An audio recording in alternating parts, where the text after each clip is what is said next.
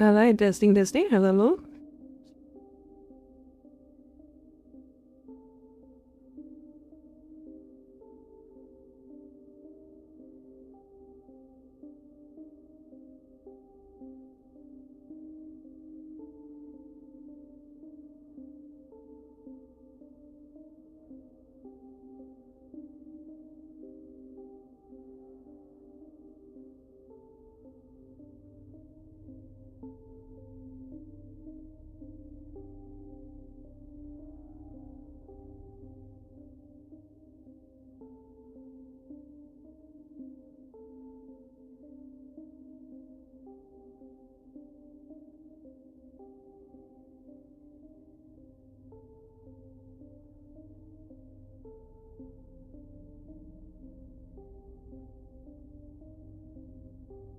Hello, yes. How are you doing?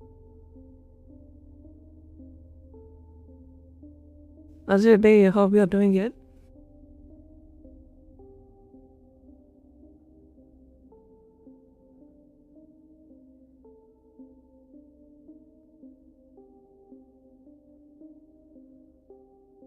Working from home on my lunch break now? Nice. Hope we get something good. Get something good. Get something good.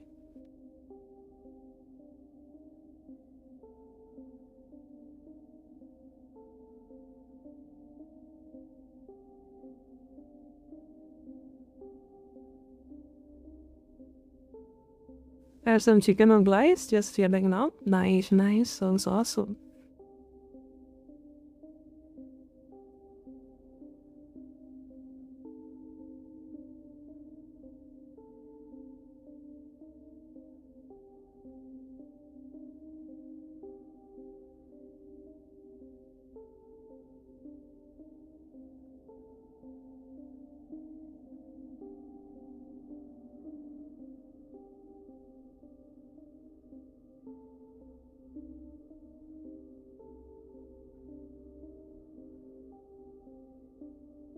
Gonna beat this game today? Probably yes. We'll see. I haven't seen the game walkthrough, so I don't know how far I'm into the game. I think I will probably be like 65, 75, I think, percentage into the game.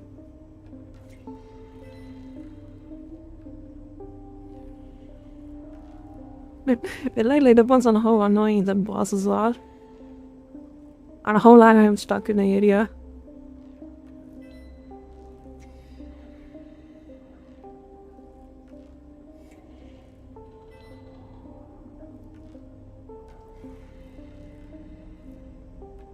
We will see.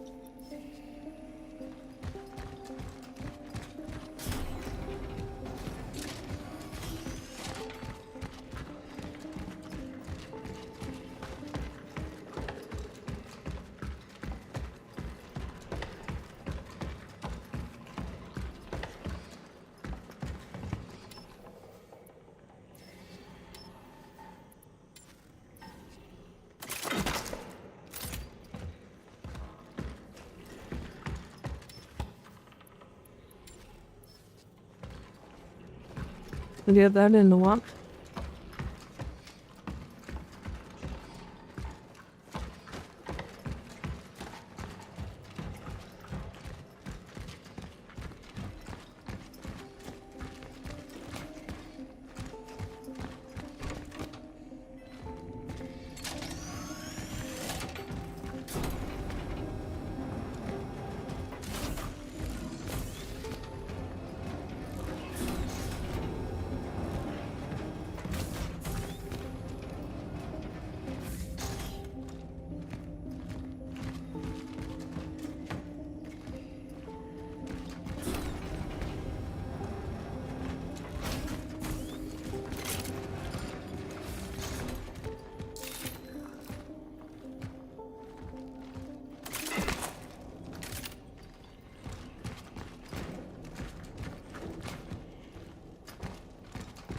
Yo, give me soul. Welcome on, Gob.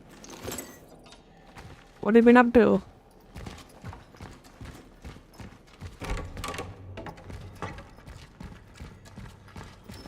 You know that now we are back to playing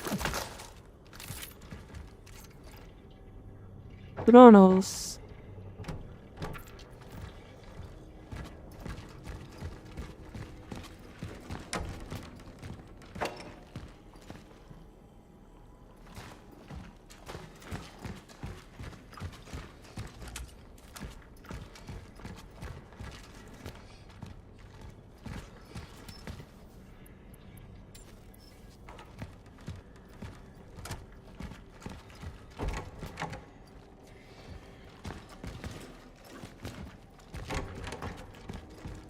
Did you miss me? Back to broken leg? I just started, so you were just in time. We good.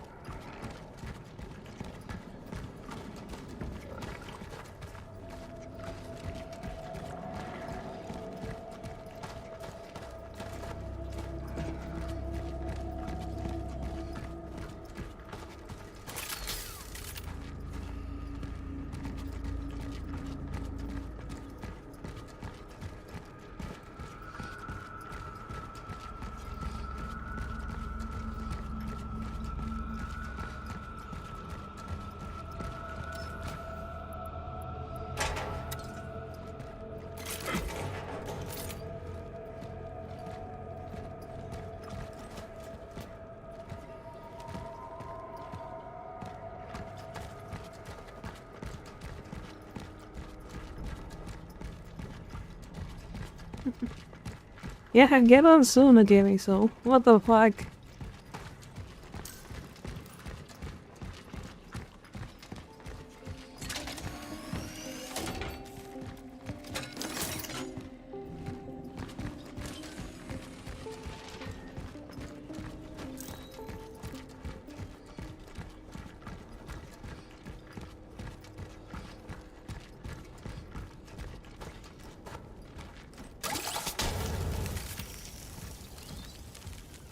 Is what at last the blood it looks like a wee ball? Yes. Maybe I'm so looking well go.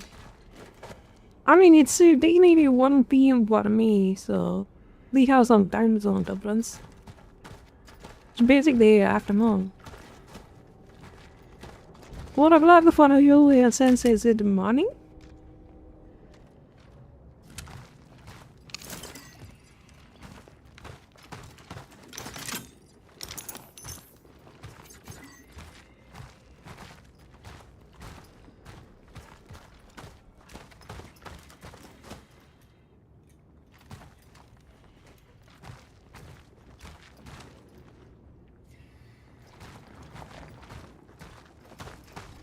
Definitely, I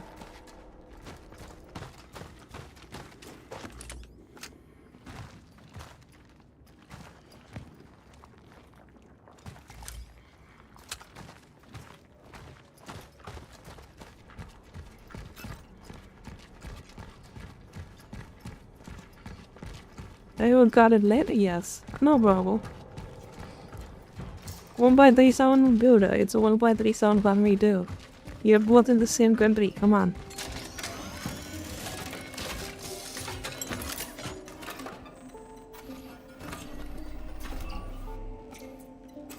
It's exactly the same for me too.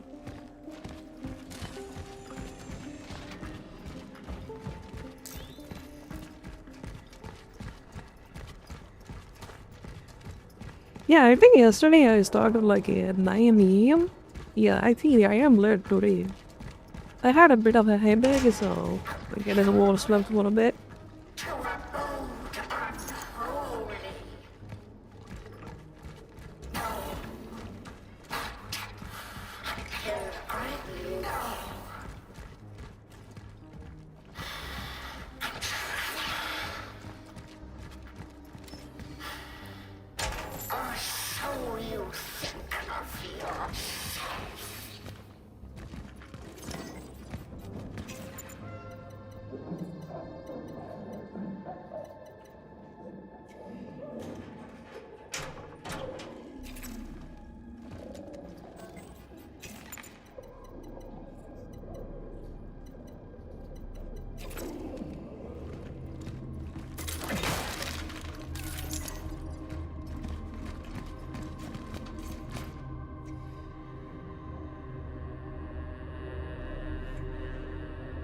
Have we drink water then? Yes, yes.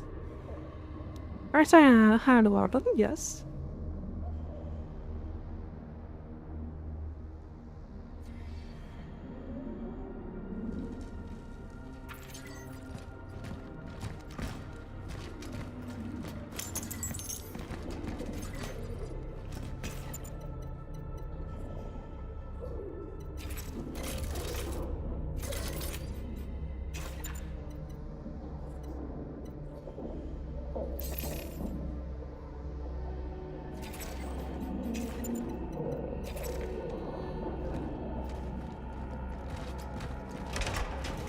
Thank you for the emote.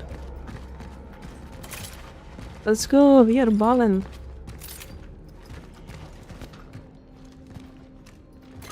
Oh.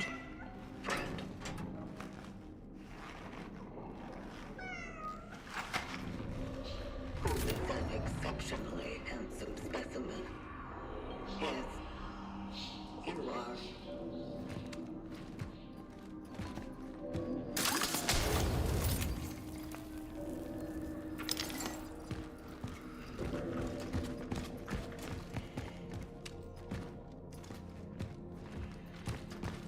Me old brother, yes.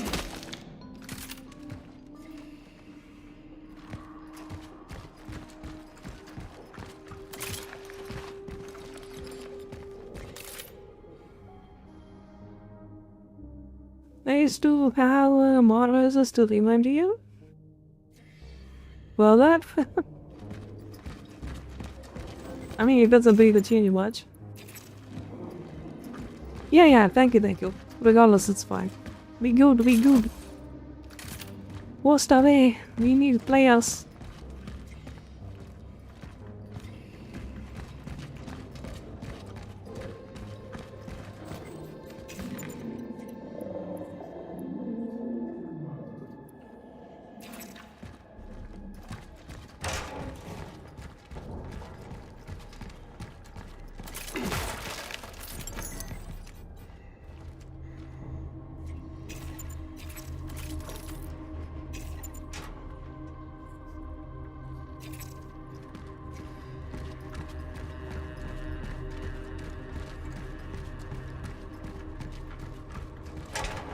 You gave me a key for father's Joyce or something.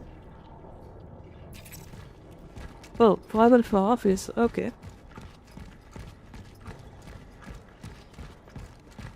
Funny. No idea how to use it.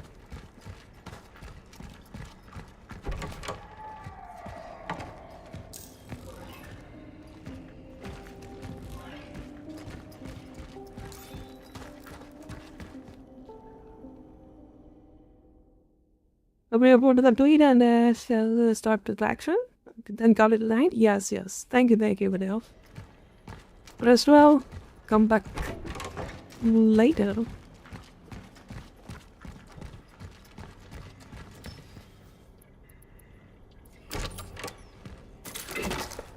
Oh, this is it. Ooh.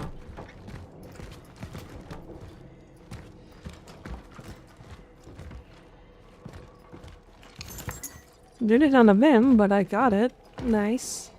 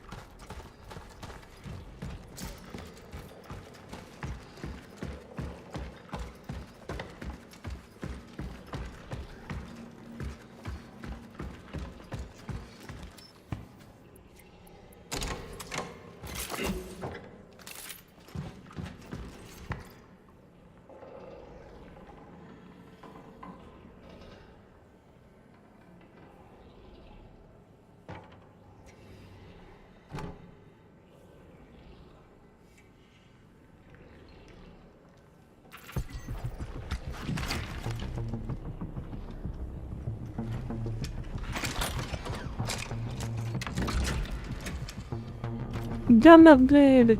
Let's go.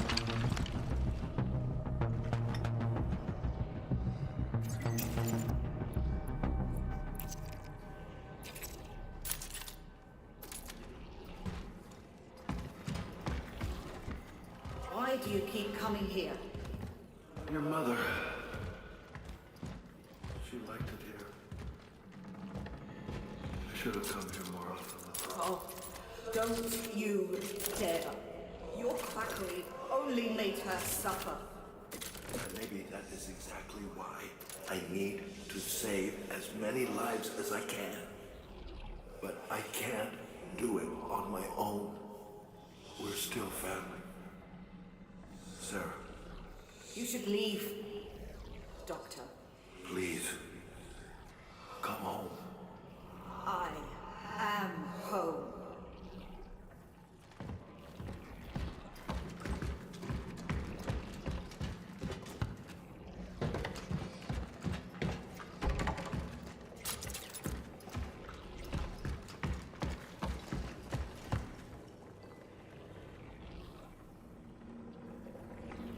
Any of me? Why? I mean, you can. It's not a big deal. You got something in mind?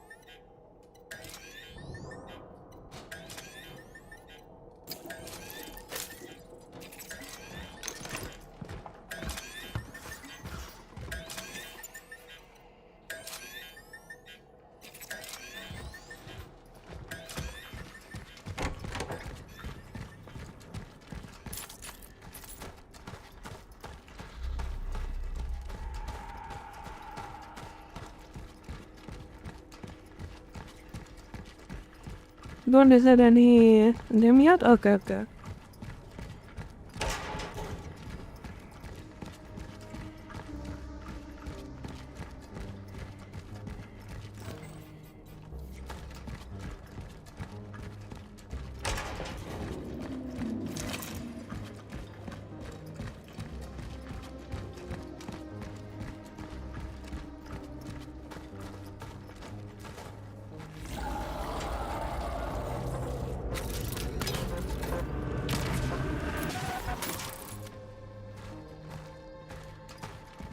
Yeah, I just rested my thing.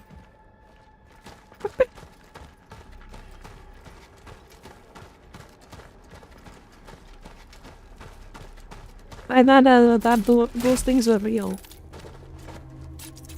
But psych, they are not.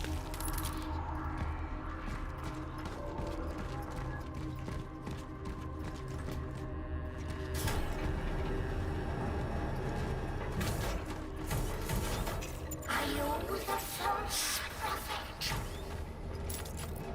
Or are you the beast?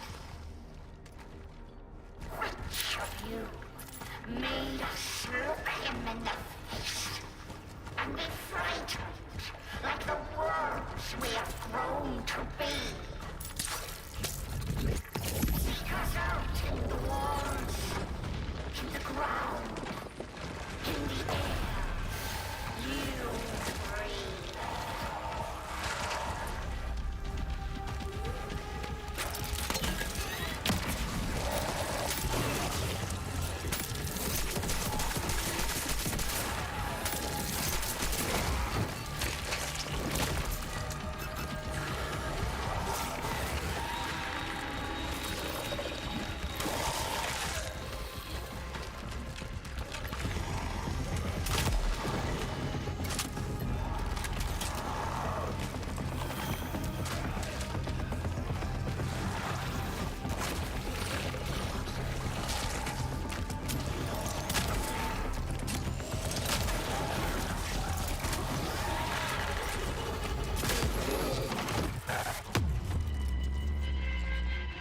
Whoops. Thanks, myself lady is still big.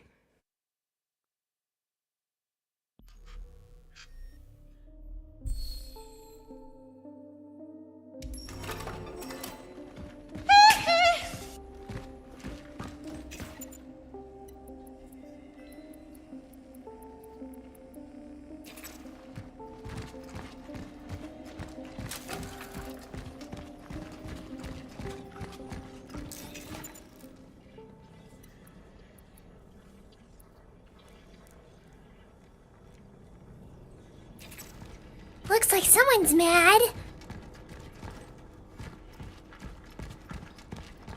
Yeah, Marta's back. Hello. I just died once. I'm not mad yet. To abode unholy.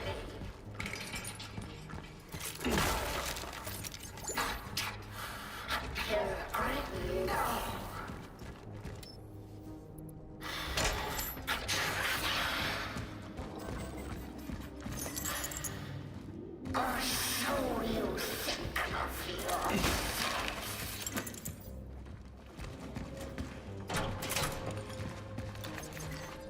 How are you today? Doing good? Just had some headache from the thingy. Today the climate was a bit off, so I got a bit of a headache. Who is an exceptionally handsome specimen? Yes, you are.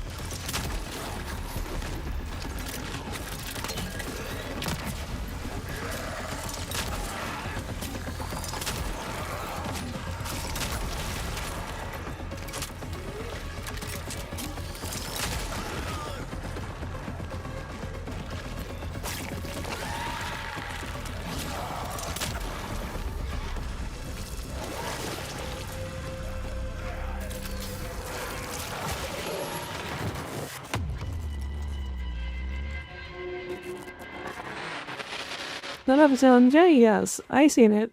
It was pretty good.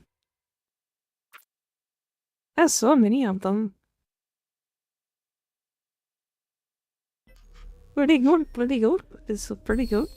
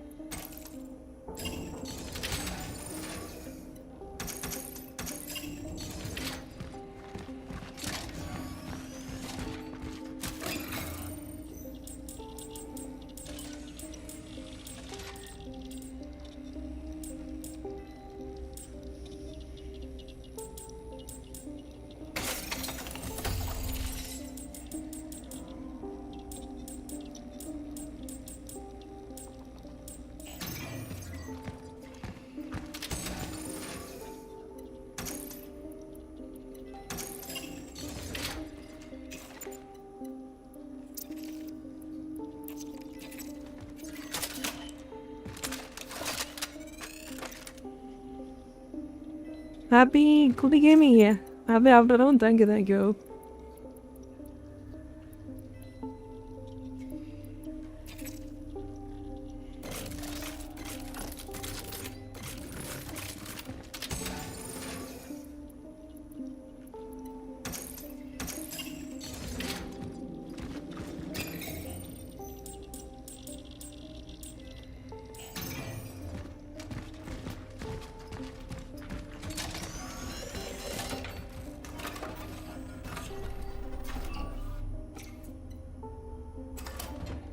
I've been land now, not yet. I'm not really hungry. You heard about that soon I will go get my food. No mind the game, what do you like? It's a long game. I cannot beat a game in a single day, come on. I like to take my time.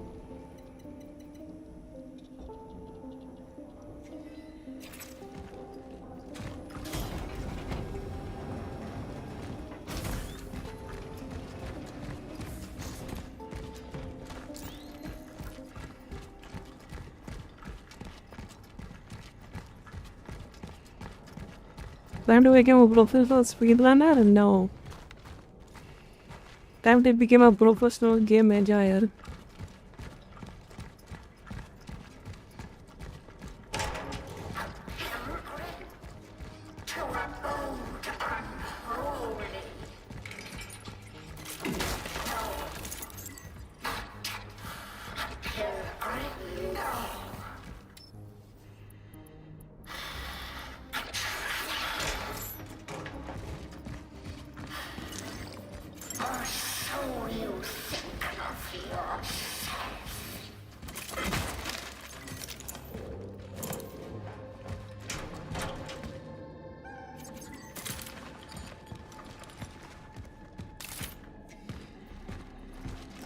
The game looked baby, but I'm probably mad.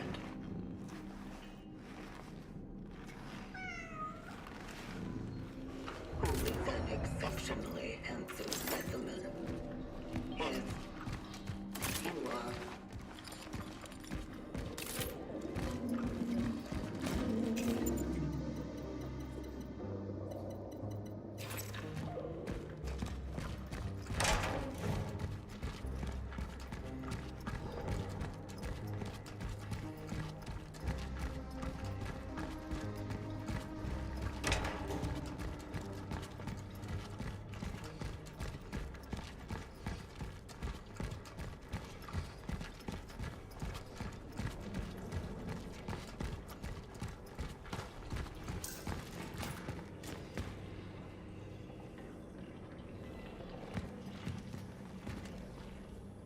Urusan Bagita.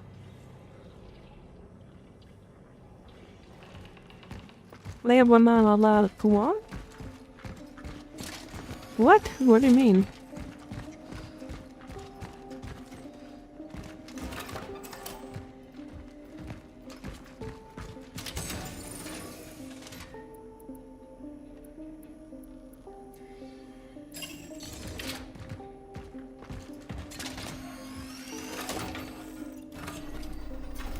Probably no. Copyright.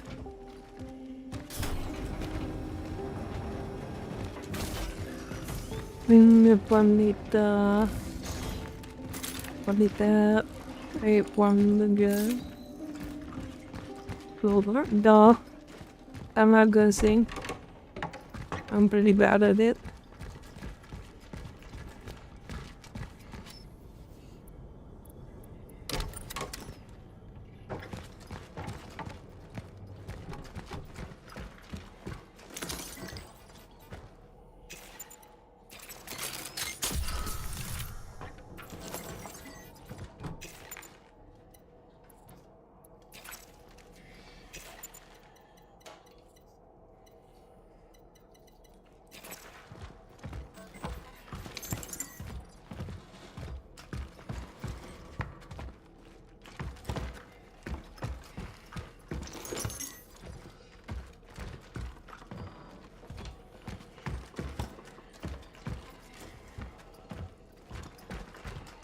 No, I not allowed to go back at that.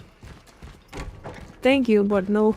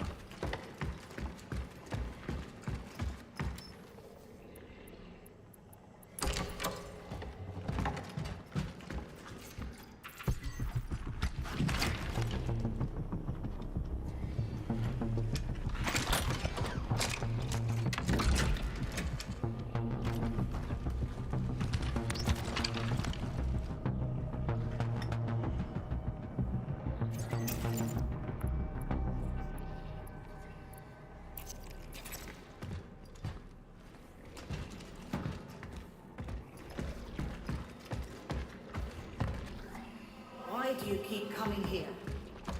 Your mother. You left us here. I should have come here more often. Quackery only made her suffer. Maybe that is exactly why.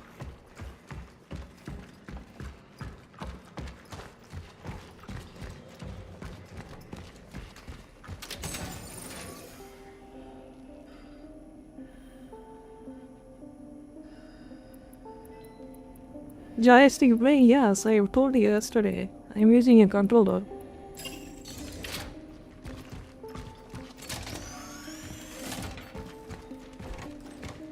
Visar me kai di meri kelvi mele kelvi.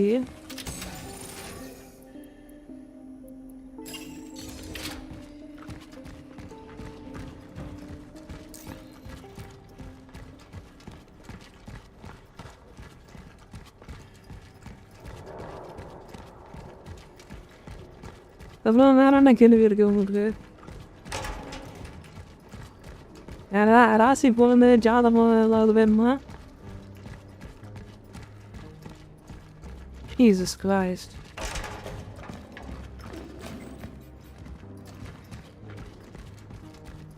I think I forgot to see you.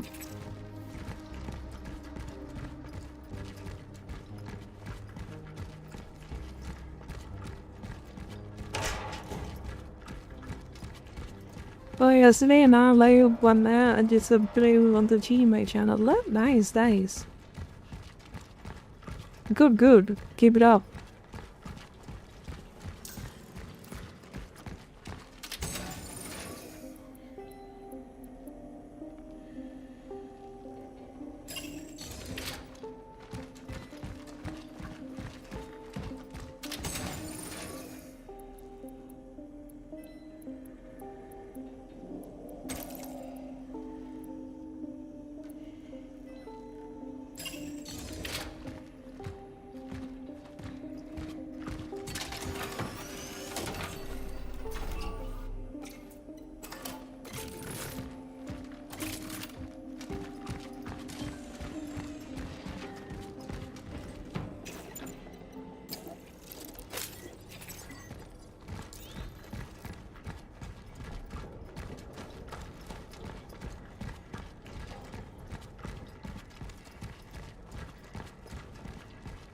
Tailboss கேள்வி கேட்கவா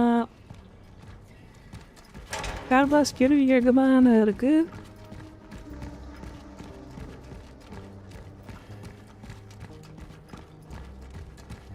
இல்லையே ஷாட்பாக்ஸ் பேசுறது இருக்கு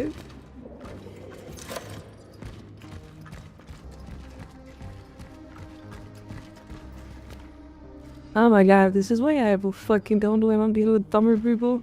They just talk so much and then they're talking a way that's just so annoying. What are you putting in many பேசுறது எப்போ பார்த்தாலும்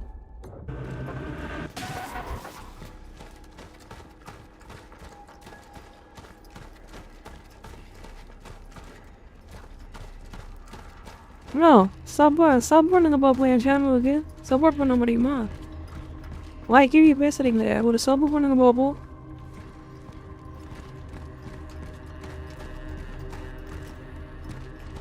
அப்புறம் நீங்கள் கேள்விக்கெல்லாம் பதில் சொல்கிறேன் நான் ஏன் மேலே உங்களுக்காக வேலை அடிக்கணும்னா மேற்கிட்டு ஒருத்துவாகும் எனக்கு அதில் ஏதாவது ஒரு லாபம் வேணும் சும்மா ஃப்ரீயாகலாம் எல்லாத்தையும் பண்ணிட்டு இருக்க முடியாது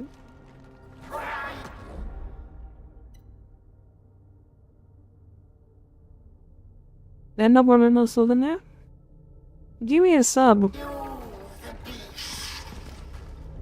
சப் பண்ணுங்க என் சேனலுக்கு கேட்குற கேள்விக்கெல்லாம் பதில் வரும் இல்லை டொனேட் பண்ணுங்க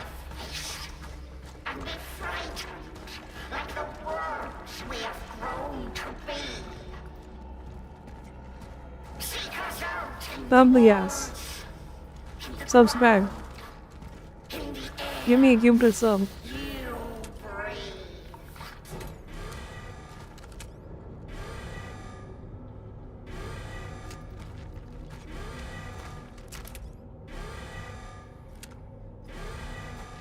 I'm already subbed. You're fine.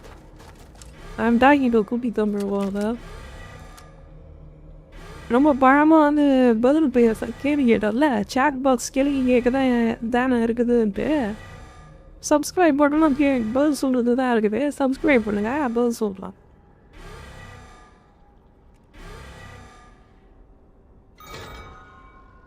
தப்புக்கா what do you mean தப்புக்கா என்ன தப்பு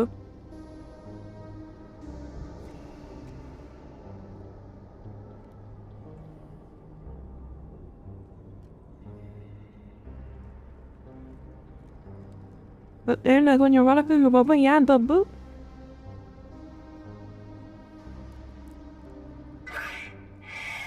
Tamil is nice to listen to.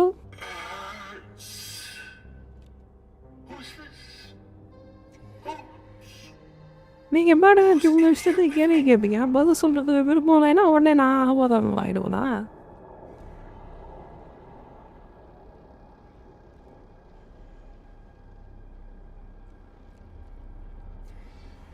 Barely language, thank you, Ocean.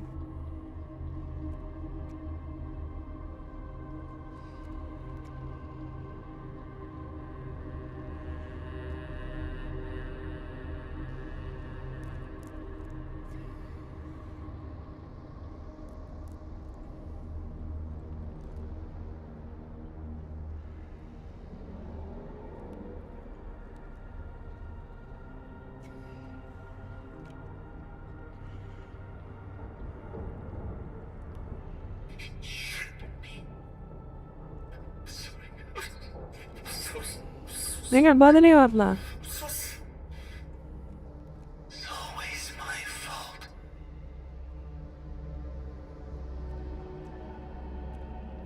அதான் நான் சப்போர்ட்டுன்னு ஒன்றே சப்போர்ட்டே பண்ணுங்கன்னு கேட்டால் அதோட சரி சத்தமே வராது ஆனால் கேள்வி மட்டும் வரும் இது பண்ணிங்களா அது பண்ணிங்களா நான் சேனல் வச்சுக்கிறேன் நீ சேனல் வச்சுருந்தா எனக்கு வேடா உன் சேனலில் அட்வர்டைஸ் பண்ணுறது என் சேனலில் வந்து நீ பேசுவியா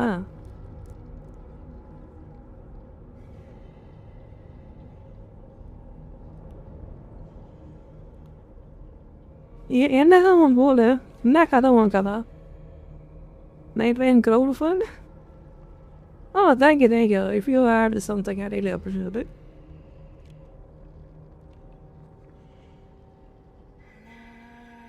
நான் பிரச்சனை என்னன்னா அந்த தமிழ் மக்கள் வந்து 10 பைசா வந்து சப்போர்ட் பண்ண மாட்டாங்க.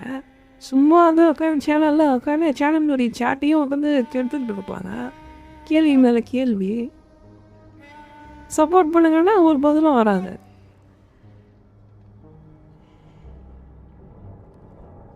I got his throne. I mean, the throne will probably work with everything.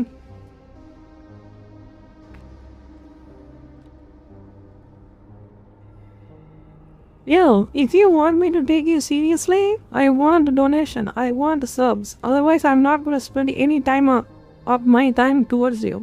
My time is valuable. I'd rather spend it on videos or making your live streams or playing the game. I'm not going to go out of my way to just talk to you unless you are a supporter. Support me. I'll get the fuck out. I'll shut the fuck up. You know? What does he want from me? தேவையில்லாமல் என்னை பாட்டு போட சொல்கிறாங்க. He wants me to sing for him. Why the fuck I would do that?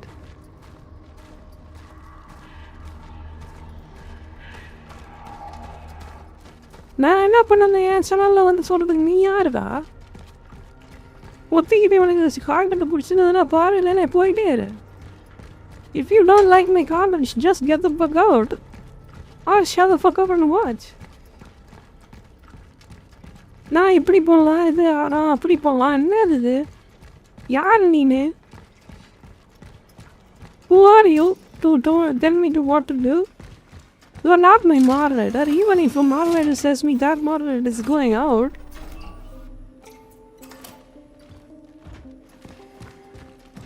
Ah, 1,000. Make it 1,000.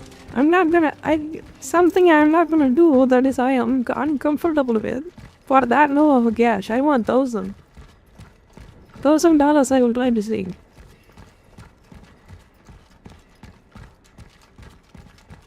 So annoying, you know.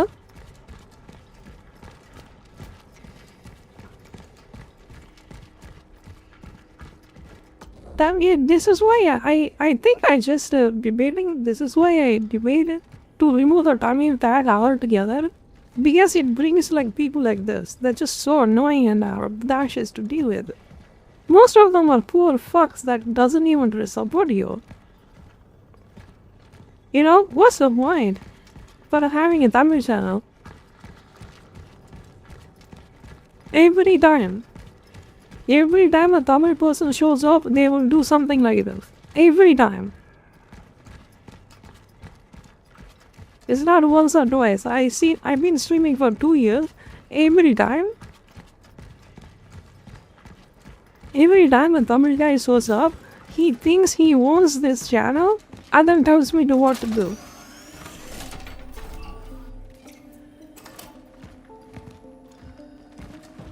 Is it my channel or his channel? I'm not working under you, fucking retard.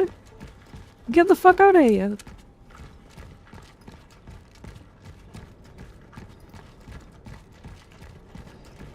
என்னமா நான் அவனை கீழே நம்ம வேலை செய்கிற மாதிரி order போட்டுன்னு இருக்கிறது.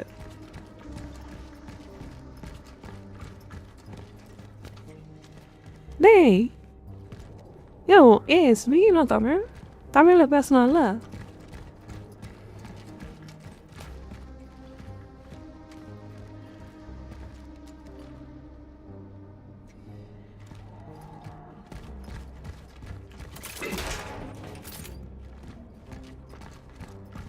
நீ கம்ப்யூட்டர் கேமே விளாட்றது கிடையாது, வெறும் ஃபோன் கேம் தான்.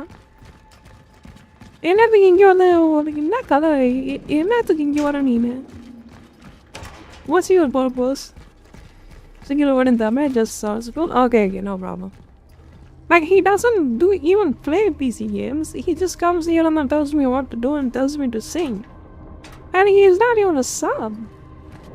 He can't even pay 120 rupees to just support me. Like 120, that's like how much?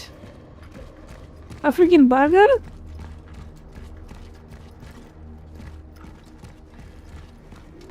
And then he asked me to do something I'm not even comfortable with. Keeps nagging. Stop being a nag. I can give you the game, then you can remove from your stream? Why?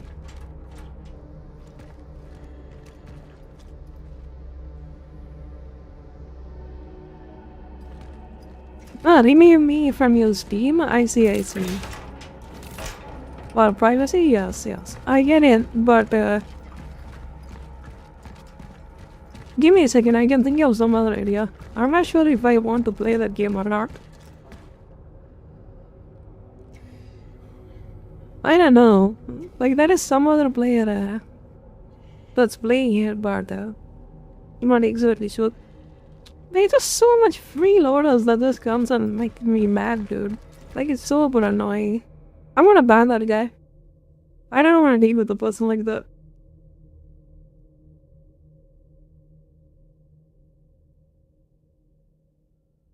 They're annoying. I don't care, you can be a fucking millionaire and then have million views. If you're annoying, get the fuck out of here. If you don't bother to freaking pay me 120 rupees per month, get the fuck out of here. I don't care. 120 is just chump change at this point. My pocket money is higher than that. If you're interested in some other game, I can get it for you. I get to support you and also interesting content to watch. Yes. That's the plan, you know? Instead of just singing about them, singing for freeloaders that show up. You got a pocket money? Yes.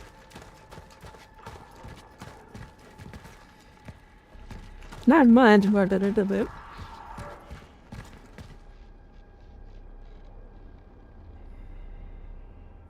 Okay, I get pocket money. I'm just saying in general, not I am getting pocket money. Any kid these days will get a pocket money of 120. When I was little, I got only 10, but nowadays sometimes are super rich. Like, I can understand it. Like, in the baseline, Tamil Nadu people are freaking poor, but god damn, they feel entitled themselves. You know? Like, he's super entitled. Like, I'm not here to just, like, what is this? Like, charity. I'm not here to accuse charity thing, because I think, in general, they are poor. Like, it's just, it is what it is.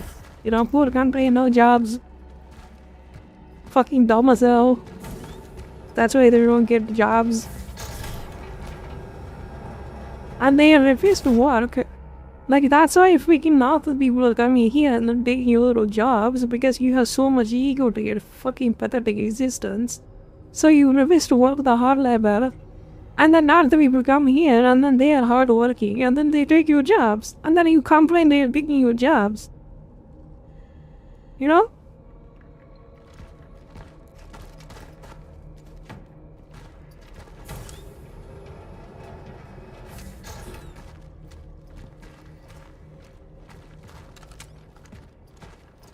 Really, not that in general else.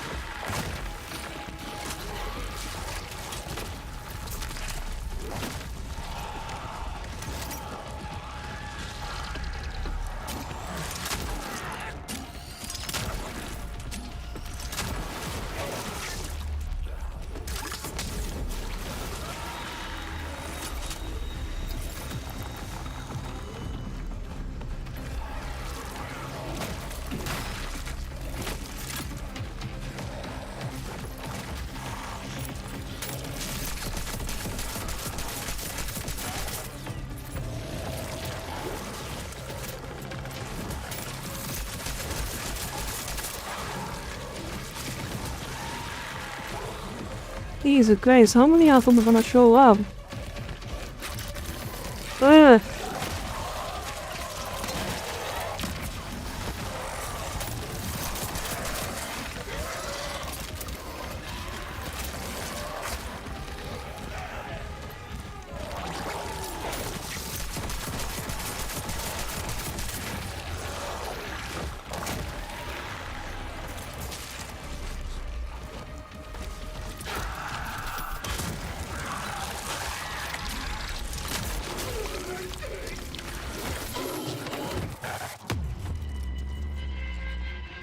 I mean, fucking Christ.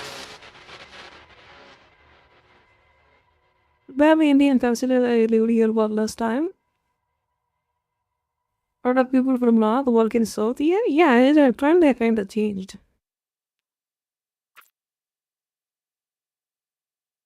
I'm kind of debating should I just remove that number die. Jesus Christ. I mean, there are many nice people out there. My friends are nice, very nice. You know, they have Tamil too, but there's just so many of these obnoxious ones. They just come and nag you. Just do this, do that. Like, fuck off.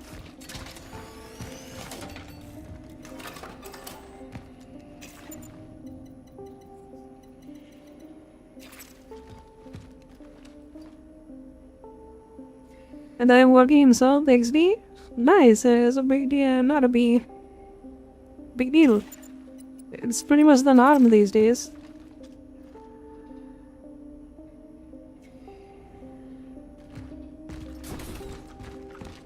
At least you are supporting so I can put up with you. You know? If you're not a sub, you're out already. Have a decent conversation.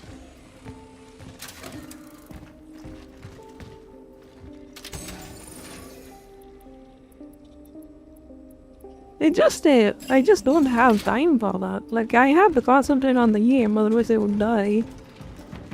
P3 next time, sweet. I mean, you can always go to the throne and then donate me there.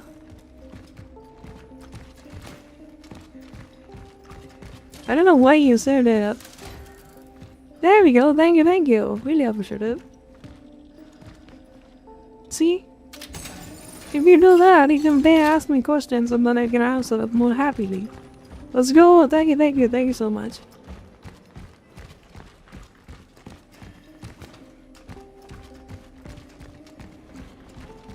Yeah, do it one time so you'll get the VIP badge. VIP badge is out for my long time supporters.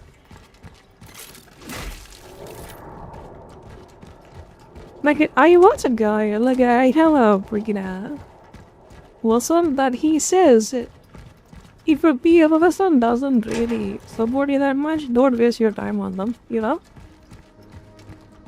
You can use that time to something else and then make the content more better. What's up from some girl? Someone new can get that? Thank you so much. But be sure to spend reasonably, okay? Chats? I think one chat I dropped like over 1.7k subs? Damn. Nice. What here is pretty much the same. The more you sub, more you support them, the VIP you get.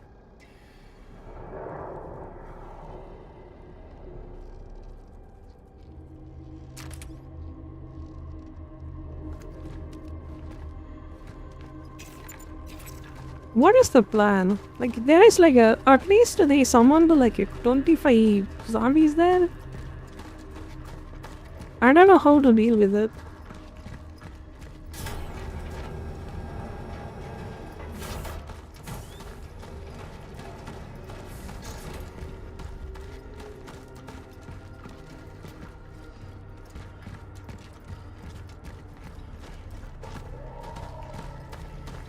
Quit the game at this point, bro. Sure doesn't feel that way.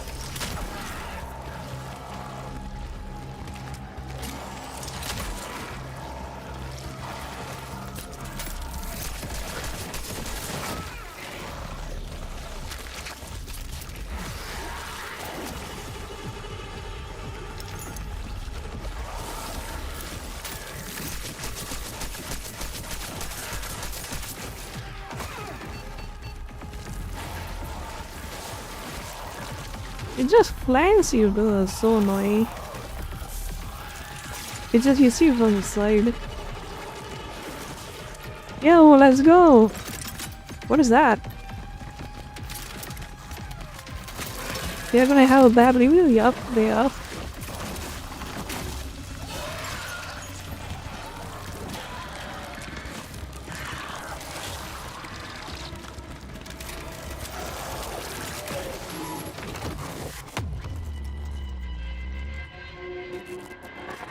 Yo, thank you so much for the... What is that?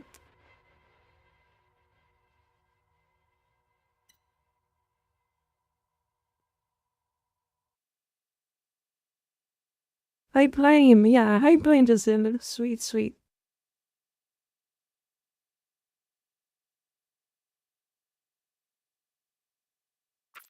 Hi Plane, no! Let me see what have we got. We got this. Emote, let's go!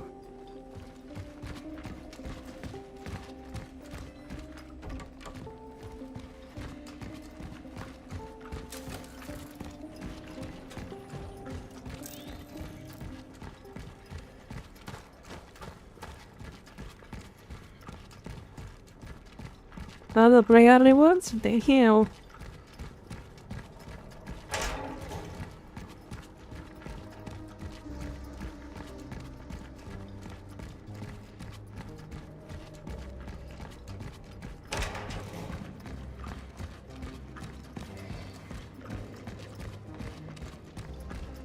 Okay, let's see. Utilize that support energy and then beat this area. Let's go.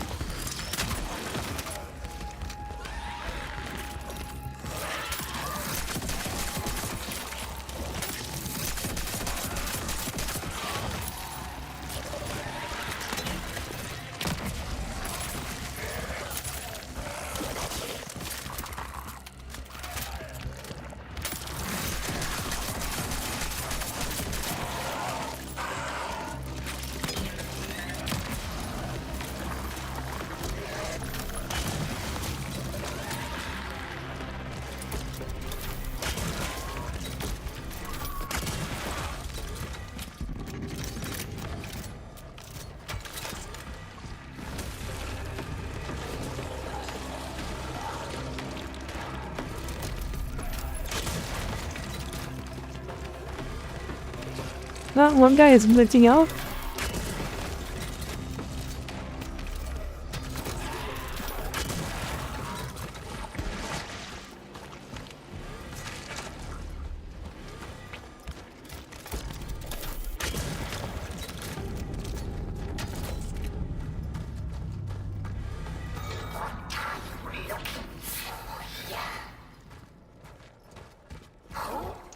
Alright, I got him. Little dance, C plus play, let's go. Yes, we got him.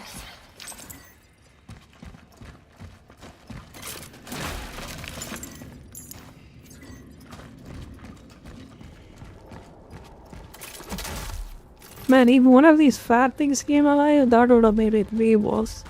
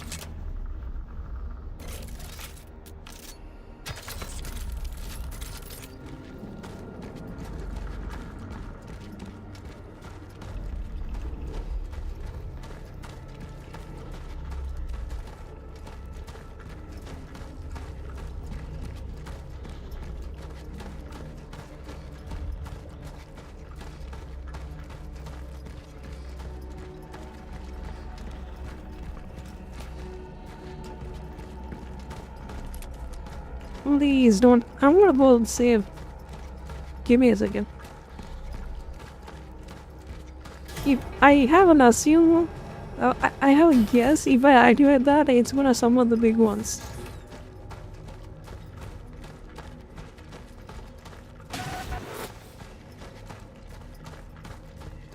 Much eyes, yeah.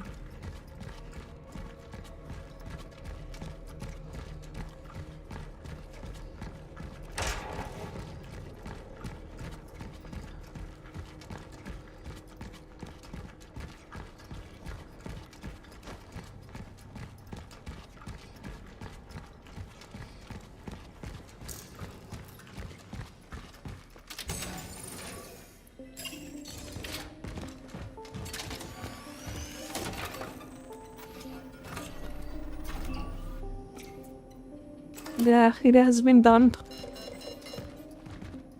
Like, it summoned like a ridiculous amount. I could handle it, but damn. Pretty much took everything I got from my weapon, I think.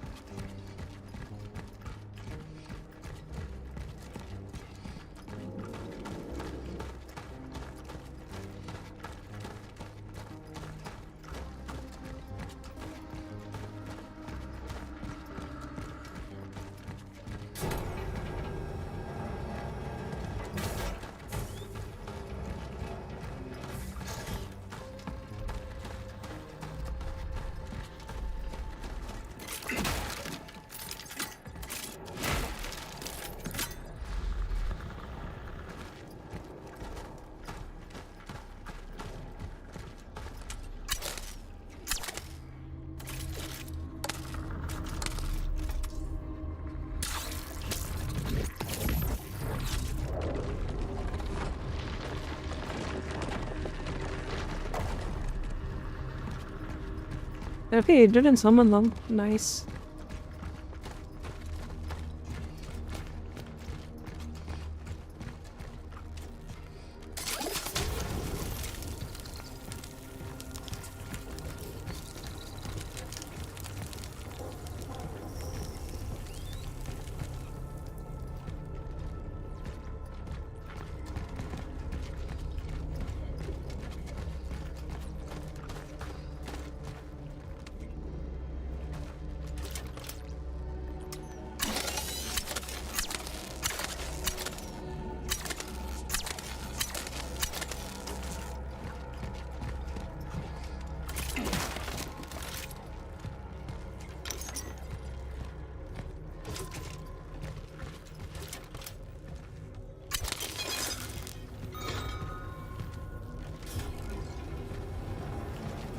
More fun, sesame. What the fuck is that? Here to rejoin with the others? No. No. This one is different. We can feel it. What sacrilege have they done to you, child? Has the arrogance of the fallen twisted not only No, one of our predecessors is all dead. Rest in peace.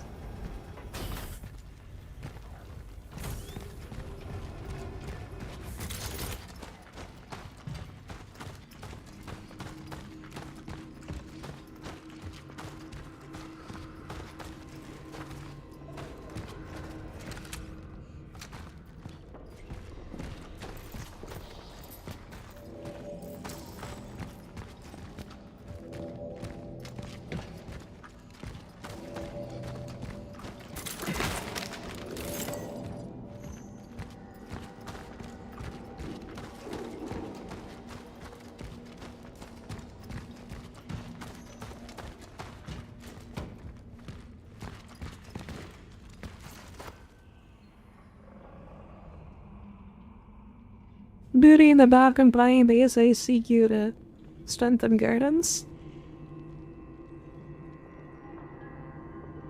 Okay.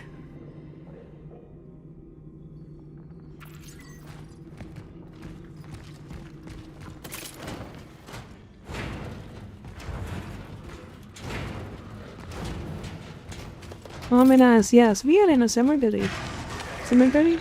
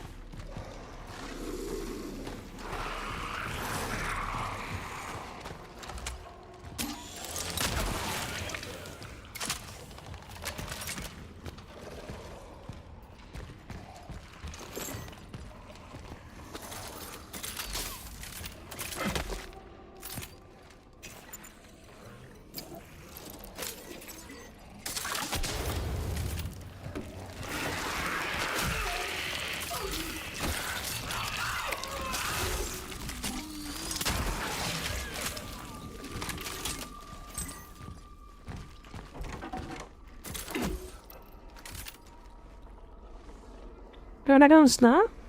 Cemetery is above ground? Yes. We are in the cemetery and then went to the catacombs. Alright.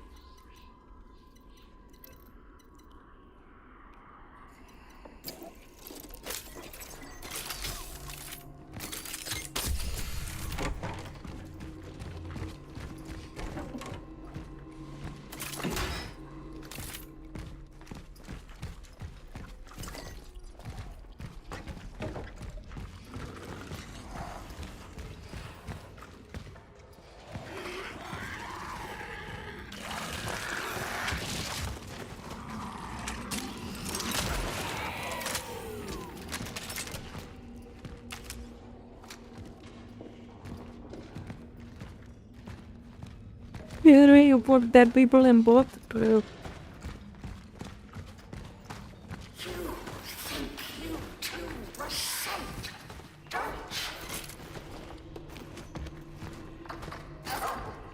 you? No, Evergreen. You were born. Yes. But then you were remade. You were just as we were.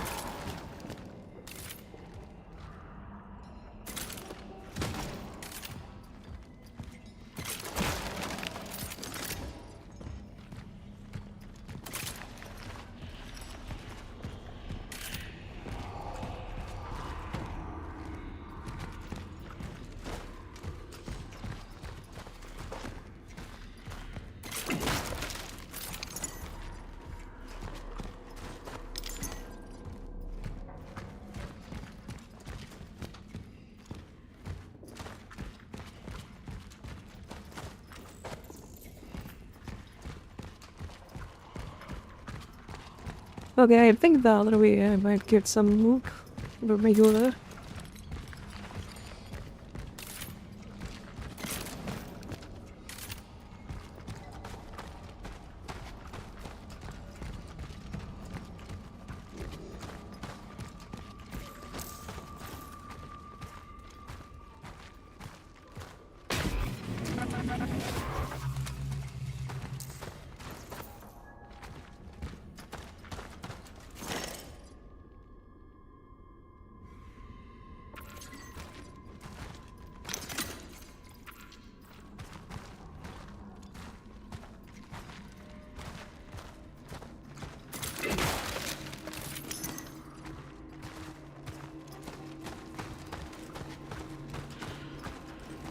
Don't call me. Shoot down.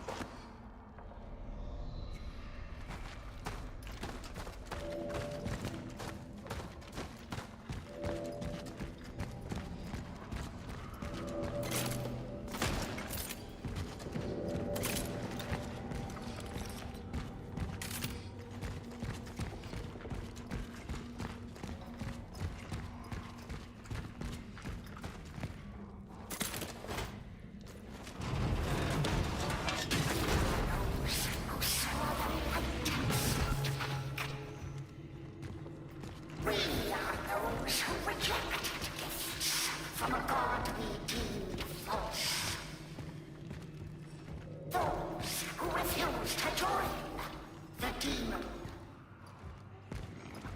The collective. The legion.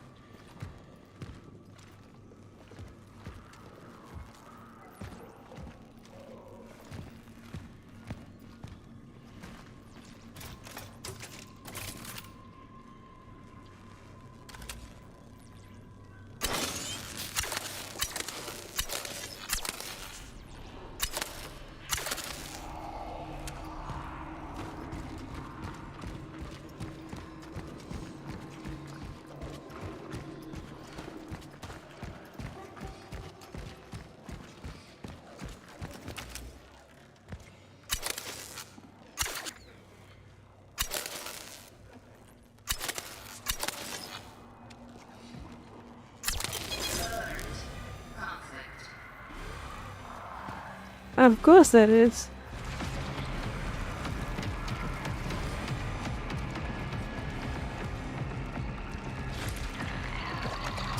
Oh, those things. Okay.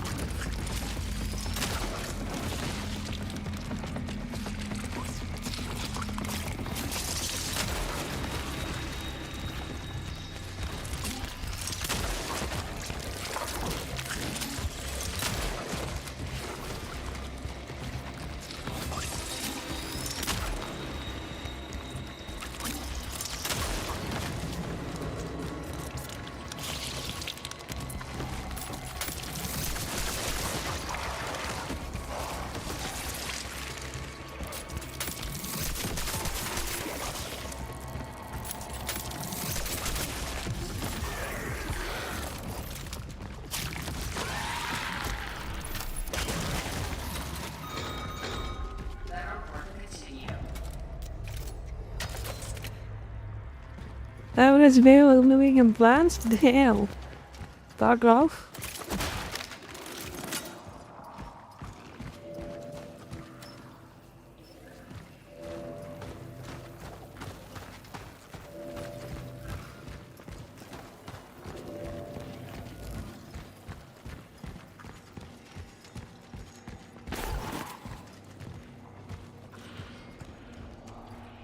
Every morning you wake up and see which people shambling. Like a ghost. Jesus. That sounds enough.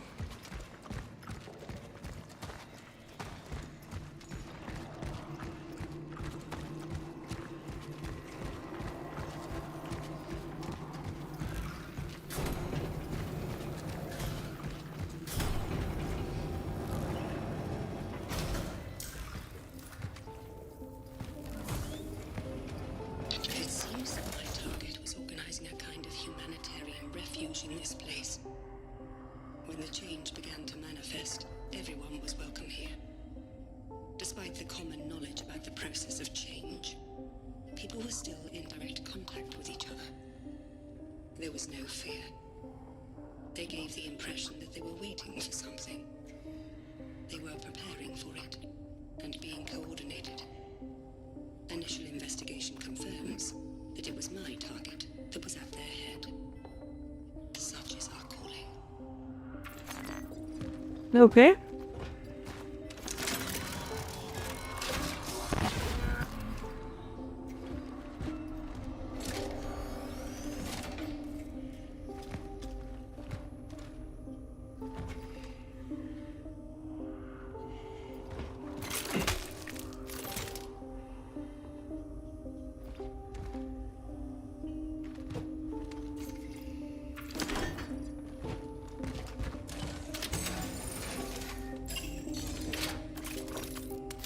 Looks like we are a human. I thought we are a robot.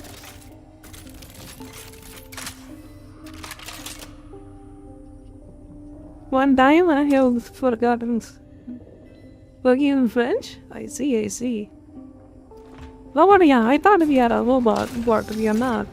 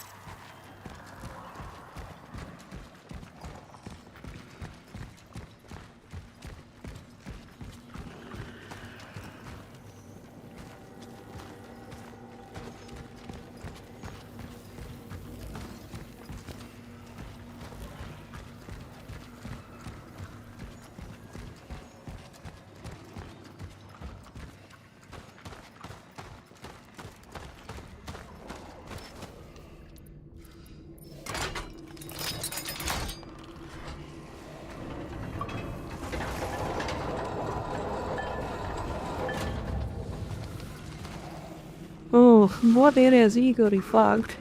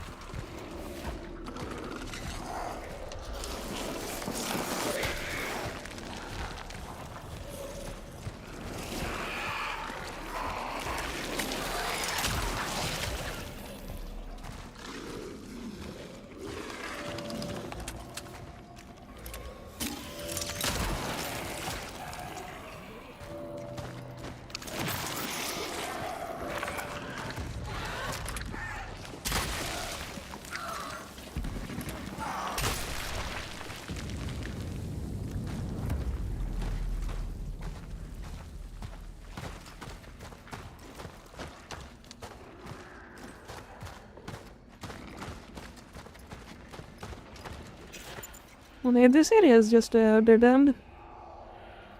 Dead end, dead end.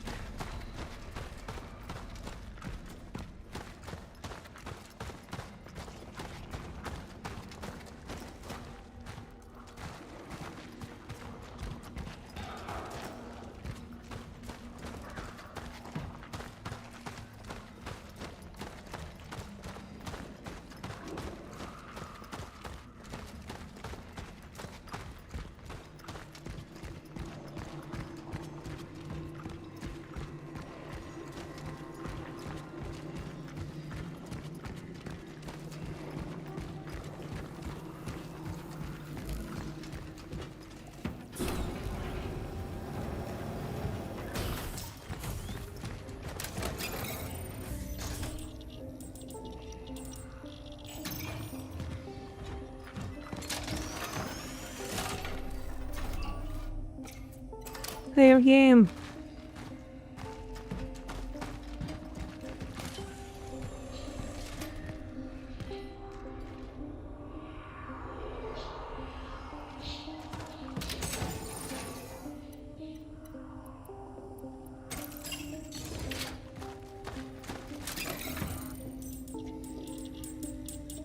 What I can upgrade with 2 cores?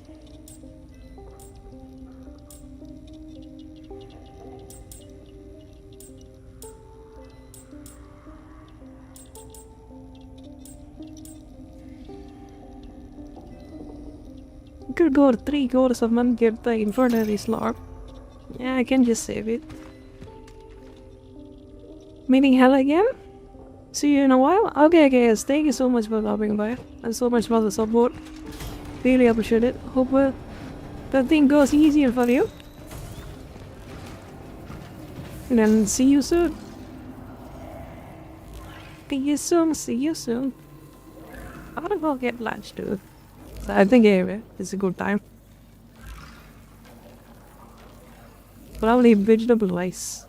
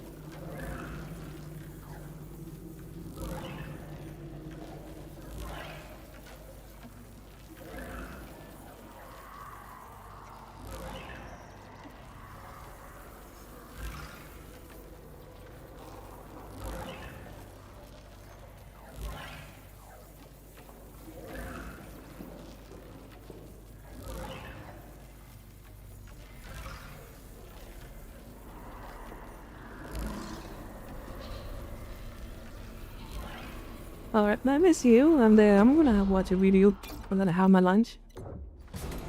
And then we can continue the horror game.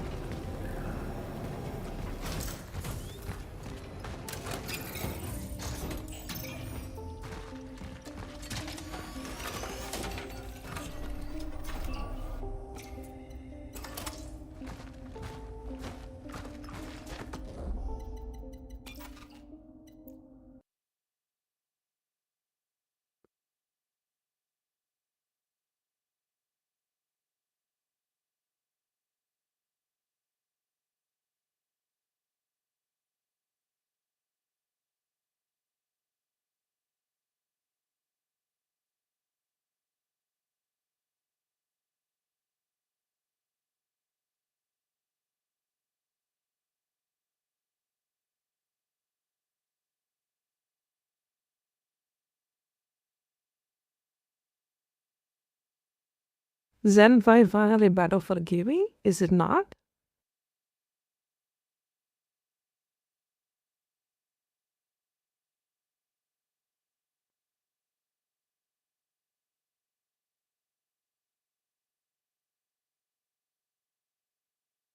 Was first for Leonardo. Damn. You know, I must get said for Leonardo now. Jesus.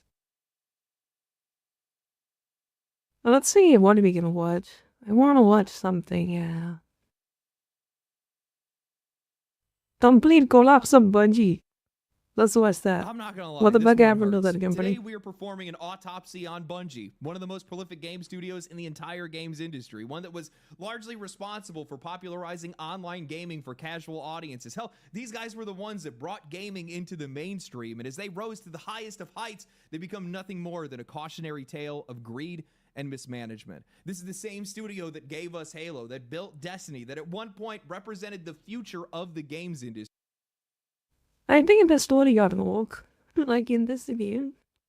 Like straight up. Like after like a Sawatun, I think. Sawatun, the story got really bad. And then the game died because of it. Like that age always is super brutal, so it always been a niche. And there is so much gatekeeping going on. And art on top of that. The story being asked into the game, Here we pretty are much. now, watching them collapse under the weight Pretty of their unfortunate. I played arrogance, this. incompetence, Like, I played endless Destiny. layoffs, and a community that no longer wants to defend them. They went from making some of the most recognized and beloved games in the industry to now being under threat of having their studio taken away and them folded into PlayStation. I don't think that there is a better example of a studio that has wasted its own potential, its own talent, its own games, while also simultaneously betraying their audience at every given turn. Cutting content, paywalling things, obfuscation of currencies, stealing fan Yeah, art. these guys How do you have that fall the stupid far? feature, How do you the fall that hard? sunset How do you steam go feature from or some defining the bullshit. industry to being everything that we hate about it? Who thought that was a Well, good idea? That's what we're going to find out.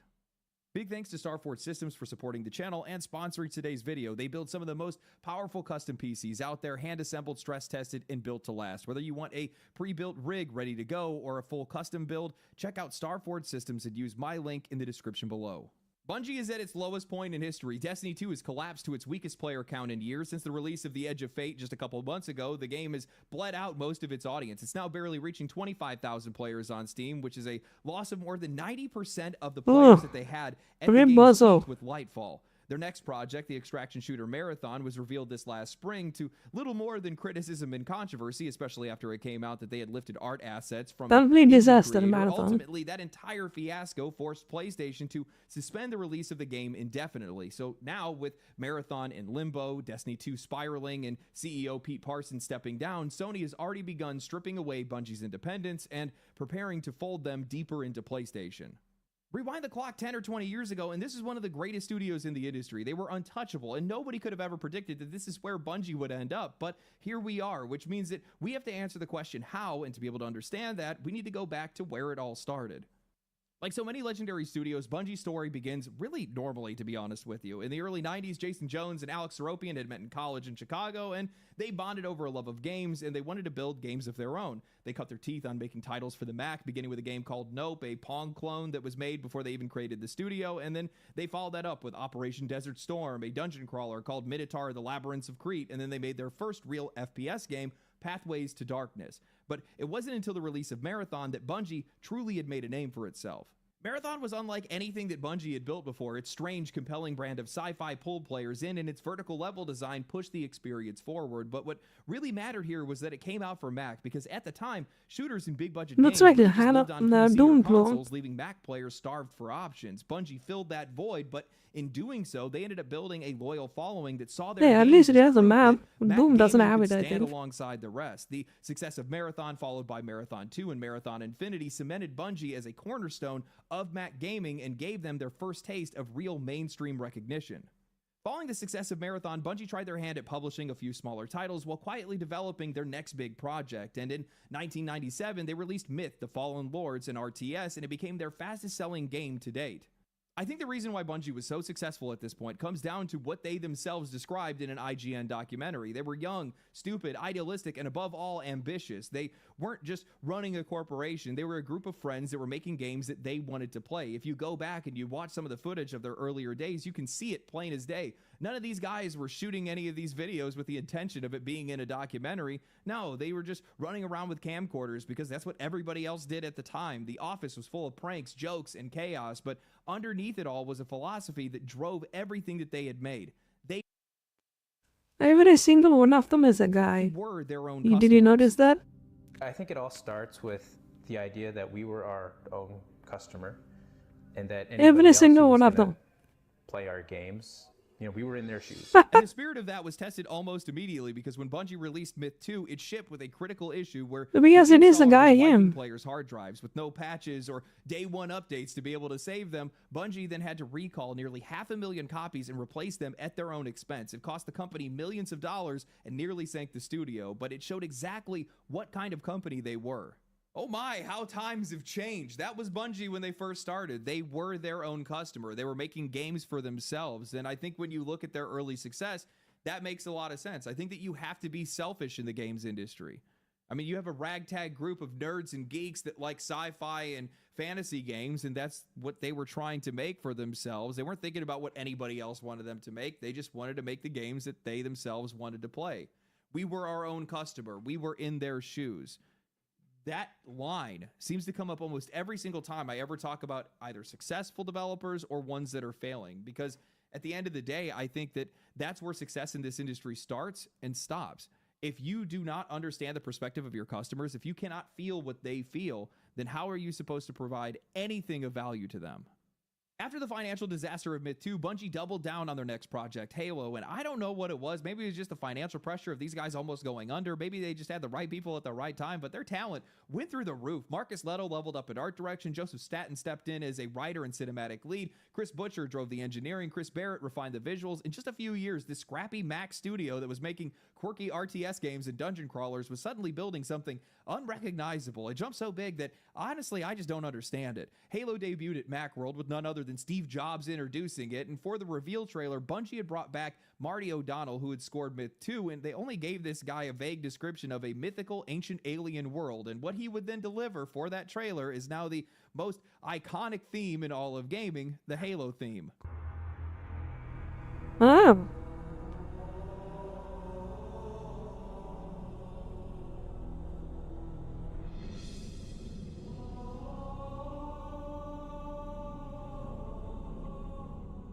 Look at how important the game Even as they moved. pushed forward creatively, Damn. Bungie was still deep in financial trouble. They were not good at managing money. They were good at making games, and the impact of the millions lost on Myth 2's launch was finally starting to take its toll. So, following the reveal of the game, they began quietly searching for somebody to acquire them. They knew that Microsoft was preparing to launch a new console, so they reached out to Ed Freeze, head of Xbox. Freeze, completely desperate for talent and flagship titles, jumped at the chance to be able to acquire them. The deal went through, and Microsoft made Halo the centerpiece of its new console. Now, at the time, first-person shooters lived on PC. Games like Doom and Quake thrived on mouse and keyboard precision, and most people doubted whether or not first-person shooters could even work on console. Halo Combat Evolved ended up launching on the Xbox, and it proved everybody wrong. Its tight controls redefined what shooters could be on the platform, setting the standard for how FPS games would feel on consoles even today. When Halo released, I don't know, man, this game was an enigma. It's Yeah, back then when you play an FPS game, you were a campaign freaking and casual. perfect, and you just had never played anything like it before. And its LAN-enabled multiplayer just created this instant community around it. We'd hook up multiple Xbox consoles for 16-player matches. It just became the game that everybody wanted to get together to play. And it wasn't just about playing the game, it was about the shared memories that that game brought with it. But this is also the moment where things took an unexpected turn. December because after the release 2010, of Halo and during 25 the development years of Halo ago. 2, Bungie's priorities began to shift, and I'd argue that this is the moment where everything changed for them, because remember, Bungie was a Mac-first developer with a loyal audience that carried them through their early years. They would not be where they were without them. The original agreement they had for Halo was for that game to be multi-platform, and Microsoft had already commissioned Gearbox to port the game to PC and Mac. But then, Microsoft and Xbox's marketing team, along with Bungie's own manager under Microsoft, Pete Parsons, canceled the ports, forcing the game to be exclusive. Now, I'm not saying that this betrayal of the PC and Mac fans was the sole reason for Bungie to go down the wrong path, but this is the moment where control started to slip, when making games stopped being about the players who got them there and started being about something else entirely, something that only got worse with the development of Halo 2.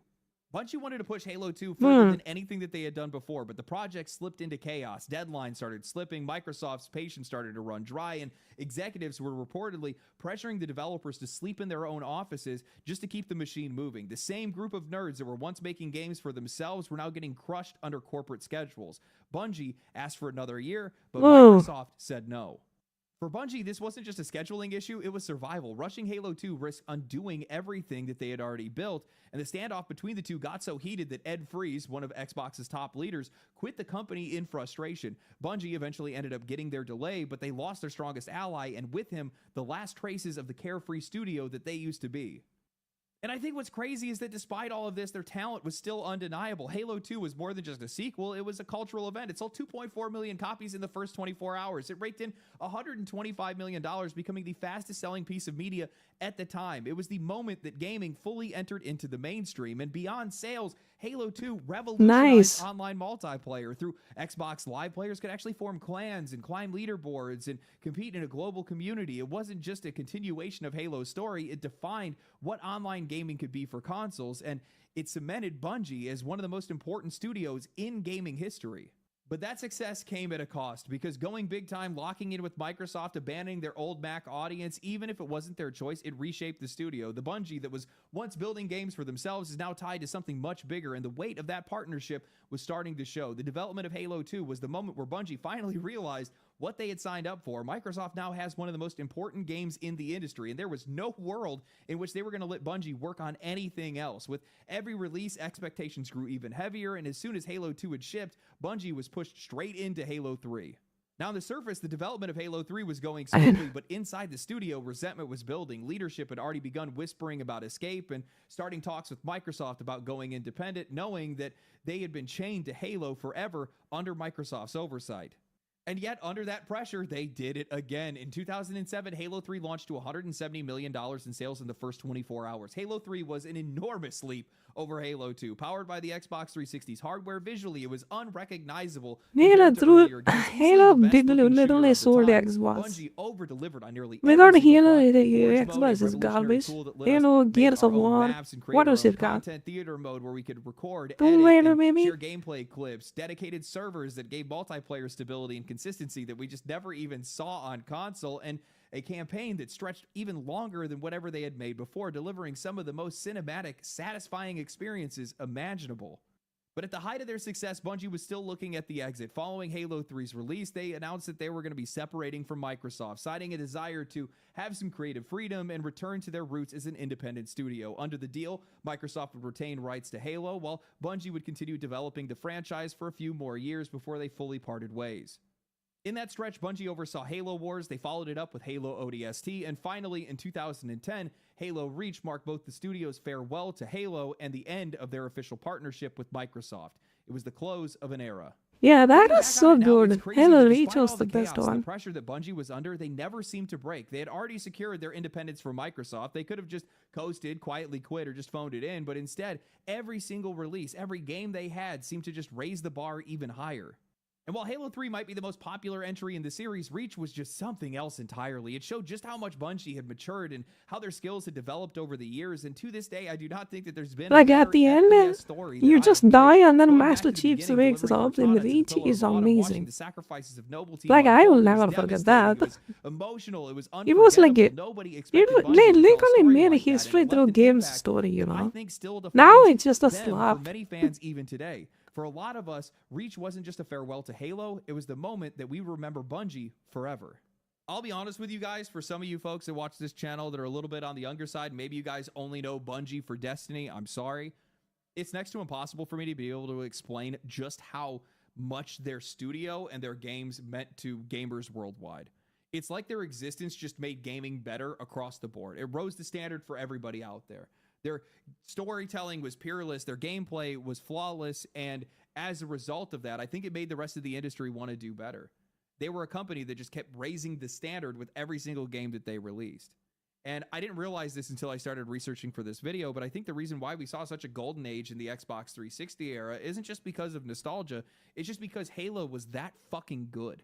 It was impossible to ignore. If you were a company that was making video games, you needed to be learning something off of what Bungie was doing, because if you But weren't, in you were mods. failing. And I mean, the advancements that Bungie had made just for first-person shooters on a console is just next level. I mean, they brought them to the console in the first place. They brought the entire genre to the console. It's like I said at the beginning of the video, the controls that you play on a controller today are some variation of Halo's controls. You cannot perfect perfection. These guys created a standard. Everybody else had to follow it. But those standards started to shift. The minute that these guys left Xbox was the minute that everything started to fall apart for them. Whether it was indecisiveness, whether it was the financial pressure of them going independent, maybe what it was happened? also their changes in Greed. It's just leadership. greed. All of the issues that they had that started at the development of Halo and then on started to bear fruit. And the image and the reputation that Bungie had built for itself was going to fall apart. While Bungie was still working on Halo 3 ODST and Reach, they were also working in the background on a game that they had planned to launch once they had gone independent, codenamed Project Tiger, later revealed as Destiny. After cutting ties with Microsoft, Bungie then signed a 10-year publishing deal with Activision in 2010. Why did these guys think that was going to be a better deal for them? And it didn't take long for things to spiral out of control. In 2013, only a year before launch, Bungie leadership scrapped the original campaign written by Joe Staten, the veteran who had helped shape some of Halo's most iconic narratives. Staten then left the studio shortly after, and the campaign was rebuilt from fragments, leaving Destiny's story incoherent at launch. When Destiny launched in 2014, expectations were sky high. An MMO shooter coming from the studio that never misses. It felt like a dream, but in reality, it was a stumble that nobody ever saw coming. The gunplay was incredible, pure Bungie, but everything else around it was hollow. The story was weak, the content was thin, and the grind was absolutely relentless. It was a fun and frustrating experience at the same time. A game that felt great to play, but gave you nothing meaningful Look at how to do. spongy that fucker Bungie's is. support really didn't help the situation either. Content drops dragged on, balance patches absolutely gutted some of the most popular weapons in the game, and over time, it just became less fun to play. Expansions like The Dark Below and House of Wolves added scraps that felt more like cut content from launch, while The Taken King finally delivered the overhaul that players wanted all along, but only behind another paywall. By then, the sense was already clear. Destiny had not launched unfinished by accident. Bungie was selling back the missing pieces later. Oh, I remember being so mad about this. The Dark Below was an absolute ripoff. Crota's End was a cool raid, but that expansion was just like one strike, a couple story missions, and a couple PvP maps. It all felt like cut content that should have been there since day one. Same thing goes for House of Wolves. By the time Taken King came along, yes, that was actually worth it. It finally made the game feel like the Destiny that was always pitched to us. But then Bungie comes in and puts in the Eververse store, bringing in microtransactions into a fully priced game with expansions. And that was like somebody walking into a 5-star restaurant and taking a shit on the table that you're eating at. You can ignore it, but you can still smell it. Now, I'll say this, maybe it's speculation, but I do not think that timing was a coincidence. This had Activision's fingerprints all over it, and likely Pete Parsons as well. Remember, Activision took a Blizzard and then made the game pretty in a shit, and they took a Bungie and then they made it pretty in a manager shit. under Microsoft. Yeah. After leaving Xbox, he came back to Sounds Bungie about later right. on to be their head of marketing. Call of And not Duty's long already like that. after the Eververse store appeared, he was named CEO of the company. From that point forward, the influence of Activision and Parsons' leadership steered Bungie in a direction that would slowly but decisively erode everything that studio once stood for. I think it's worth pointing out just how fast their priorities had flipped. Think about where we started. This is a company that valued their independence, that wanted to make the games that they wanted to play, that shared the perspective of their audience because they were their audience. But the minute that they broke free of Microsoft, they immediately just went and handed that over to Activision. For what? Money. Suddenly their games were rushed. Yeah. Stories were scrapped. What was sold to us was entirely unfinished. And instead of fixing it, these guys are selling it back to us as DLC. At this point, they have completely shed the loyalty that they once felt. I mean, the Destiny is a dead game. That's why they're making Marathon. And that's not the Bungie that Disney anybody is done. recognized. All it took was one game in 4 years for them to become that. And then came the microtransactions. What happened to we are our players? It's always funny when I hear that from developers where they say that they share our perspective. How many developers pay for microtransactions in their own games? I'd really like to know. Actually, you don't need to tell me because I already know. As somebody that's been sponsored by video games in the past, I know that to them, it's just a button press on the back end. They don't know what it's like. It's money to us. To them, it's nothing. And that's the moment that Bungie lost perspective of their players. They stopped being us, and they started preying on us.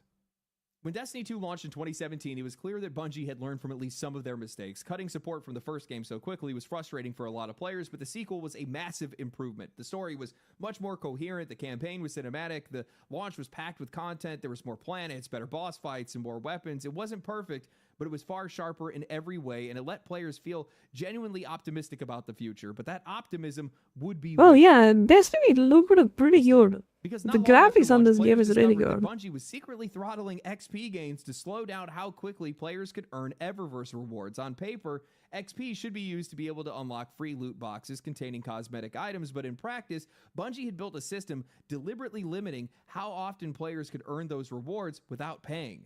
Now, this was just the start because while the game felt content-rich at the start, the cracks started to show pretty quickly. Endgame progression was incredibly shallow, but that was by design because only 3 months later, Bungie rolled out a $20 DLC and offered almost nothing, a single story mission, a strike, and a few scraps of content. It was the same cynical playbook that they had for Destiny 1's early expansions, and it confirmed what players were already starting to believe, that Bungie was not the beloved studio that they once were. They were a greedy one. By 2019, Bungie had shifted Destiny 2 to a free-to-play model, at least in name. In reality, multiple expansions had already been out, so the cost of the full experience of the game was well over $80 at the time. Players could access a base layer of content, but most weapons, raids, and campaigns were locked behind paywalls. Free-to-play was nothing more than a marketing label, and the worst part about all that paid content is that... I mean, that's kind of the Guild Wars what Guild Wars do, but the base game is kind of free, so you can try it out and see if the game sucks, you can just With quit. the launch of Beyond Light, You know? Bungie vaulted nearly half I of don't have Destiny any 2's complaints content. with that. Expansions players had paid for, entire campaigns like the Red War, Curse of Osiris, and Warmind gone. Whole planets were deleted, exotic quests, weapons, and activities had vanished. All Yeah, in the that name is of retarded. streamlining The what they experience. Bungie the claimed that it was sunsetting bullshit is necessary dumb for as shit. technical reasons to introduce new systems and reduce file size, but no MMO or other live service game has ever done anything like this. It devalued years of support, erased content people had purchased, and it had made it feel like Bungie was forcing players forward into new expansions, whether they liked it or not. Now, you think after vaulting half of the game, Bungie would try to repair their relationship with their players, but instead of that, they just doubled down. The Witch Queen expansion was absolutely brilliant. God, I love that expansion so much, but underneath it came $20 paywall Yeah, dungeons Biscuit and is expansion decent. prices that crept up past the cost of a brand new game. In 2023, after Sony bought them, I thought that they would actually improve. I think a lot of people thought that they would, but things only got worse. Seasons got locked behind $10 to $15 paywalls, obfuscated through silver bundles that were always forcing you to overpay for them, followed by paywalled exotics, paid campaign skips, and an Eververse store that just kept ratcheting up prices while locking more cosmetics away. And through all of this, Bungie still had the nerve to market Destiny as a free-to-play game when it clearly isn't. The most frustrating part of all of this is that despite all of its flaws, Destiny 2 can have some incredibly high points. That's why people keep coming back Just to a it. bloody friend Expansions demo, the like free to Lightfall play in version. 2023 pushed the game over 300,000 concurrent players on Steam, and Episode 1 Echoes sparked a similar surge. The game can be amazing when it delivers. The gunplay is unmatched. The raids are some of the best in the industry, and that's why people care enough to be angry in the first place. But the erratic quality combined with Bungie's obsession with squeezing their players for all their worth has left this game feeling hollow. That's why the game now sits at 25,000 concurrent players on Steam right now, its lowest ever. And honestly, who could blame anybody for leaving? Destiny 2 costs over $400 if you want access to the full game. It's locking content behind expansions that can vanish at any time while still asking for money at every turn.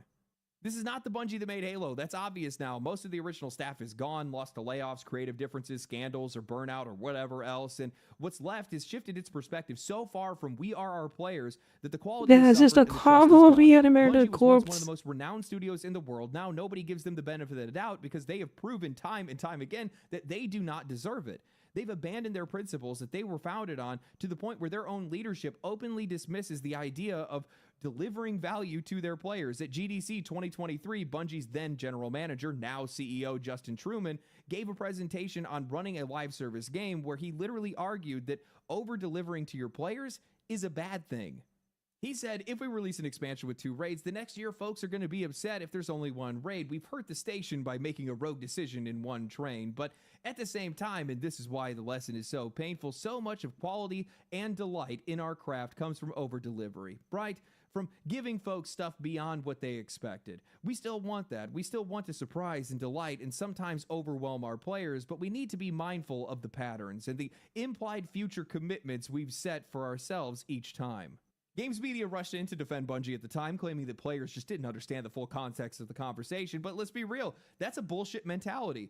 It does not benefit your customers in any way. You should be setting clear goals and delivering on them. Simple as that. How disorganized, how inept is your leadership if you have to justify not creating patterns of quality? If you're afraid of actually setting positive expectations, that's not a strategy, it's cowardice. And that leadership, I think, has shown through bright as day. Nice, They yeah, revealed that is Marathon fun. earlier this year, a hero-based extraction shooter. I didn't think you could be any This more game on the is nose when it comes to garbage. trend chasing, but the reveal landed with a thud, uninspired, unwanted, instantly It looks so forgettable. Then came lame. the controversy when fans discovered that Bungie had copied an indie artist's work for their art deck, then they go and blame it on a former employee that got swept up under layoffs. But true or not, intentional or not, it doesn't really matter. It only underscores just how disorganized and hollow this studio has become. And I'll be honest with you, I played the Marathon pre-alpha, and it was the first Like, time you in all imagine of my stealing research from a that I freaking actually art felt build? like I Like, was going to Jesus. work. No And soul, AAA no company, spark. dude. It was just an empty grind that just made it painfully clear that Bungie has not only sold away their principles, but their talent.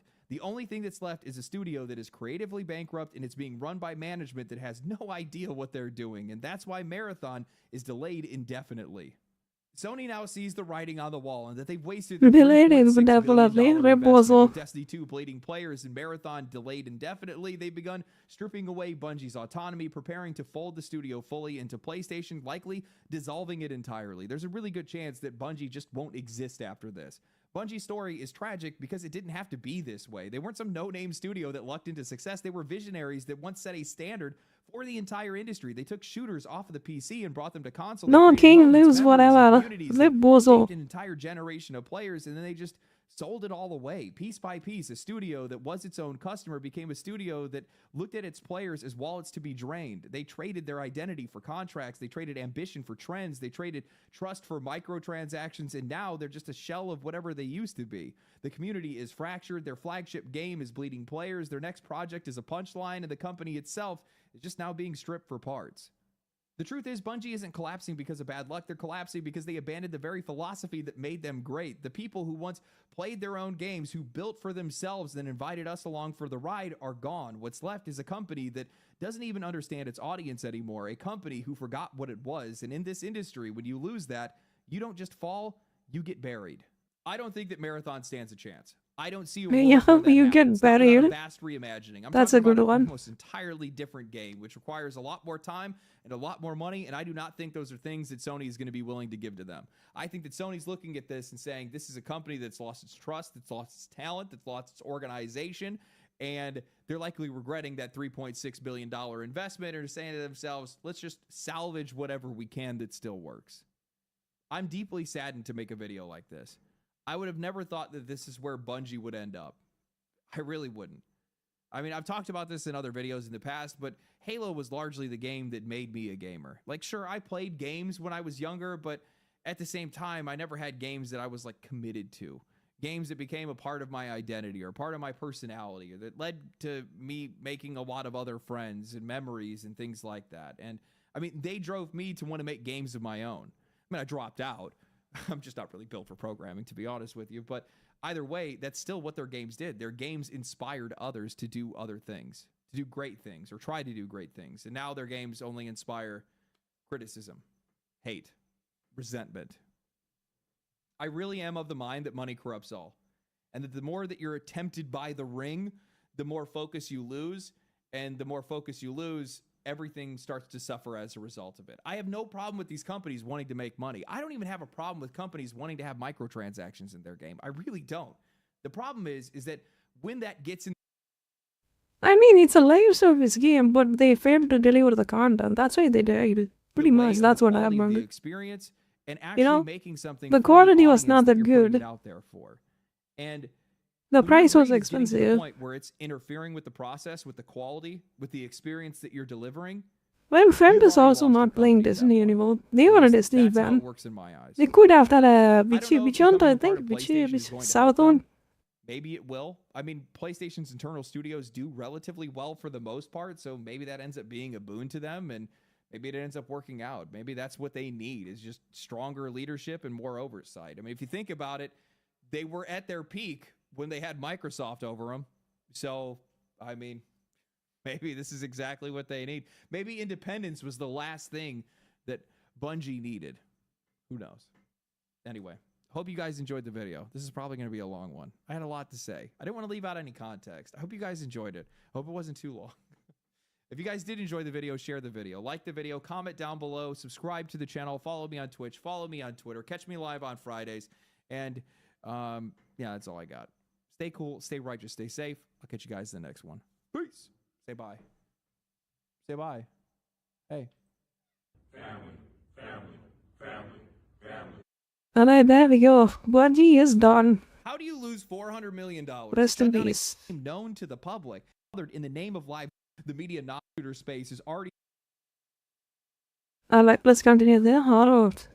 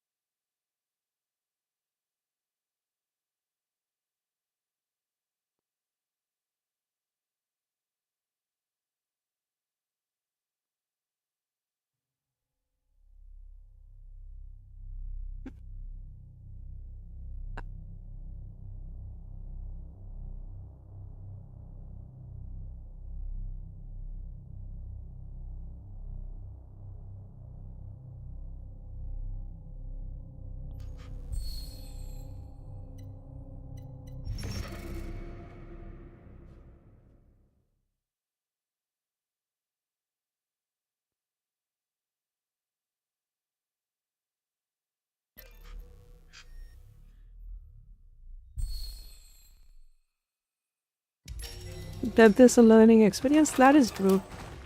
Agreed.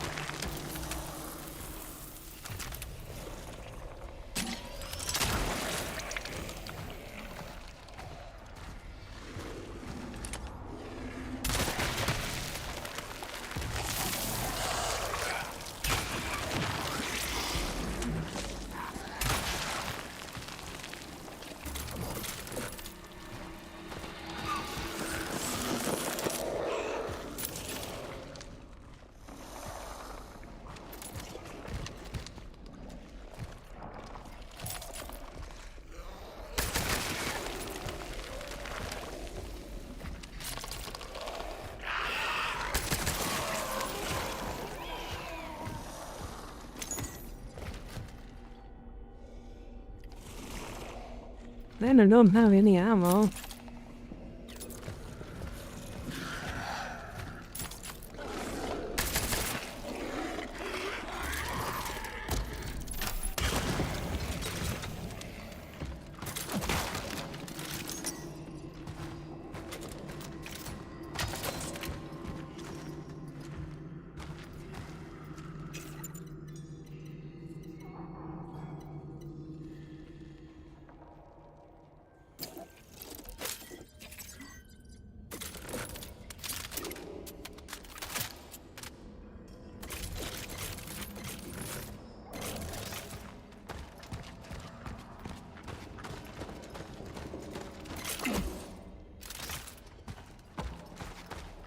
I kinda like this game.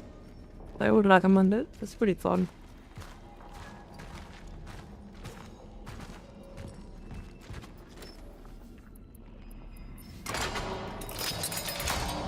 But that's why I'm playing it this long. It has its issues, but I haven't played Resident Evil like that.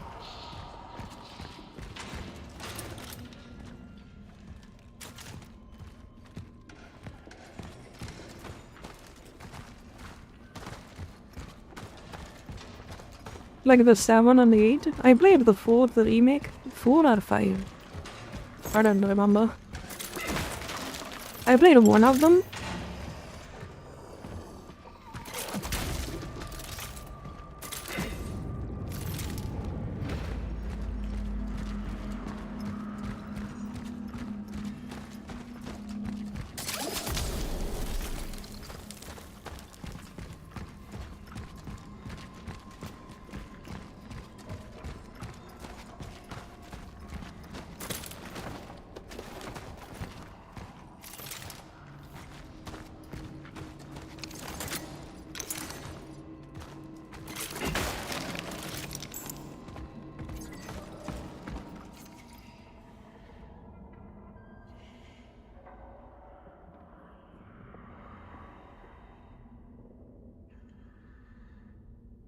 Angela Boone.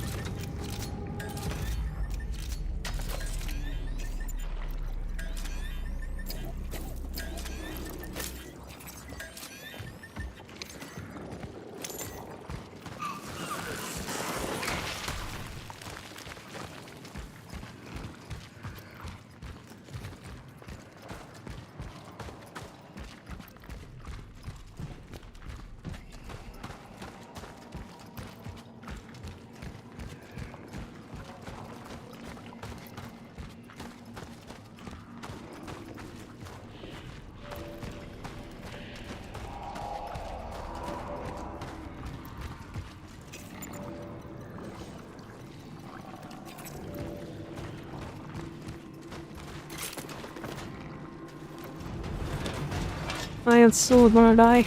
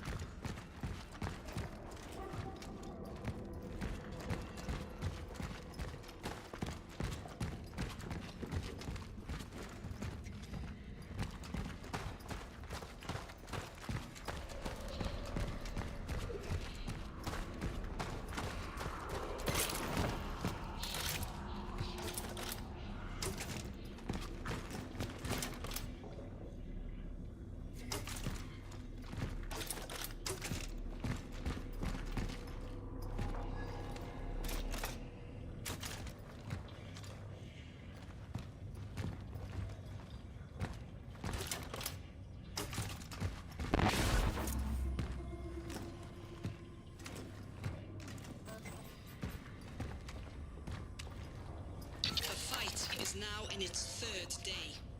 I am trying to hold my position. I had to seal the passage in its back room. Here are my conclusions after a preliminary battle analysis. The behavior pattern of the orphans populating the area is highly unusual. They seem to act more consistently, in coordination, as if commanded. They become exceptionally aggressive in response to the attempts to approach the Abbey's inner courtyard. Once rearmed, I move into battle. This place must be destroyed. Such is our calling.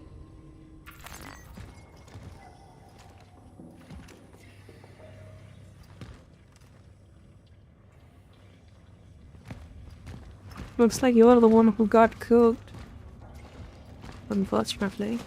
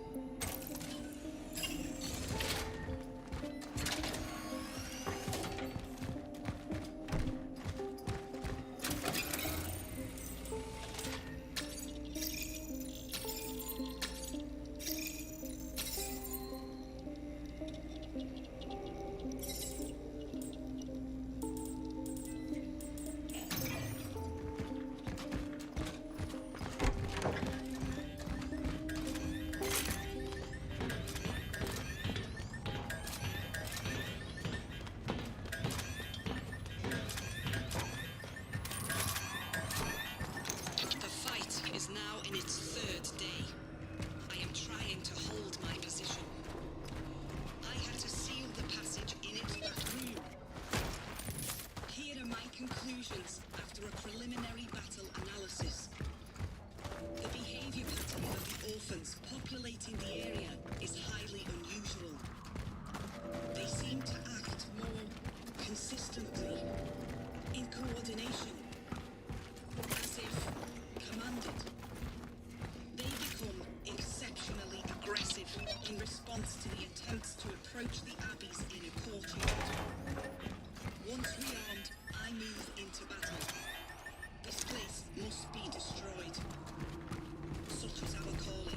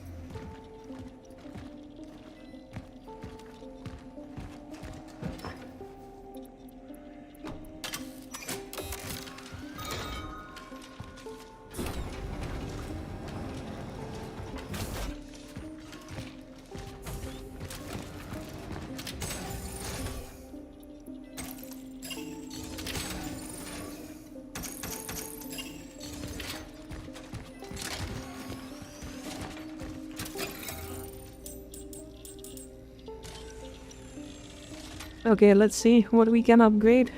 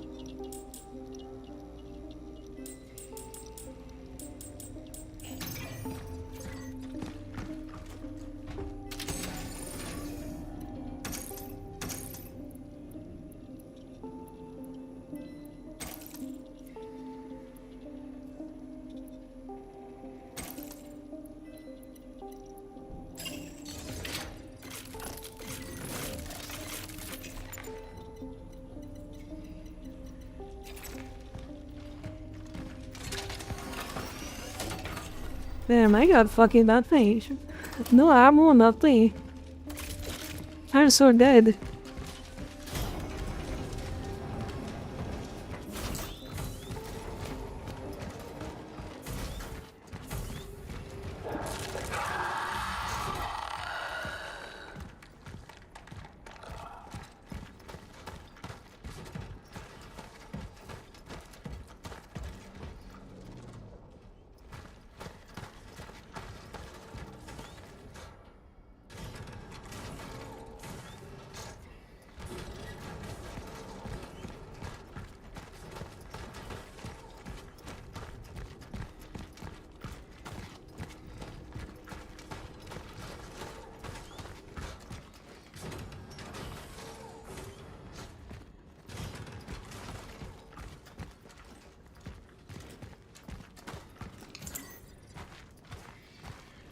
Yo, get me some, welcome back, I better been.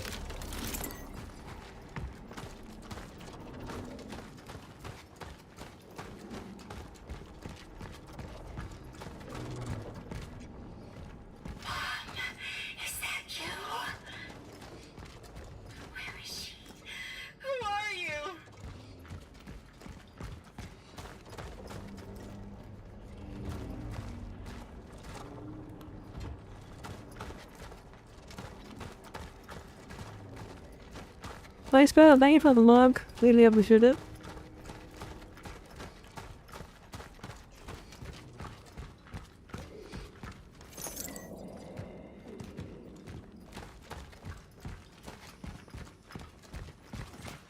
Appreciate it.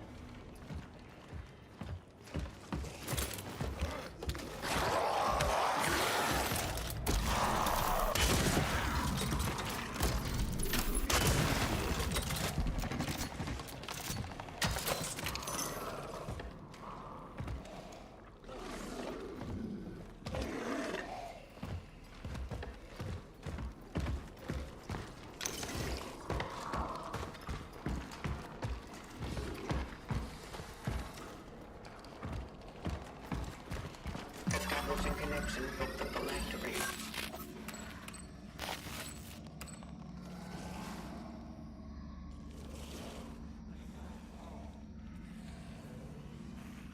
Attempting effort transfer.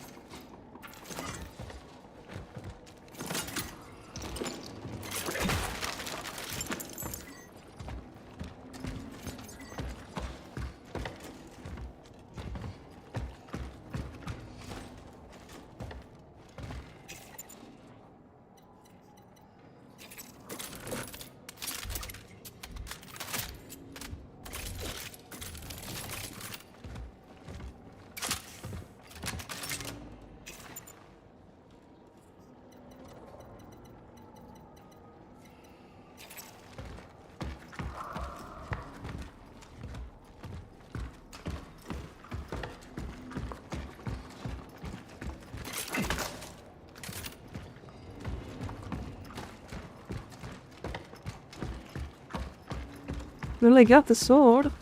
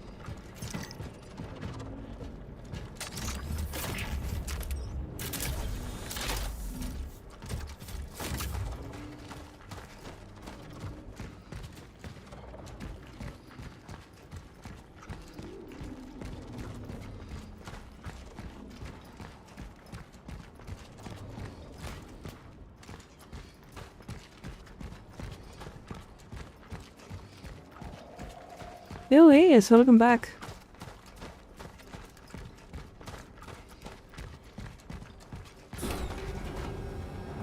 I just got a one thing about the puzzle, I think.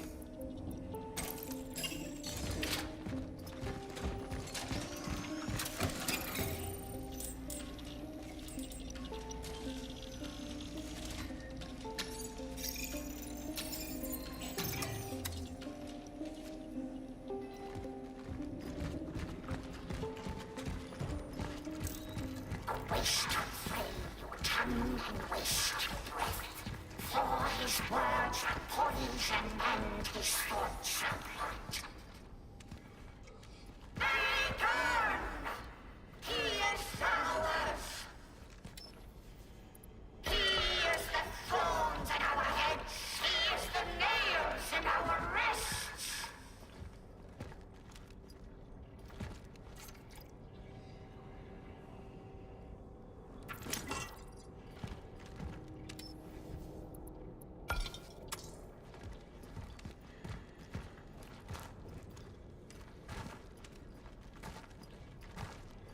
Looks like I need 2 more.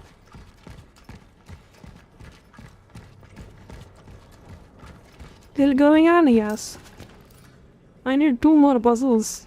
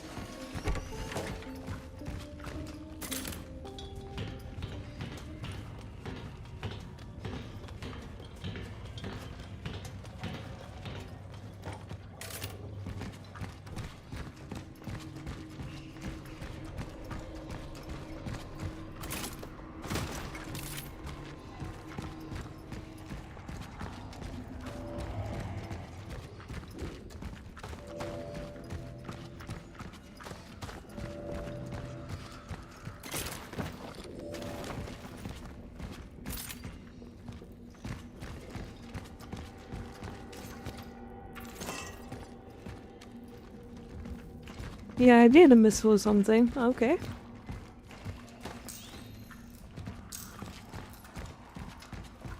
I need one more.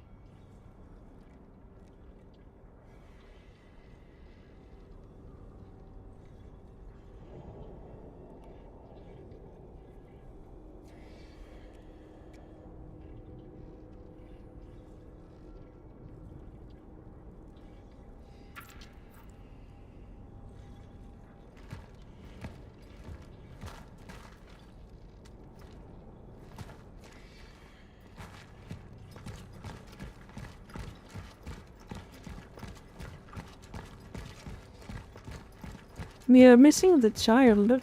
Where the hell is it?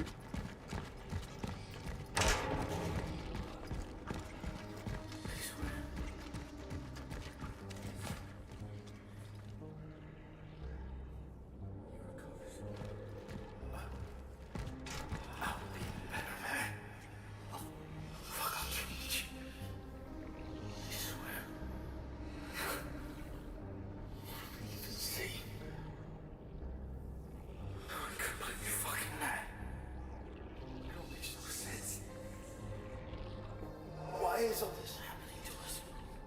I have to help him. I must help him at all costs. Whatever it takes. If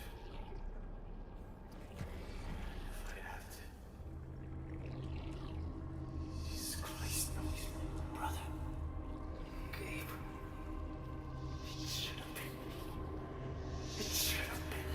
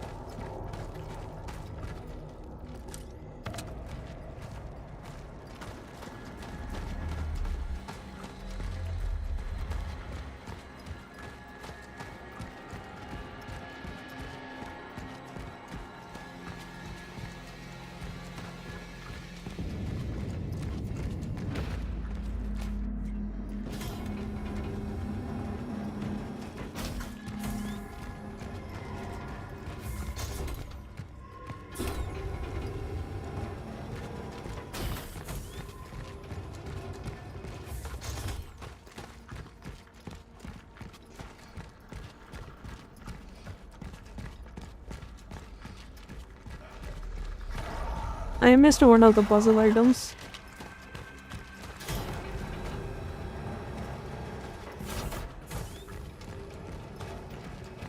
I'm just looking for it.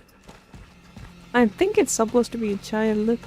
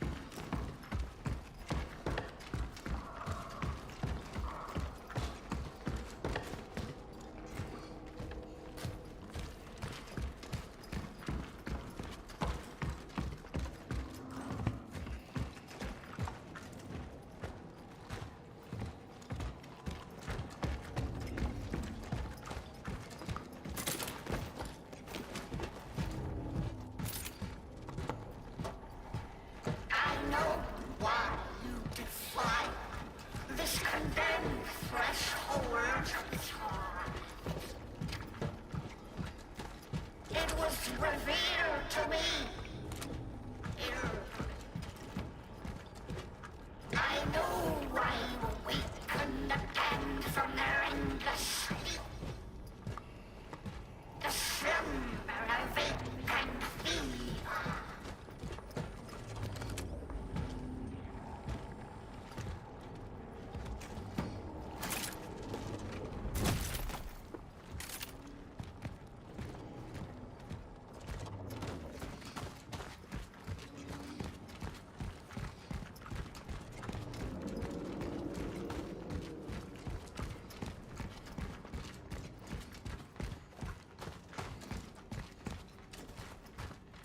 Okay, don't let me miss the child. No idea where it is. I'm gonna Google it.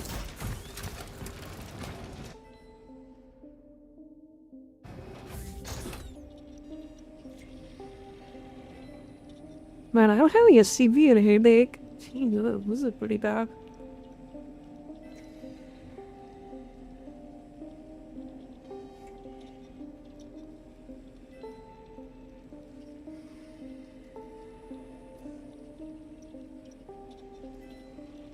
Yeah.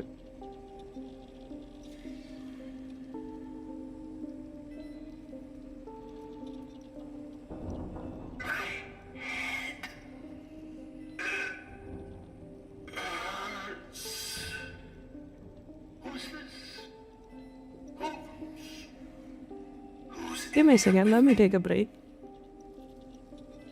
Having a headache.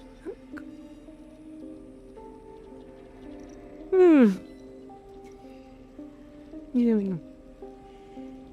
What is that?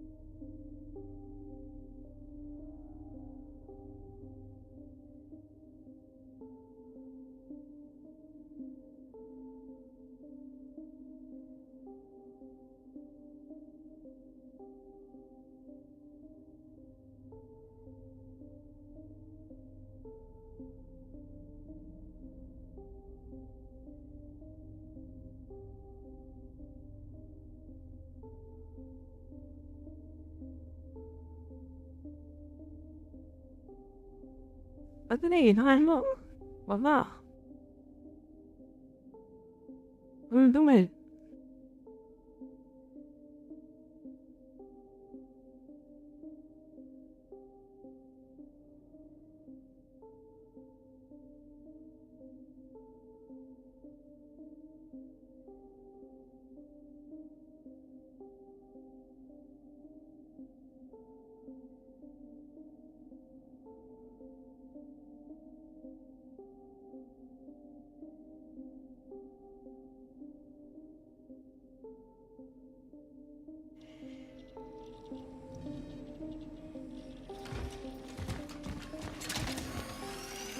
Well, yeah, I'm doing good.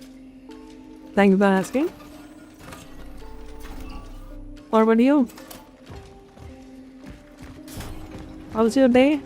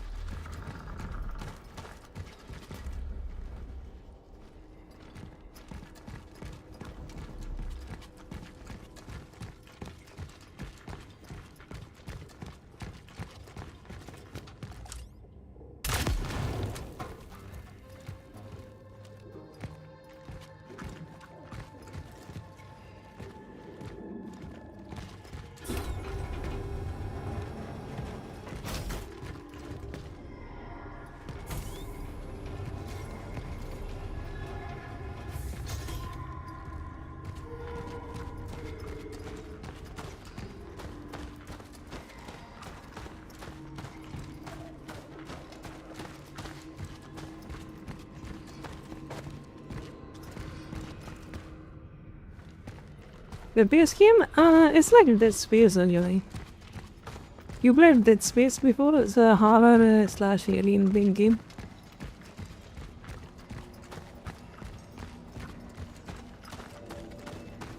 Yeah, it's very similar to that.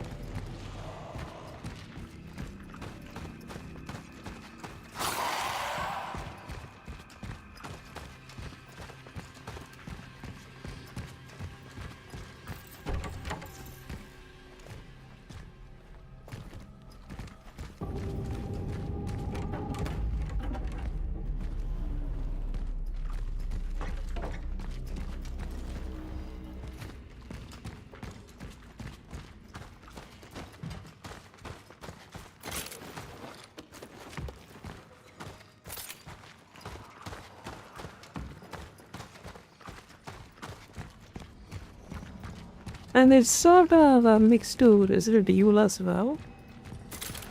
So if you're the puzzles are from Resident Evil, literally. So if you're like into those, so you can check it out and see if you like it or not.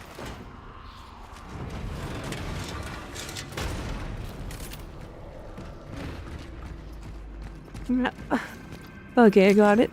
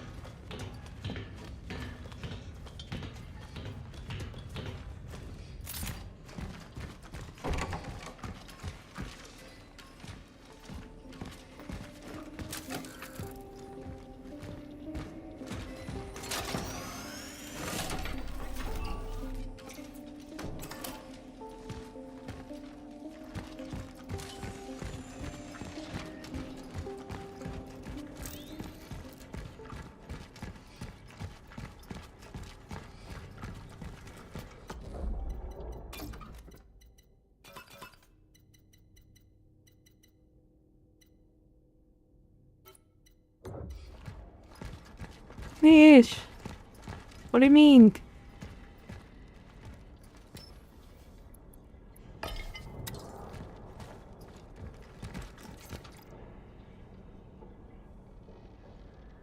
Learn Smith? What was fish?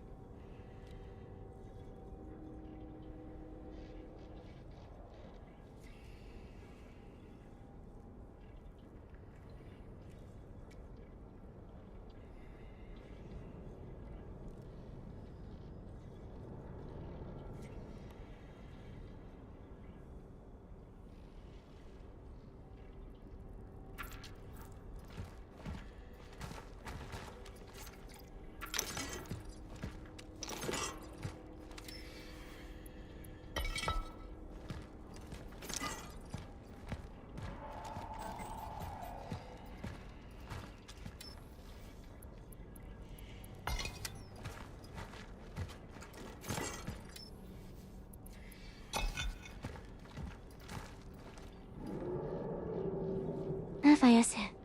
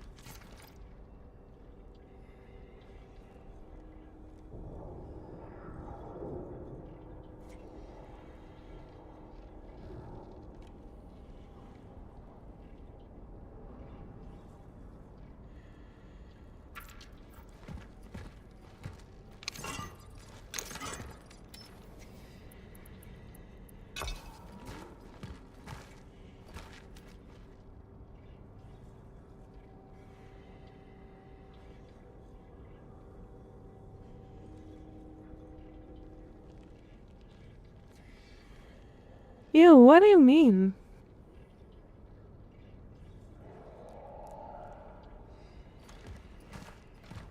I don't understand.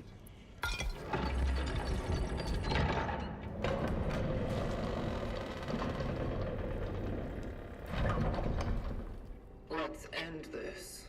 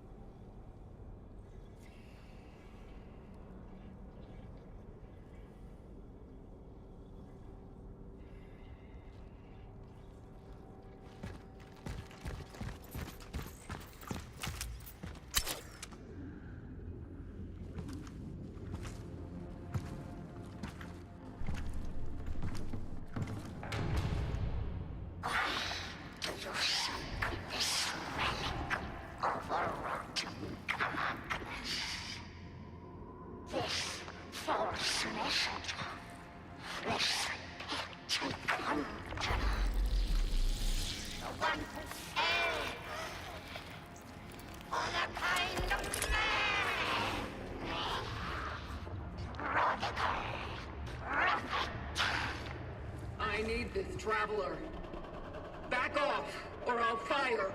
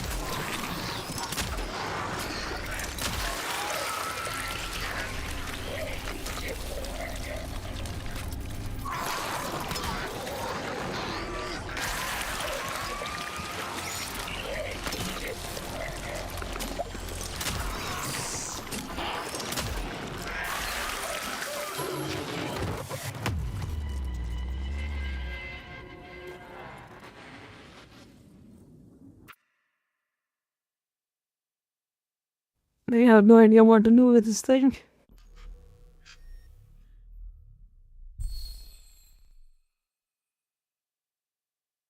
Let's end this.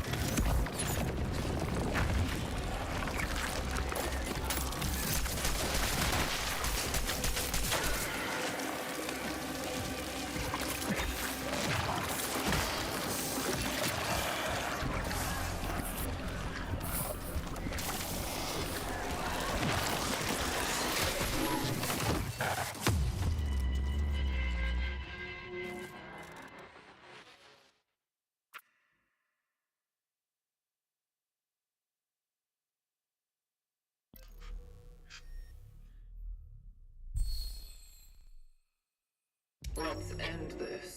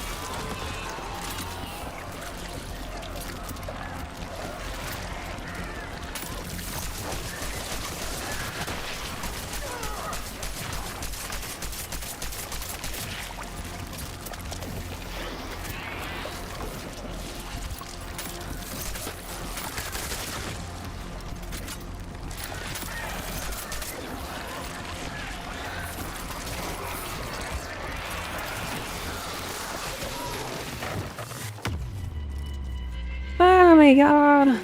Just bombards you with their fucking mobs.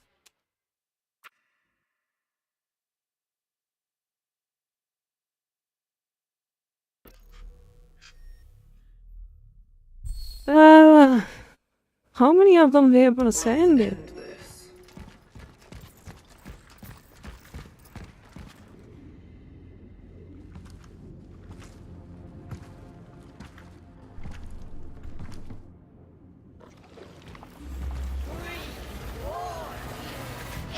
Graffitius.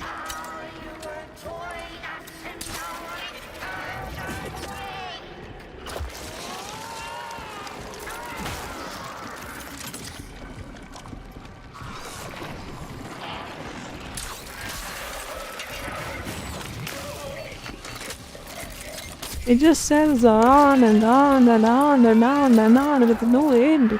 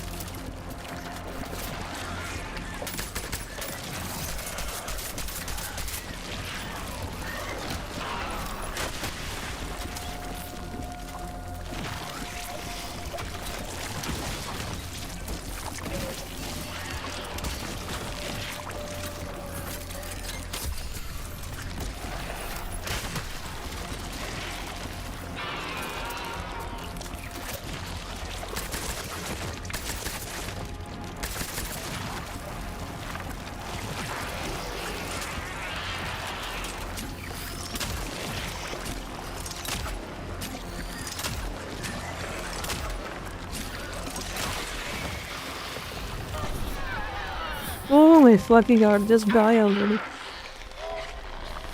What a horn of a boss. Just tedium.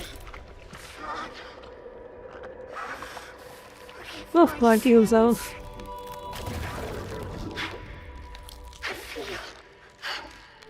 Is he with you? Is my father with you now? Yes, he is. I would so much like to tell him. To tell him that we were both wrong. We just wasted our time together. I'm sorry for that. God is giving me one more chance to meet my real God, not his thing. This time, I will not be afraid. I will not hesitate. I will not back down. Now, into your hands, Lord.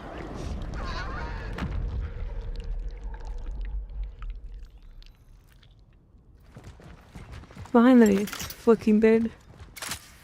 What a piece of shit that was. Yeah. Miserable.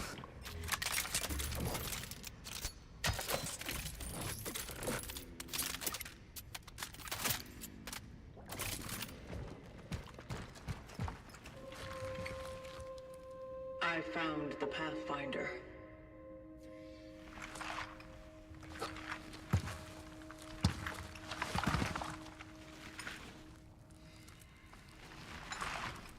He's gone.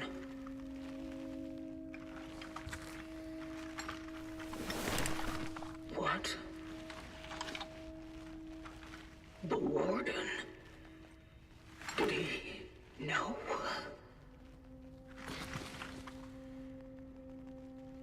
Why hadn't you told me?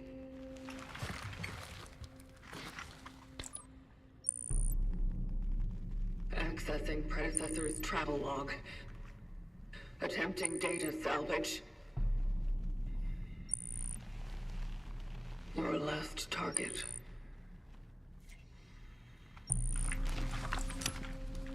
Veronica Kaminsky.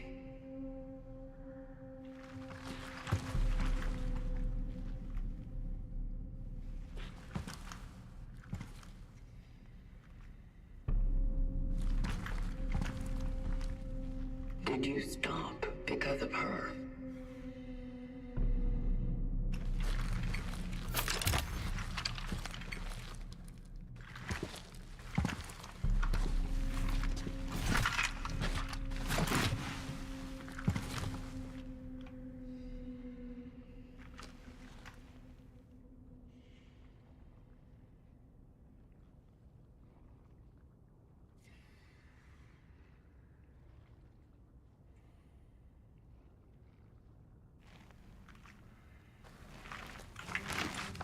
There's something more.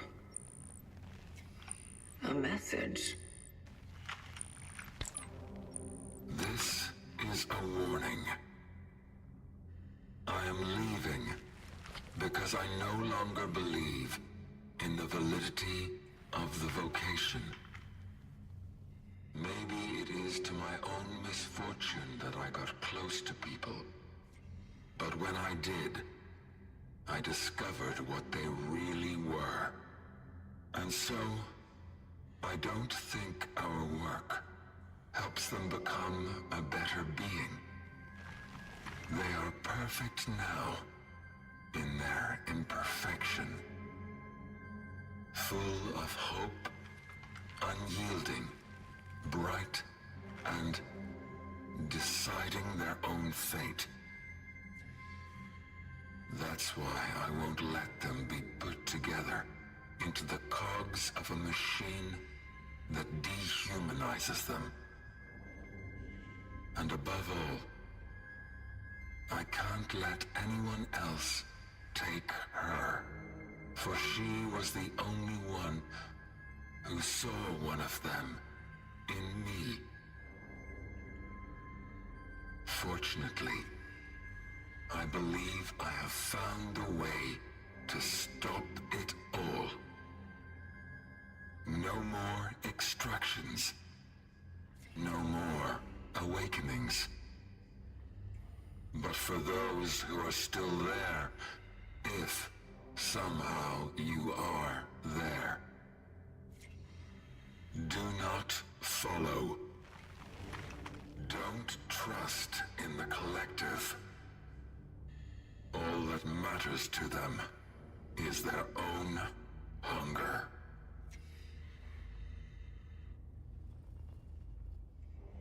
You just wanted to protect people?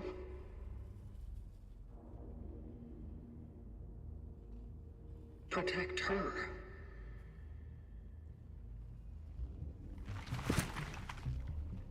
That's all there is to it.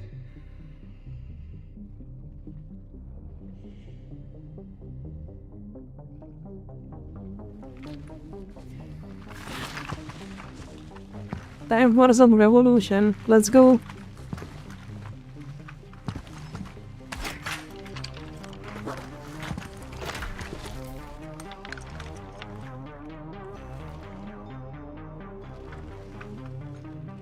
We're still due some explanations. Let's get you back to the terminal.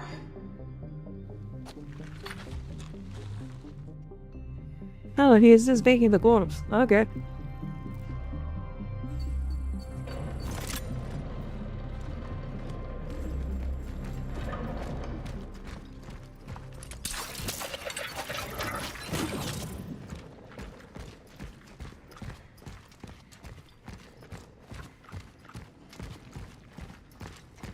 That goes with my ammo.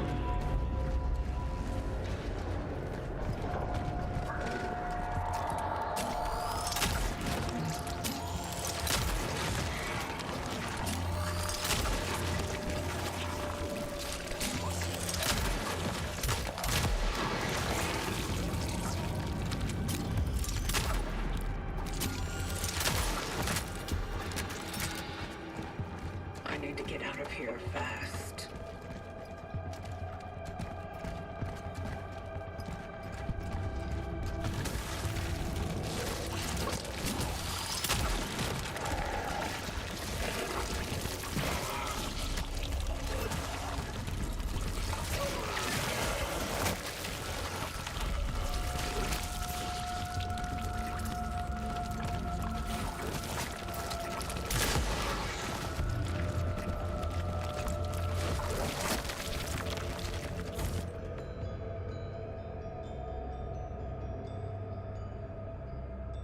Okay. Maybe that was those shitty suit guns.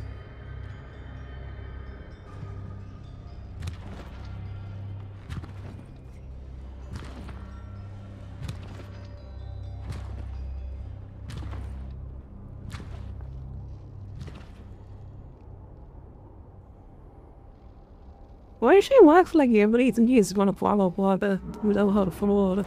It is again.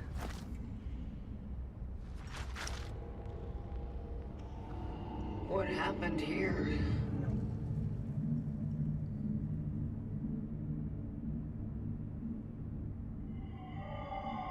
Warden? Not again. All right. I'm all right.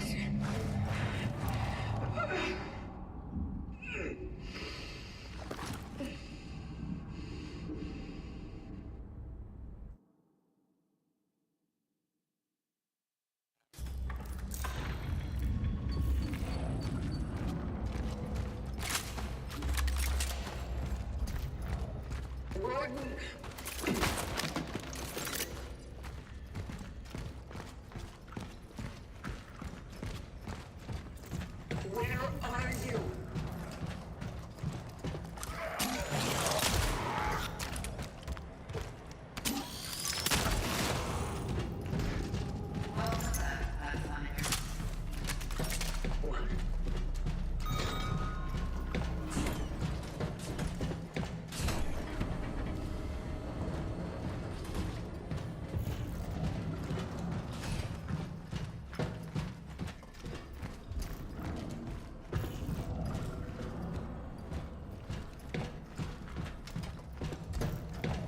Non fu underwater, no water too.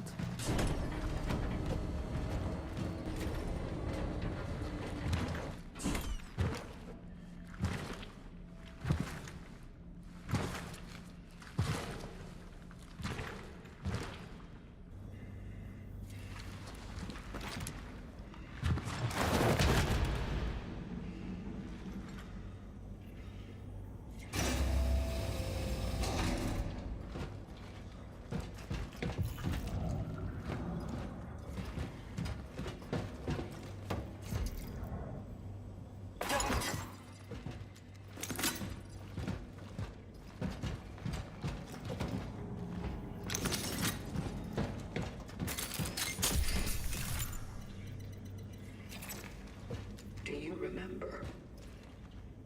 Did you know that you were the Pathfinder?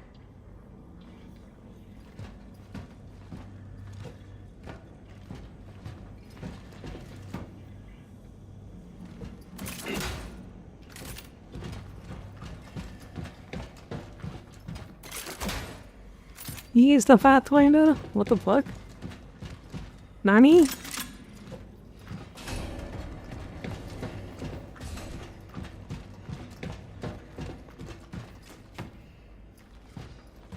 What is this place?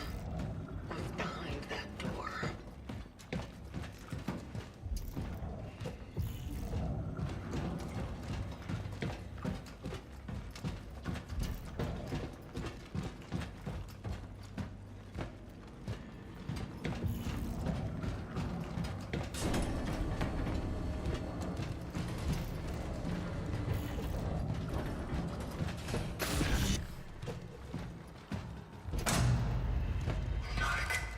There's only dark.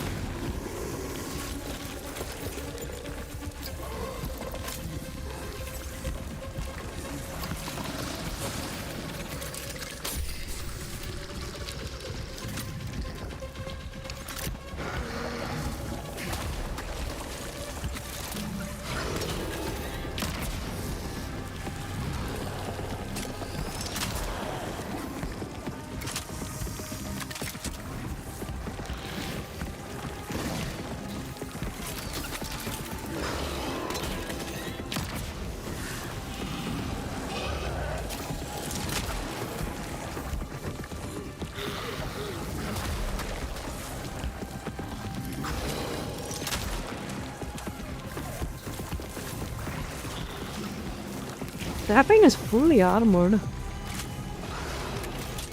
How am I gonna kill that?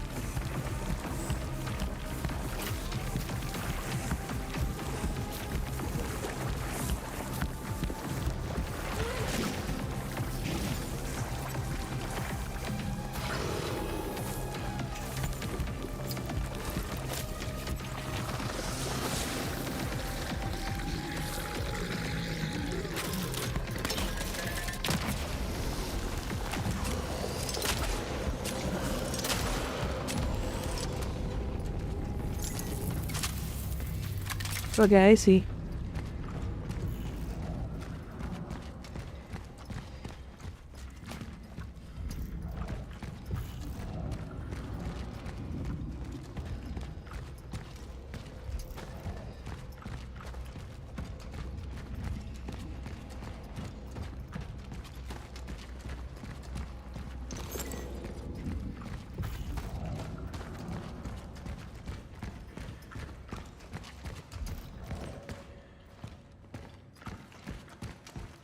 You better be here.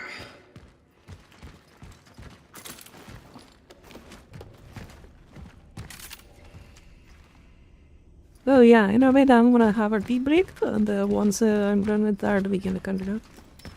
Alright, Lou? Not now, but soon.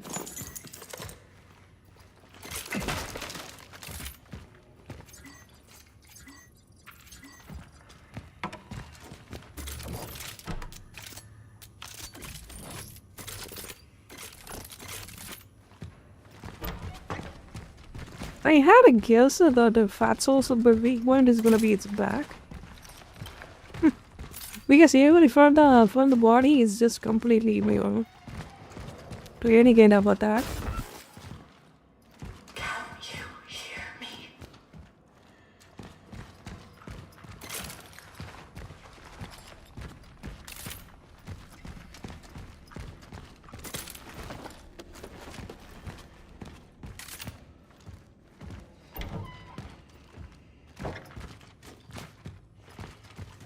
Encountered a variable that I had not previously anticipated in my plans. She awoke on her own. By some miracle, the Rev capsule's traveler launch protocol was triggered, and before I knew what was going on, she was already sitting there, connected to the terminal. I know I promised myself that I couldn't intervene anymore. But if I didn't get her out of there, she would fry. Why doesn't she remember anything? I have to wait. I have to keep my distance. I have to keep quiet.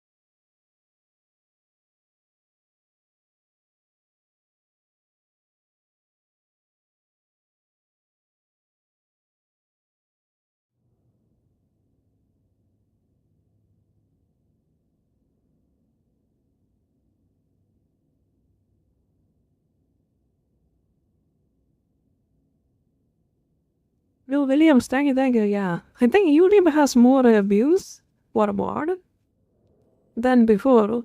But Twitch and the Kiki, I don't know. I don't really pay attention to the kick that much. Because I can't yell anything from that, from that. It's just what do you got in this little bit, you know. But primary focus is YouTube and Twitch, pretty much. Twitch I haven't, YouTube I haven't monetized yet. So basically, only focus is Twitch, pretty much for me. Oh.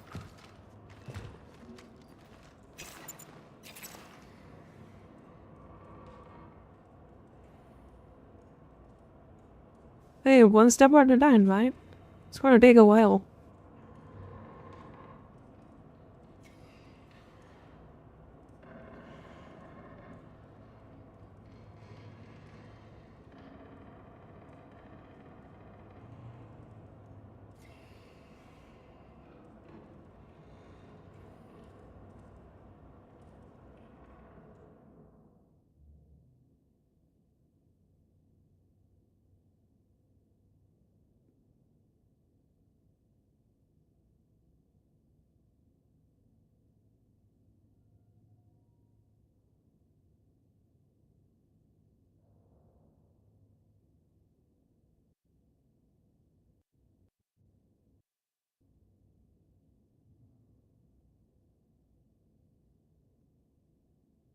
Is the game step? No, I just took a break.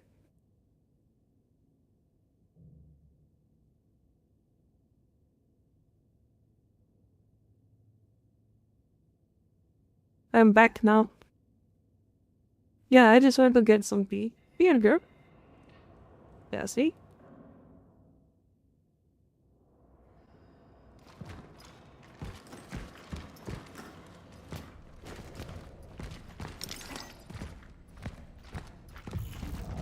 What is this?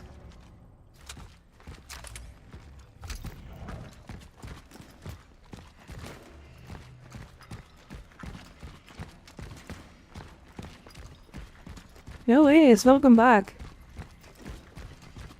Hope your things went well.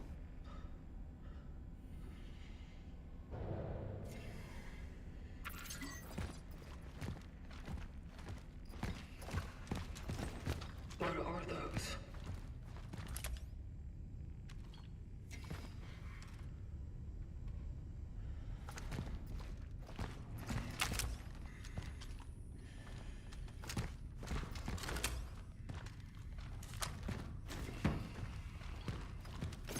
Oh shit, okay. Were you hiding this from me?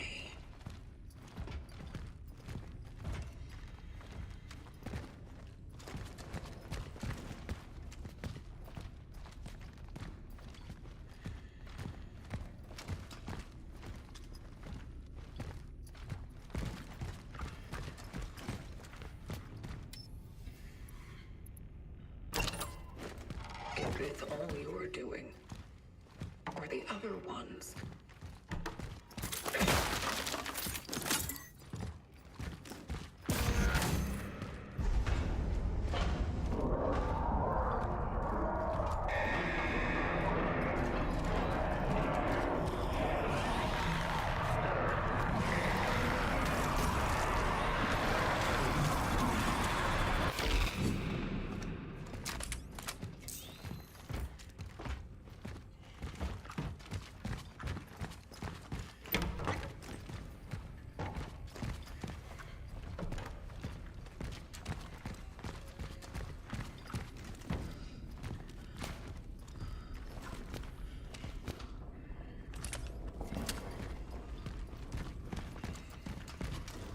Why do all this to them?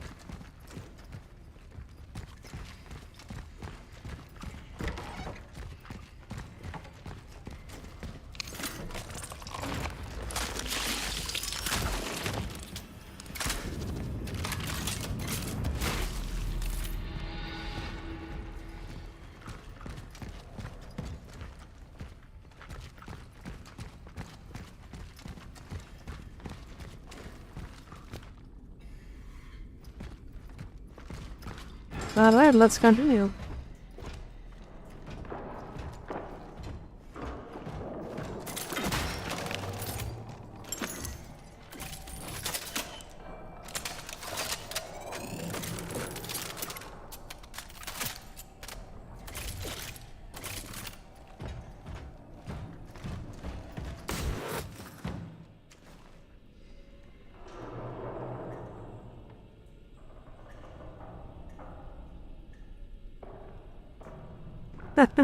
Boy, the bats are back again. It's so cold in here.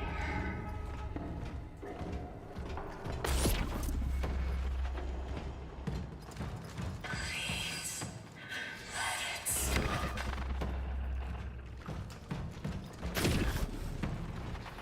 What happened to us?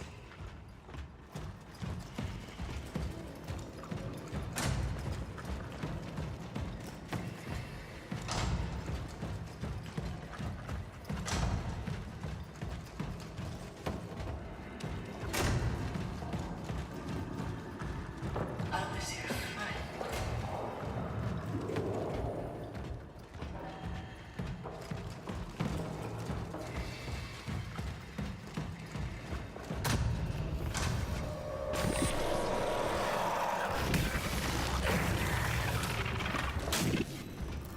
Stop. Please stop. It's me.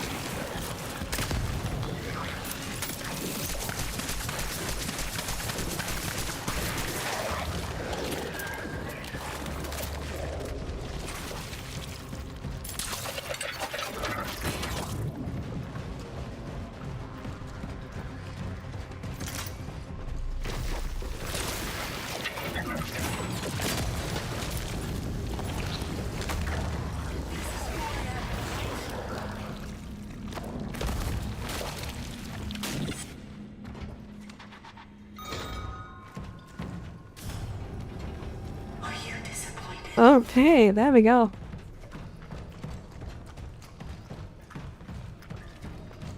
They got him, boys.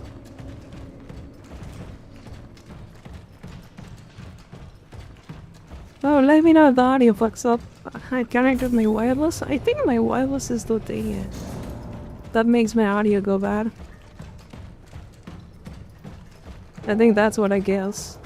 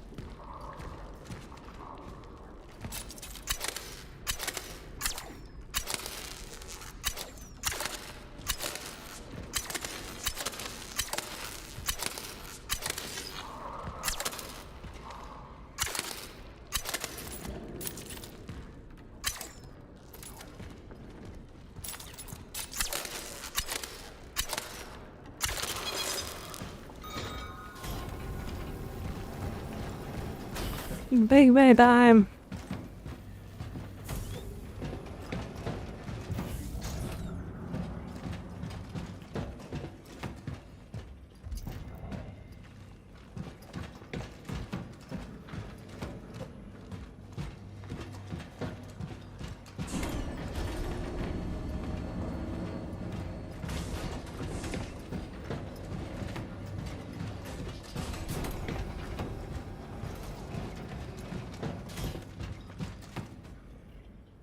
Trial number 320.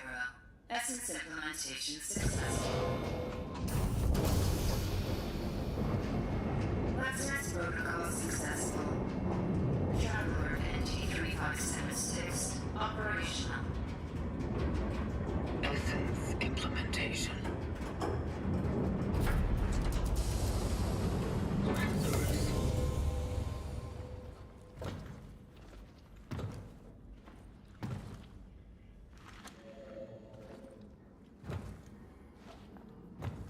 It's you.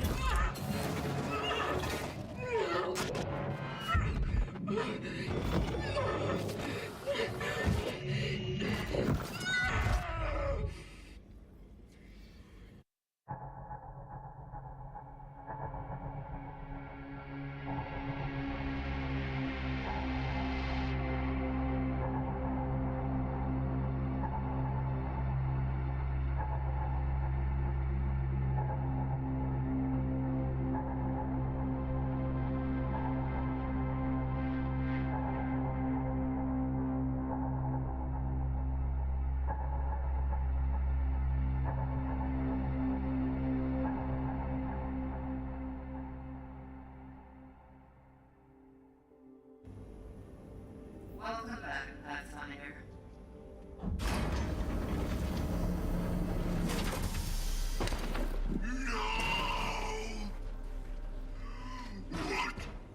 What have you done?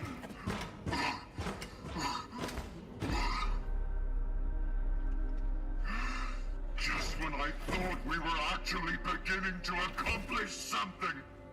Just when you were starting to be complete. You have ruined everything, you monster. Monster. It's you who made me this. Why? Why did you make me like this? Because she would never give up. What if She would try to save humanity at all costs. And so, you were to be what is left of it. Because her essence, no, her soul, would have lived on in you. you dare to call this living? I don't even know who I am. You are not her. And the vocation? Was it all a lie? You and your vocation. Did you ever really think you were saving any of them? I just needed something to replace the damage in her memory matrix. So I did it with a traveler's behavioral core and I filled the gaps with what I once was.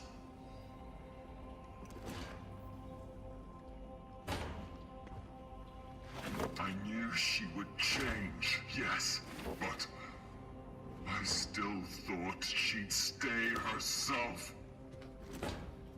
Oh, how wrong I was. Instead, I was left with you. The very thing I once refused to be. Why?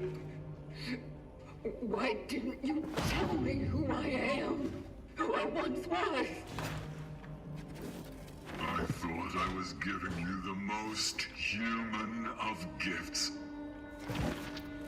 I imagined you would wake up without what bound you in the past. That you would be a new person in this new future, this new chapter, and you would make it your own, that you would be free. And instead, you chose to serve.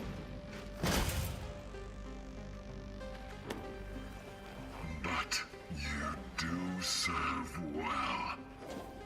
And so I still have a chance to start all over.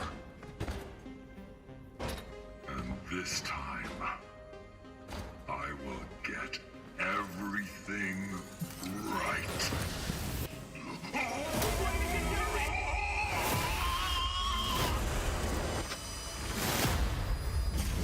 Fixing things.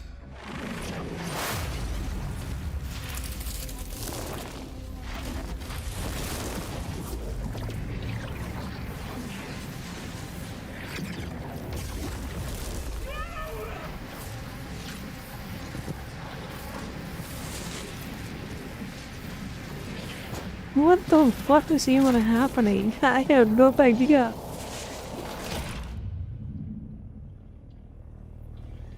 I am so confused now. Hello? You are in danger. It's you. But how did you... The moment I was dreading seems to have just arrived. What are you... I don't know how it happened. I thought that my being in the past was holding back the awakening of my successor. But alas, I sensed a presence. One of us appeared in this timeline. He will probably want to replace me and continue the vocation. The only thing I can do is switch off to give us a little more time. They won't track me down so easily then. Wait. No. No, absolutely not. It's real, Veronica. Don't trust any of them. They will not hesitate. They are not me. For them, you are to be next. If fate gives us a chance, we will meet again. But for now, our paths must part. Stop. We can still think of something. Goodbye. Hello? Hello?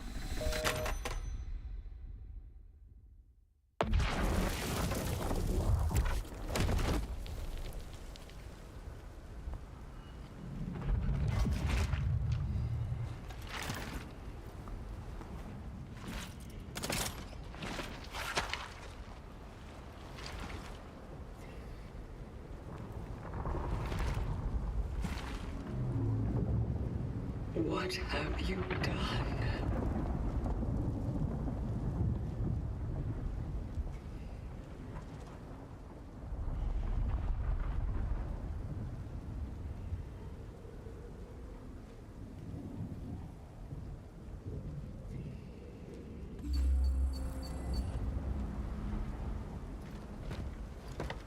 I have a slight guess, but I'm not 100% sure what the hell is going on. You know? Like, it's super confusing. Well, I assume Veronica is someone that this Pathfinder likes. And in order to save her, he has been doing some wacky shit with the new robots and stuff. And then he did manage to save her. I think we are Veronica, in a sense.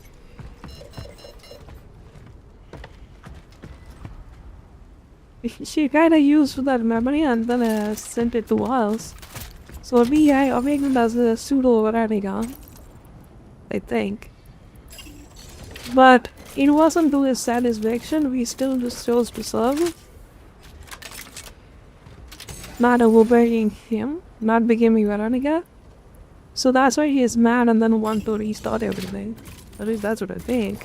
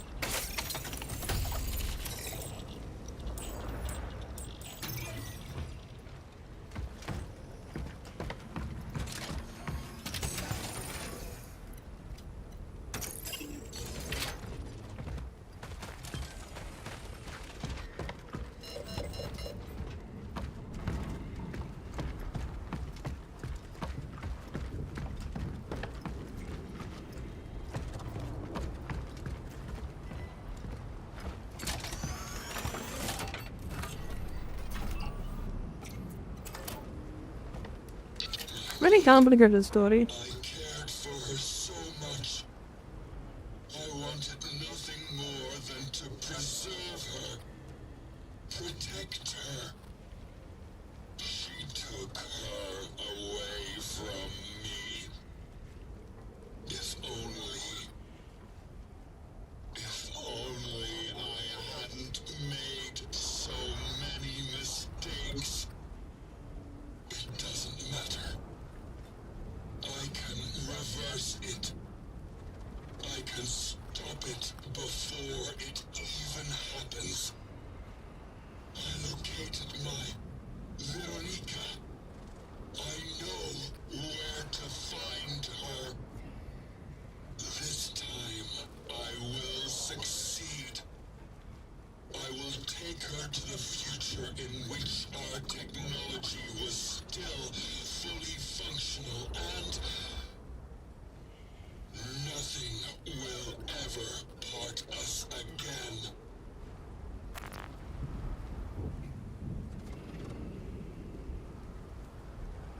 So this guy has the time, bro, thing, so he just resets everything if he fails.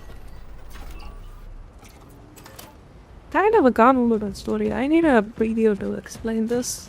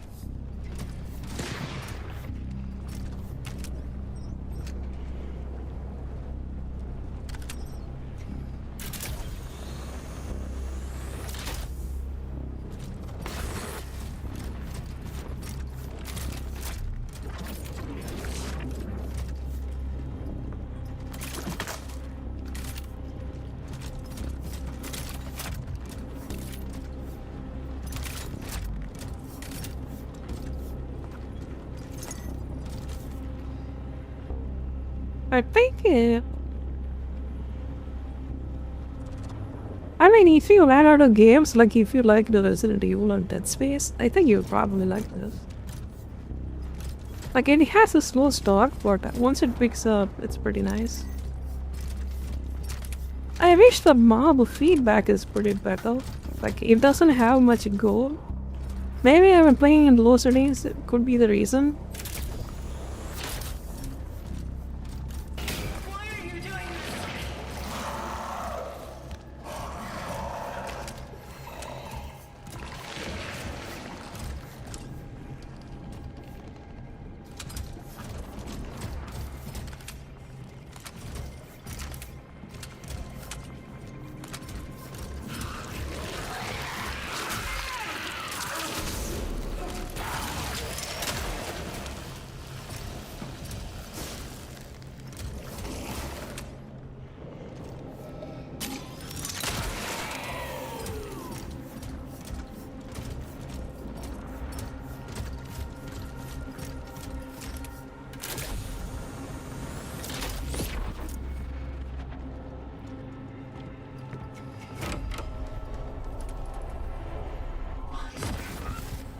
Don't you recognize me?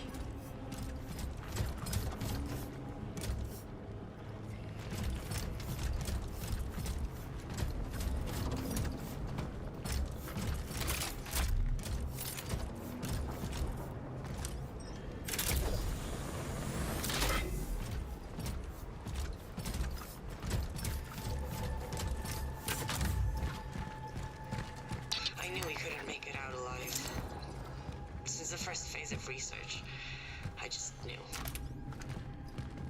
But I still fought. I still tried to make it a decent end for us all. I tried to see him for who he really was. He just wanted to learn. But the moment he began questioning it all, he started to change. Funny, during our conversations,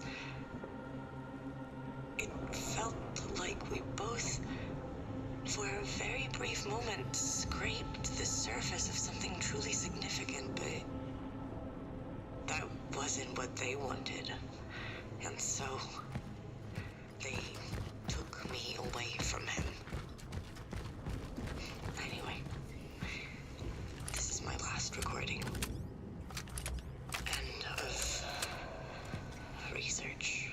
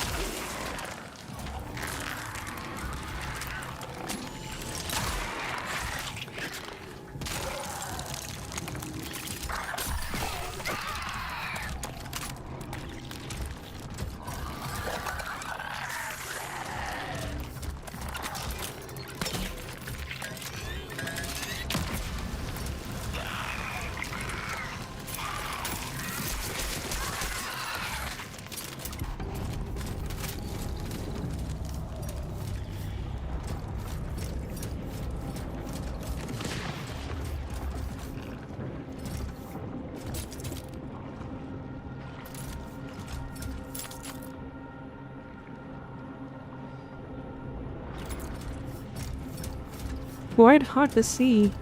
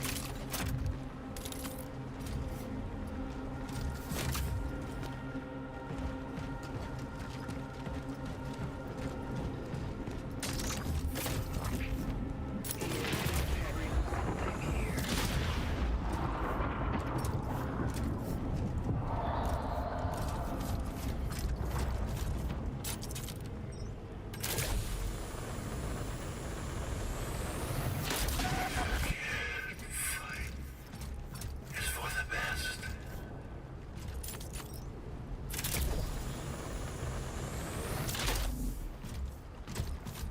Wait.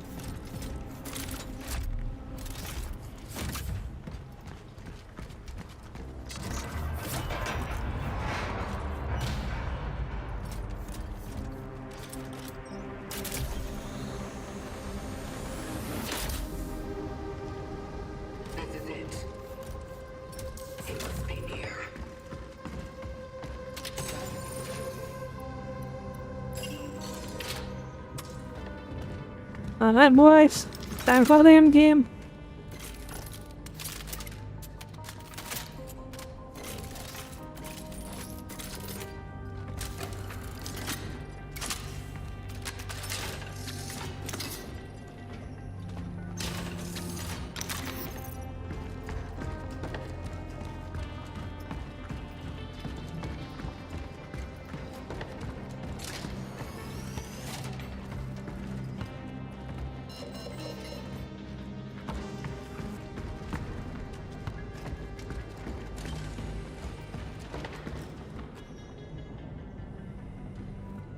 The game is here. MDN is upon us.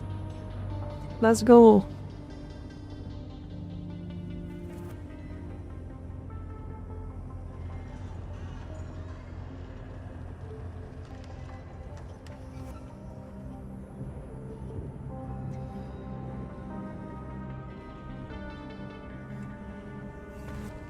So what exactly do you want from me? I wanted to save you. When I found out you were my next target, I knew I would not be able to do it. What's the point of saving me if we can't help anyone else? We cannot. Here and now. But what I learned about you is that you are relentless. So what's your plan then? My plan was to keep you safe. And hope you will find a way. Hope. That's it? Yo, gaming soul. You were right on time for the MDM.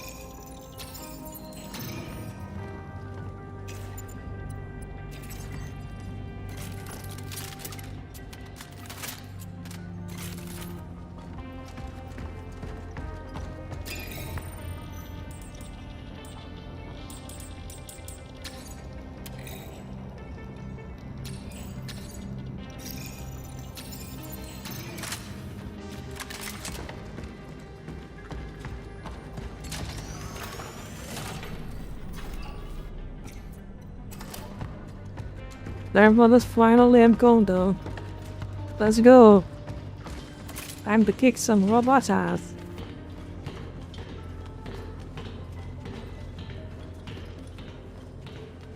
Let's see how flashy the final boss is gonna be. Good times, right?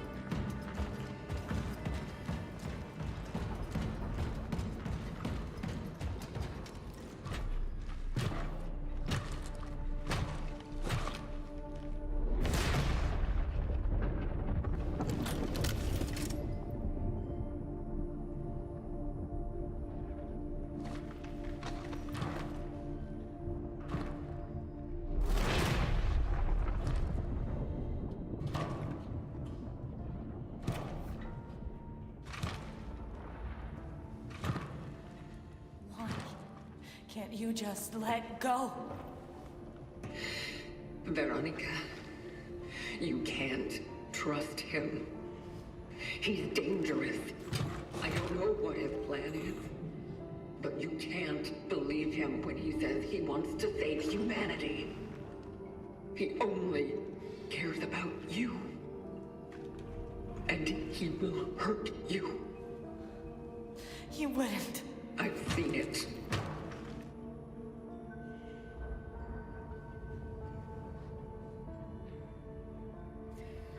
I don't understand.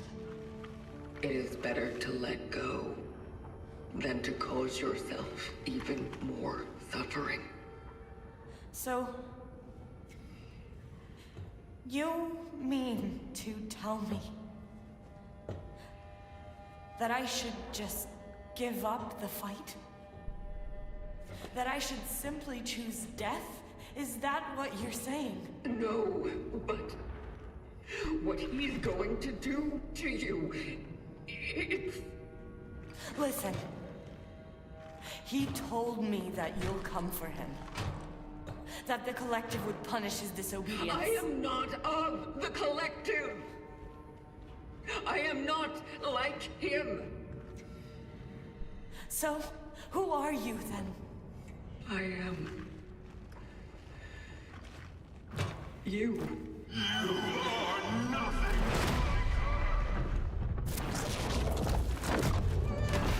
You never will be.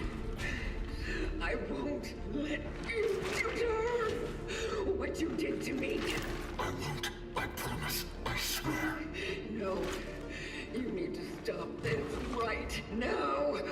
Stay out of my way.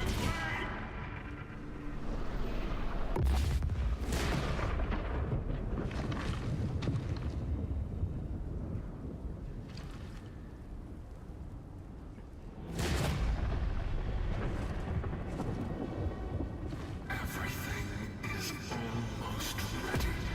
We just need to open the rift for her. We will go to a time when the technology of the Collective still worked, and then... anything will be possible. Didn't you renounce them? It's true. But I never reached out for recompense. Not until now. This is madness. Everything you do will lead exactly to what you want to avoid. I will do what I must. And are we gonna fight this guy? It's time to correct the mistakes of the past.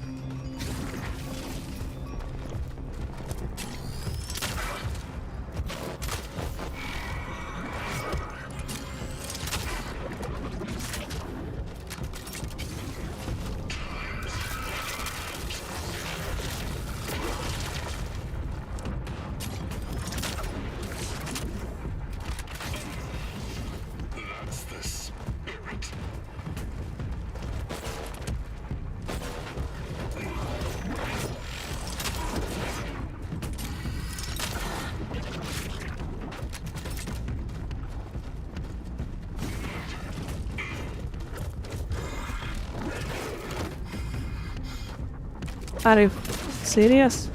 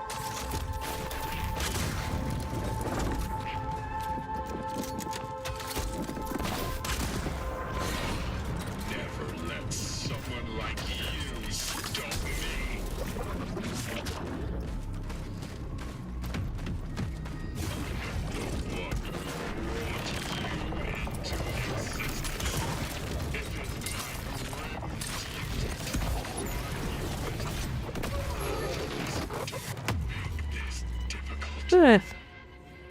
Fuck.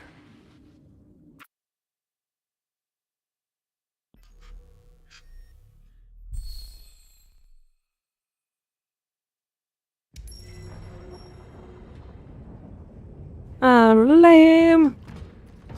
Now I have to restart the whole fight again. So lame.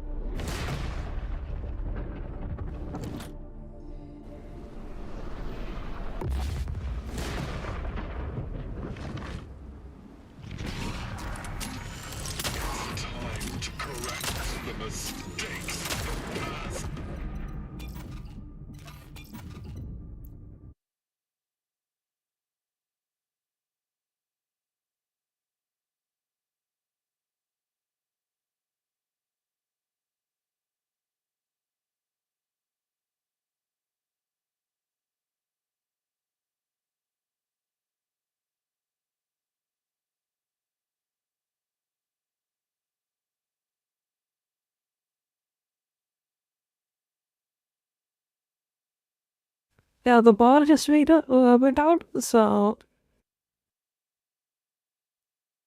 Let's wait and see what if it comes back.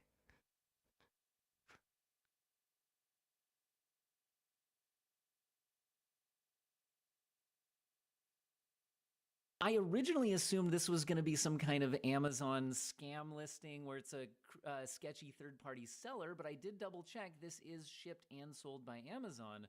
We finally have, with that in mind, 70, somewhat noticeably below its MSRP. Now, MSRP at $550, current price $523.79. So $524. Okay, it's not massively below its MSRP, but it is below its MSRP. And NVIDIA GPU boredom and keep you motivated equal.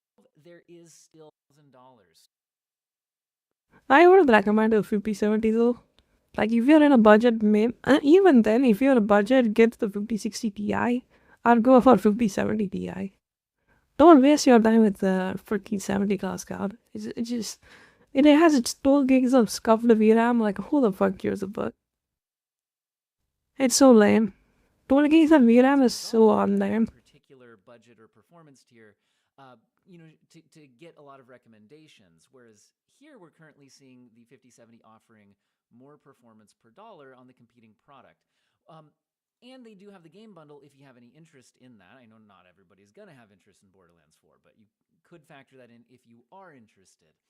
Now, AMD is living on it has 16 gigabytes of VRAM, key factor here. So that is a key factor. It's absolutely a key factor. So if you don't want to buy into a 12 gigabyte card right now, then don't buy a 5070. Honestly, if you're happy with your graphics card right now, it's probably... Yeah, no, 5070 is not good.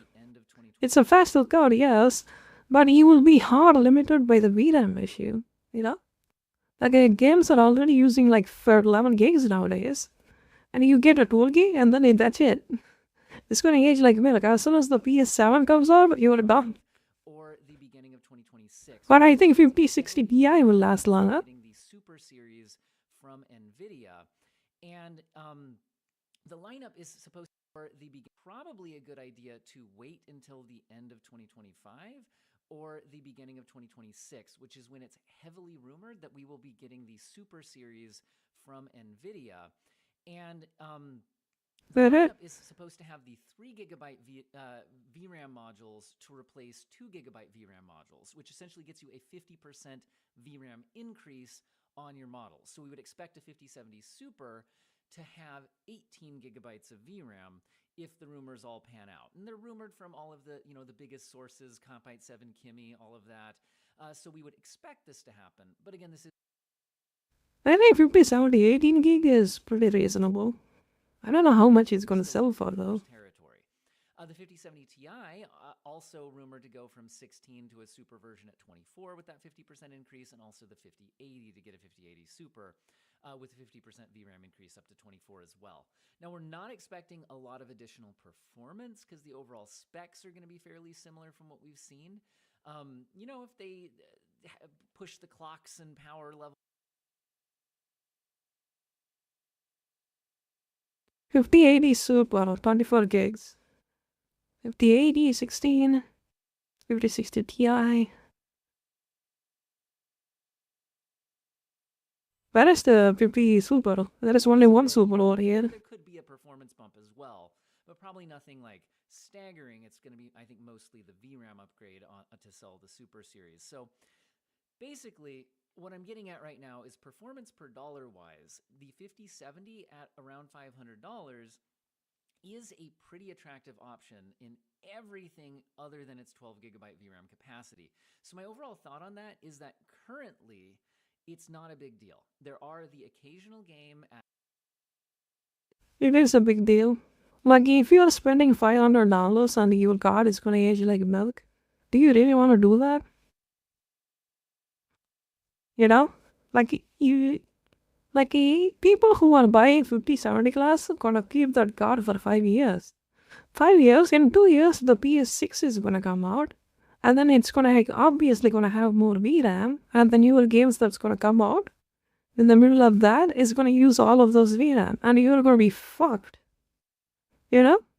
Unless if you have 16, then you will be on the safe spot. Max settings where that You know, people are gonna keep the 5070 for like 5 years, dude.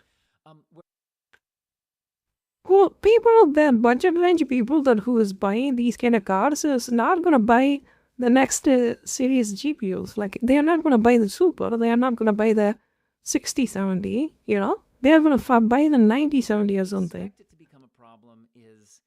You know, so if you're buying like that, then buy the one that has more VRAM. So especially whenever we get like a PS6 generation of Like you can mitigate the GPU utilization. Like if you are running out of GPU board, you can lower the texture quality, you can lower the graphic settings, lower the resolution, DLSS, frame rate generation. You have so much bandage solutions to work around the GPU raw performance. But as soon as you run out of VRAM, you are cooked. Like that's what I'm struggling with my 3080. I'm just constantly running out of VRAM, but my GPU is sleeping at like 50%. visual design of games. You know? 5070 is not a good buy. Highly not recommended. Situations now, even 9070 and the 9060 XT is pretty decent because it has 16 gigs of VRAM line. I would be, if you're like 1440p or a AAA player, I would definitely go for like the 5070 18 gig if that's a thing. Or maybe even 5070 Ti 34 gig or something. Like that would be a bit better. What's up, Gimme? Any issues? Yes, it's expensive, but still, you better get a better product that lasts longer. You know? Look at the VRAM usage. Where is it? Look at this. It's already using 11 gig. That being said, with those caveats, 5070 at this price with the What are we talking about? A graphics card, then. We always gonna talk about graphics card. and we're paying more money. Like 12 gig, here's my opinion on 12 gig. 12 gig was the first ever image at 3060. You still gonna buy 12 gig in 2025? Like, come on. Give me a break. I don't have my slime habits, no problem. We are gonna play video game. The power just went up, so that's why I was watching the video. You know? So my UPS can survive for longer.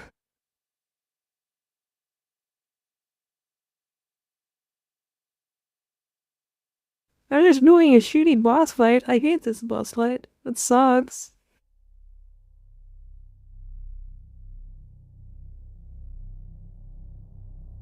It's a piece of boss fight. The boss fights are not that great in this game. I think even Dead Space didn't have really remarkable boss fights. But this one is just pretty fucking obnoxious. You know? Not really my favorite.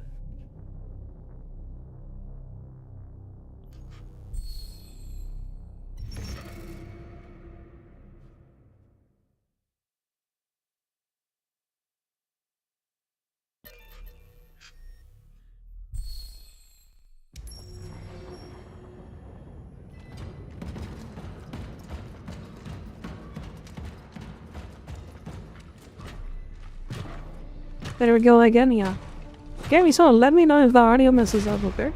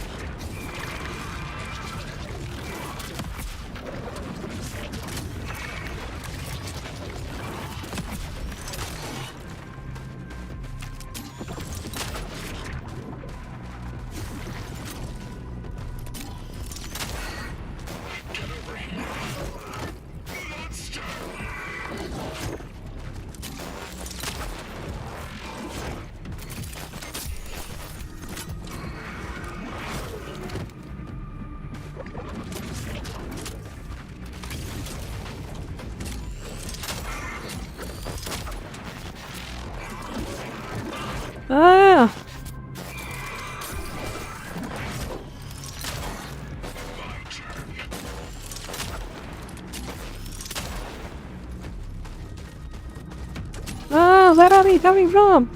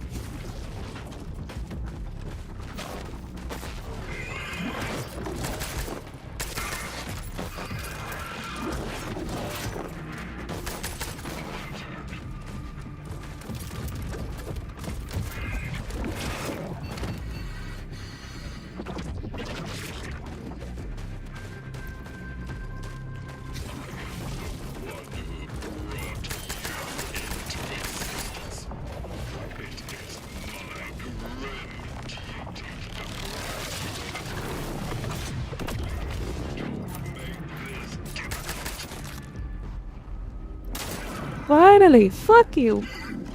Fuck this boss! Ah! Oh my god!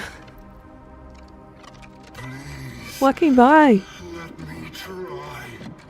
There is still hope for us all. I'm sorry. But I can't. I know I hurt you. But this time I will do this right. Just let me try to fix all this.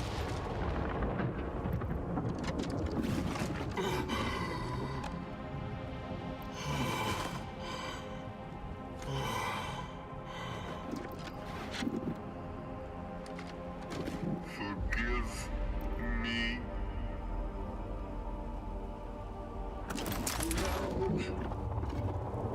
Stop! Please!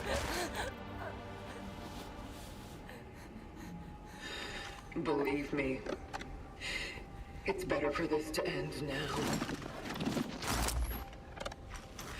I told you, what he's doing here is not going to save humanity. It's fine. What?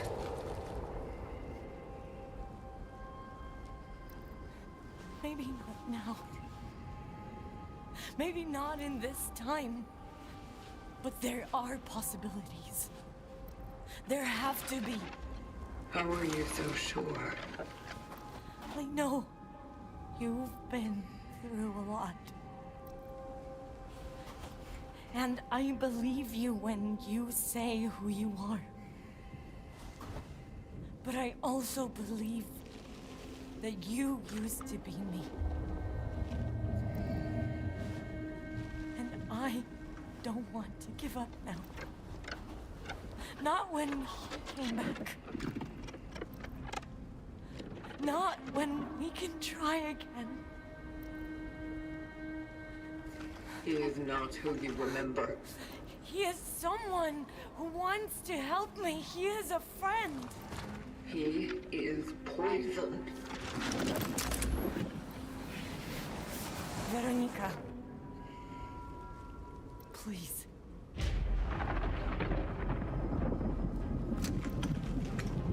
I want to have a future.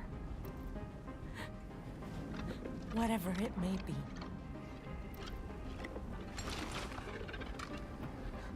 No. You are going to suffer. That is your future. But without it, we don't even have a flicker of hope. Please. I want this.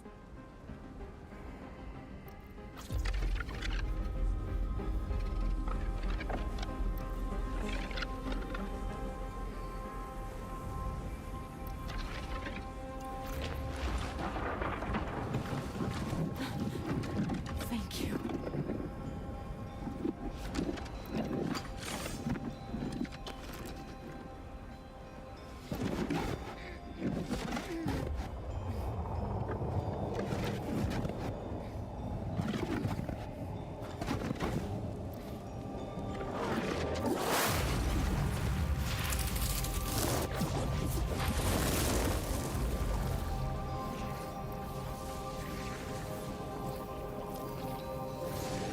I am sorry for everything. Veronica.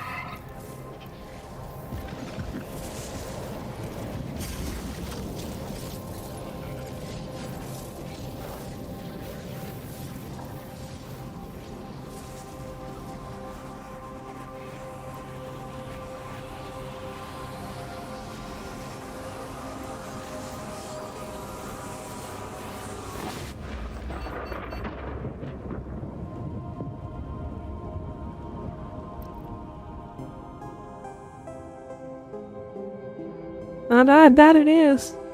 That's the game. GG, boys.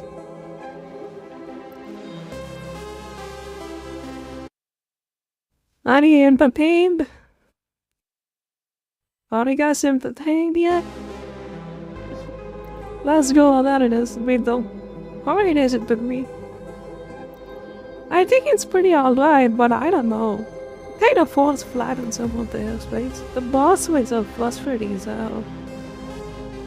It just pissed me off so many times.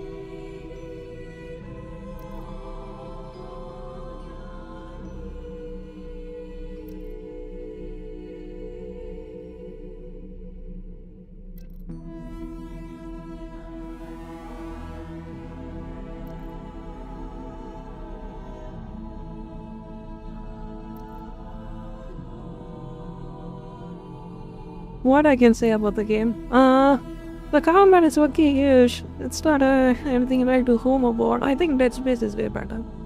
Dead Space is way better. The story was way more coherent and fluid and interesting. Way more interesting.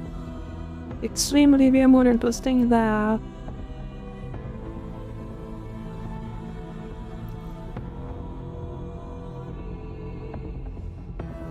interesting in what's that again? Callisto Protocol. I like the Callisto Protocol more. On the combat in Callisto Protocol, they added that dodge mechanic, so once you get good, you can just dodge away. Pretty much in this game, no dodge, nothing. You just have to run away like a little bitch all the time. And then the final boss just gravitates towards you, dude. Oh my fucking Christ. That just pissed me off so much. Like he just freaking like he has a magnet or something and then he just dashes towards you. So cancelled. Other than that, it's kinda alright.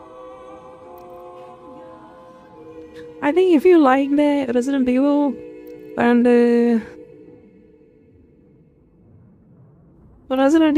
what is that, Dead Space, you would probably enjoy this game, but I would highly recommend it to wait for a sale, like $15, $20 maximum. Maybe 25 if you really want to play it. Like if for what price it's going for, it's not that good. Performance is alright. It definitely uses more VRAM, so if you got like a 16 gigs of GPU, like you can have more fun playing it. But if you have low around it, like 8 gig, you can make it technically run on it. But with so many sacrifices. I was running in low settings. It looked exactly the same. I don't have seen any difference. And the mob doesn't really respond to you. Like if the gore is very lacking and it's not, the mob doesn't feel fleshy, if you know what I mean. You know? Is there any post credit? Let's see.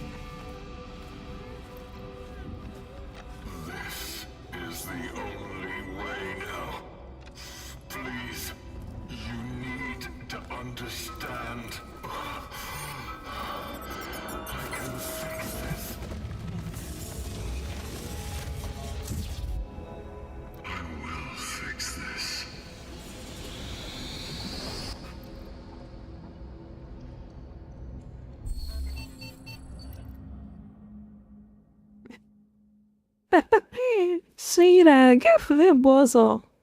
It has a ranking system. Player time 17 hours. This game has a gameplay time of 17 hours. Game mode I played it on normal settings. I died 46 times. Enemy mode 66 times the people just went fusion. Save special users 94 times I saved. Ending in B. I got the second ending, not the first ending. That might be a secret ending. I gotta check all the endings as well. New Game Plus, and they continue.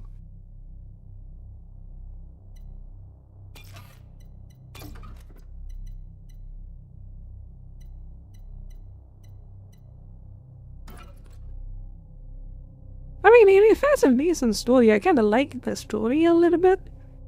It has the time travel stuff and everything.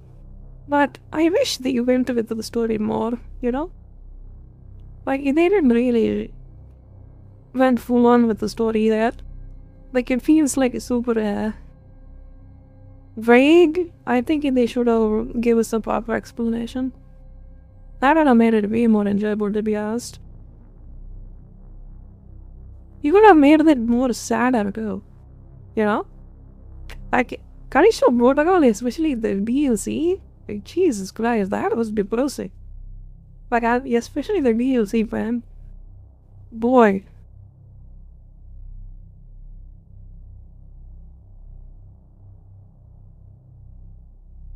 That was depresso espresso.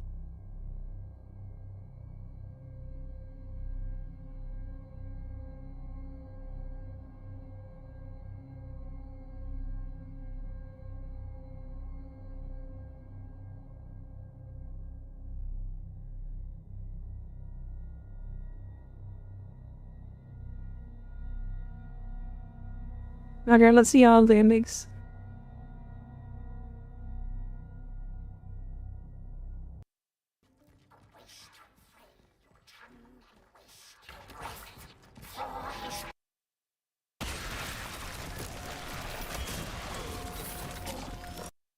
The Pathfinder.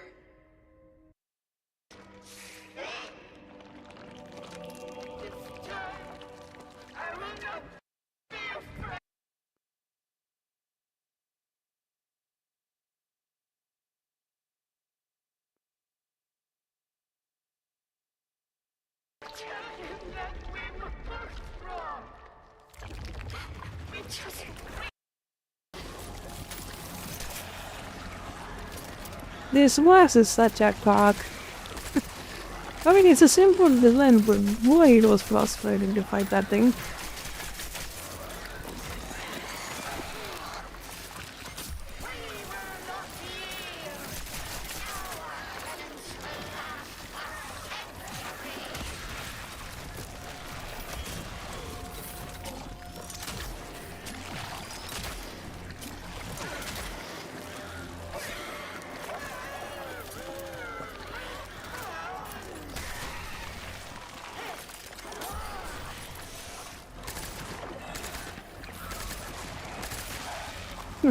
Struggle is real. Look at this shit. God, I think I died like twice again.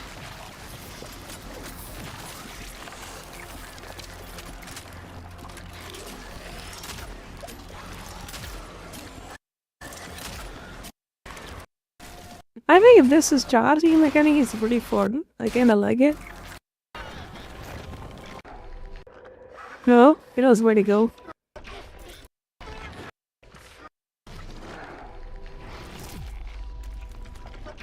Looks like he dropped the ammo. Looks like the boss dropped the ammo over there. Look at that. Yes, he is.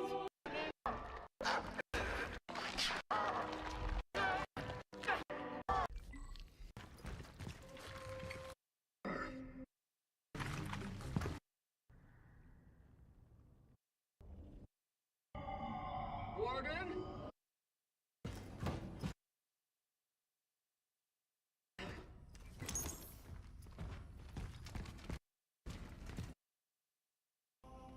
I knew she would change, yes, but I still... You dare to call this? You who made me this? have a chance to start all over.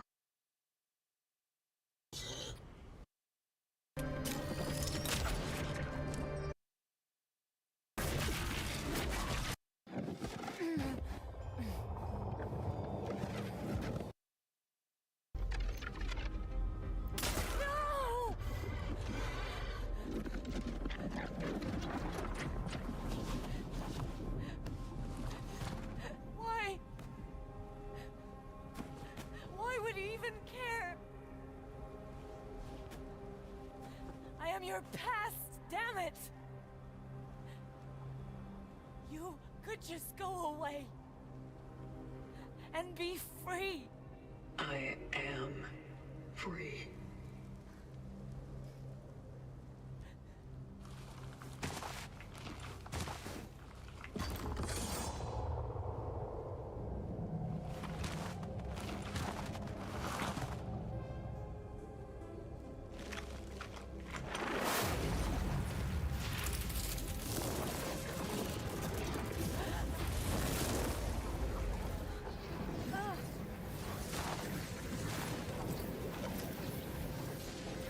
We all are.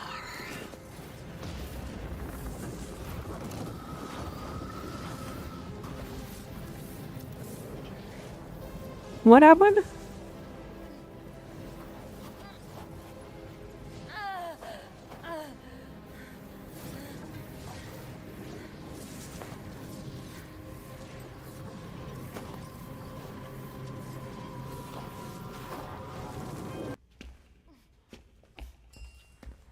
Edward! Open up, Edward! Open up, please!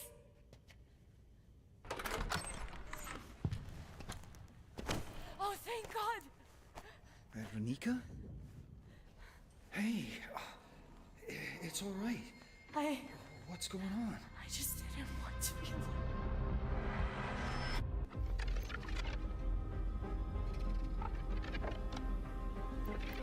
But that is a secret ending. See?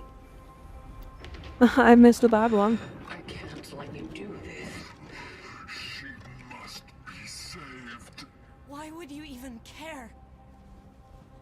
I am your past, damn it. You could just go away and be free. What? It already happened. It's happening all over again. Somehow, it always ends here.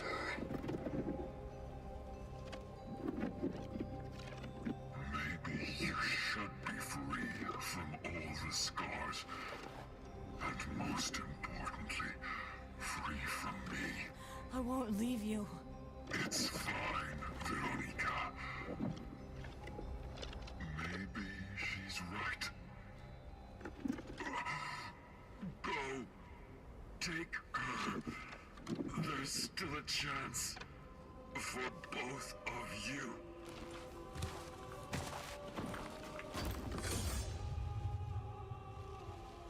Will it work?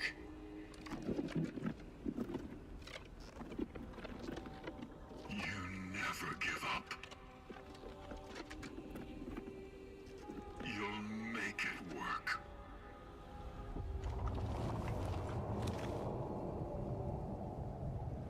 The other dialogue. Come on, see it.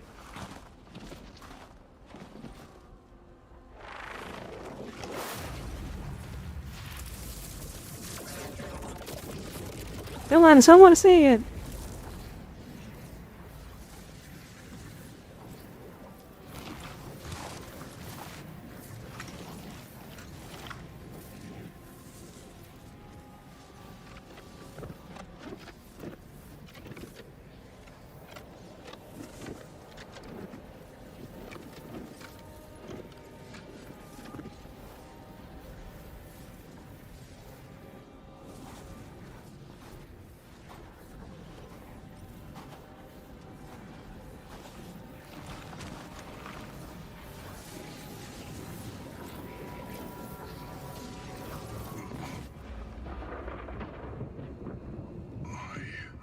I think that's it when you, what he get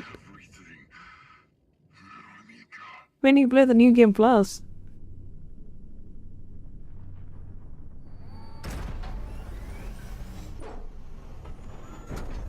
Welcome, Veronica. It's time.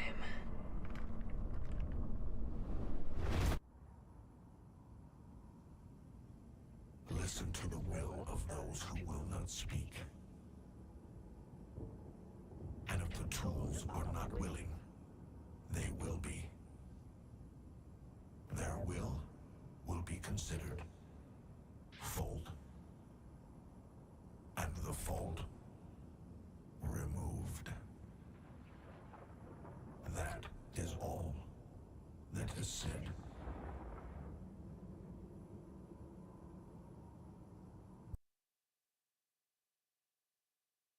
That's it?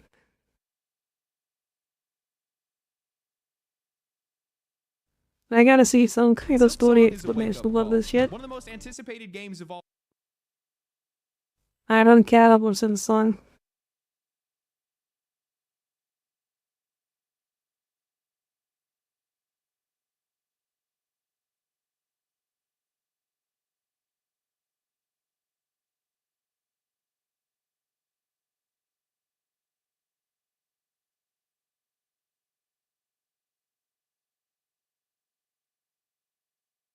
Not have a story explained. Jesus, why is a 1 hour story? Holy fuck. Is that a shadow story?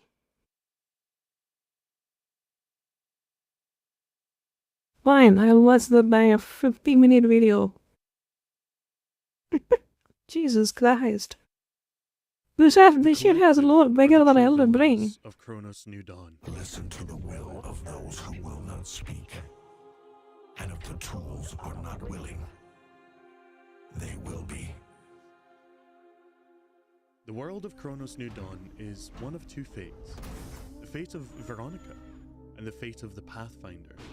And it is through the lens of these two's experience of the world around them that we discover the setting of Kronos. Indeed, after a single playthrough, you may well come away from Kronos the New Dawn, believing that the lore we receive is only there to facilitate the creation of the game. Traveler ND3576, initiating the travel log. Triangulating the fallen predecessor's last known location. A world that is no more vast or experiential than that which we experience. The vocation, a holy duty to be carried out. The collective, a final attempt to salvage humanity. The Pathfinder, a man who lost his way and forsook his duty. And the fate of the orphans, one of sadness that cannot be fixed. But when you dive deeper, start picking apart the threads of lore that Bloober Team provides, there's something significantly more terrifying hiding behind the scenes. Oh, what is it? To understand what we can of Kronos, let's find out. It's important to first look at the timeline of events we can uncover, of the times before the game takes place, the history of the experience that starts with the earliest known evidence that something strange was occurring. After his wife reported her husband missing a few days earlier, the body of Yosef K. was found in the basement of his own apartment building. At first, it was thought that he had died of natural causes, but strange marks around the head of the deceased allow speculation of murder. What are you doing? Ah.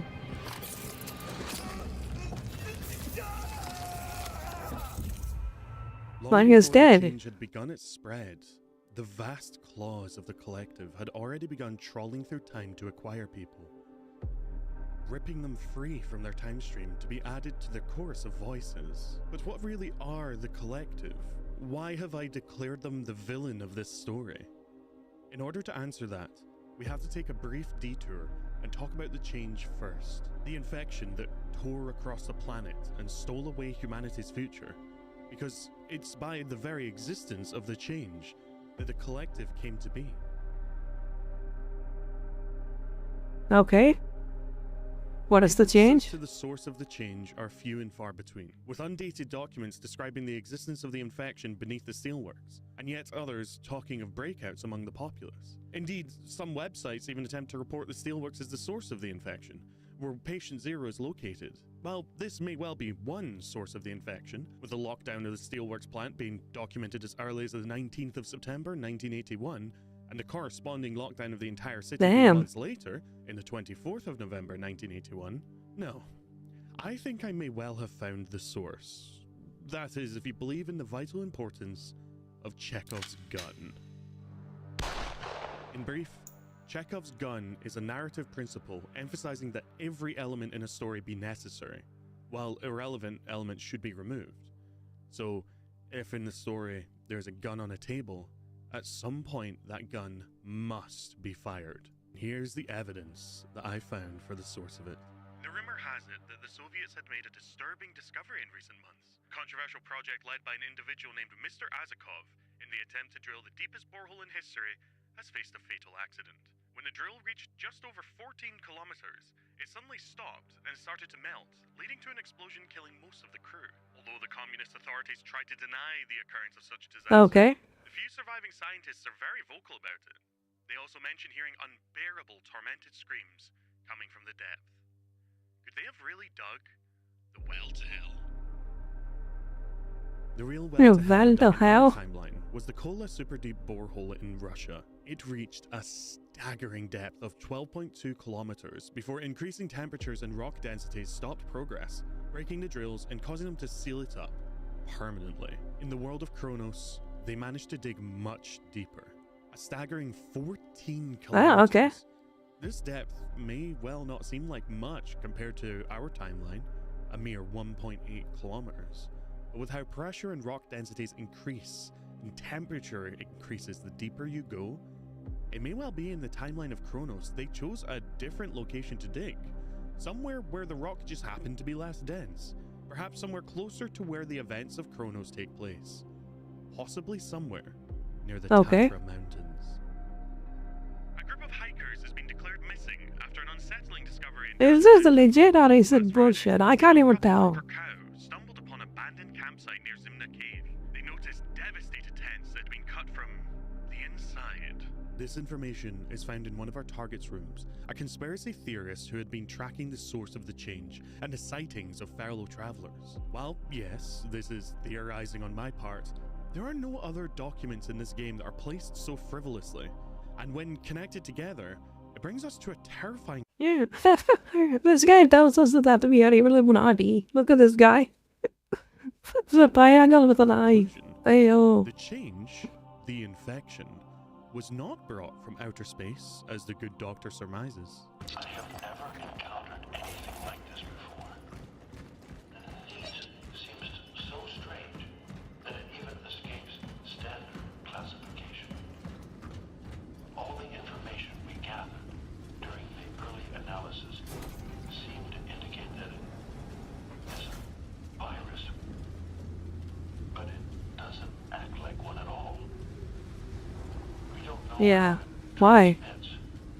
We don't know how it mutates.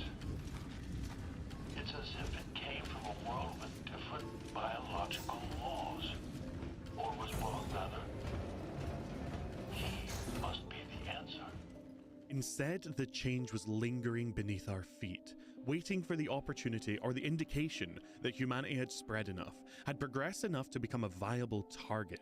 That last part is speculation, certainly. Attributing any form of intelligence to an infection is a reach, but the game states clearly that the change has been on our planet all along, waiting. I have one more question. Okay. Tell me, what exactly happened in the steelworks? We let everything slip out of our hands. We failed. As doctors. As humans. Did we bring the thickness to the world? I believe it was always here. Waiting. Can you make this all okay again? The change is a curious infection in the way it presents itself. What begins as a simple fever, shivering, fainting, hallucinations, rapidly progresses into severe eyesight deterioration.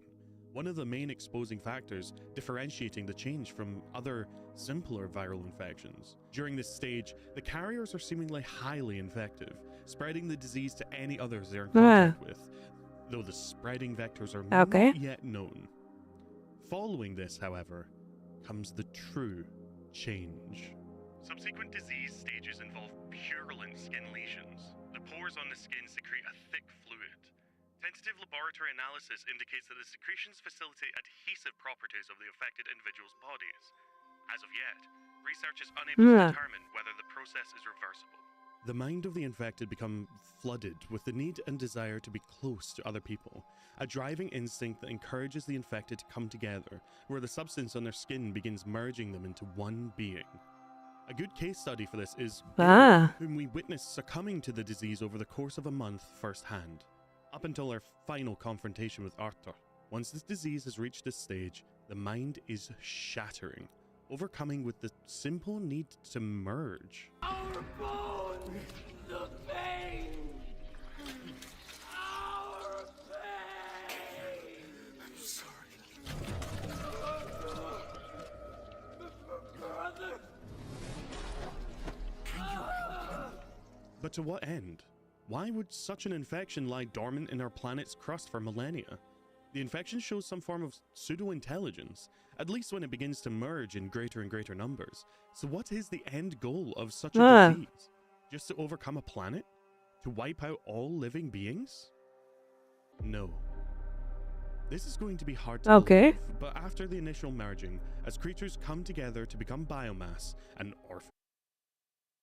Wait, are they and the alien like the ones to have an eye blind? Stages above it, with the final goal being to become the collective. Oh. Listen to the will of those who will not speak. And if the tools are not willing, they will be. Their will be considered. Fold. And the fold removed. There is a pseudo-collective present in the game that we encounter. A fraction of the sheer scale of the larger whole, certainly, but an example of the next stage of evolution for the change once enough biomass is achieved. The Church provides shelter for all those who seek it in the end times, and against all protocol, they throw open their doors for everyone to enter. Seeking solace in the face of a silent God, the masses came together, and the initial infection hit their church when the priest, Father, returned from providing consolation to the infected at the steelworks, smuggling the Pathfinder along with him. God will grant me his strength, as I will bring his words to the faithful, he promised. These people need us, Eliza, he said. Sister Eliza took care of the rapidly declining priest, running the church in his stead. In her eyes, bearing witness to the declining priest, listening to his stories of the Pathfinder and the so-called salvation, she found her faith wanting. Indeed, there could be no God who would inflict such a curse upon his flock, and this Pathfinder, whom others see as an angel of doom come to shelter them, is not but suffering in his wake. He's here to take us to heaven because the last days have come, they cried. Indeed, they have come. But I had to rebuke them for their fantasies and superstitions. My father's affairs have nothing to do with what the Lord is preparing for us. I told them they must not get carried away by imagination and cheap sensations. I told them to pray. They, however, insisted. We also want to see him, they said. Do you have to keep secrets from us too, sister? They said. I told them that my loyalty to my Father in heaven is stronger than any of my earthly ties. I showed him to them. Without that, we wouldn't become unanimous.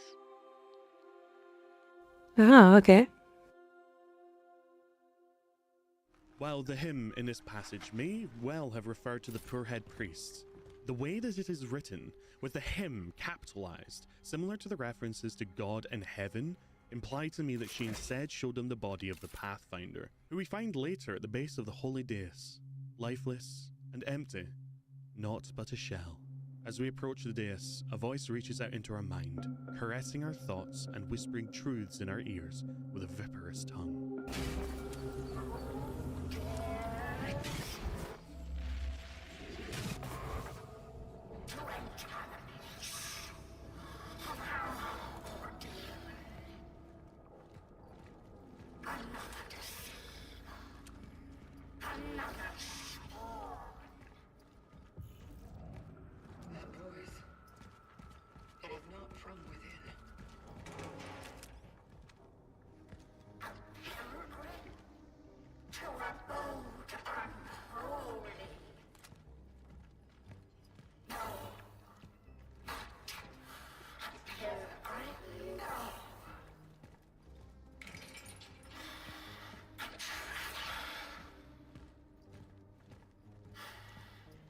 have a look.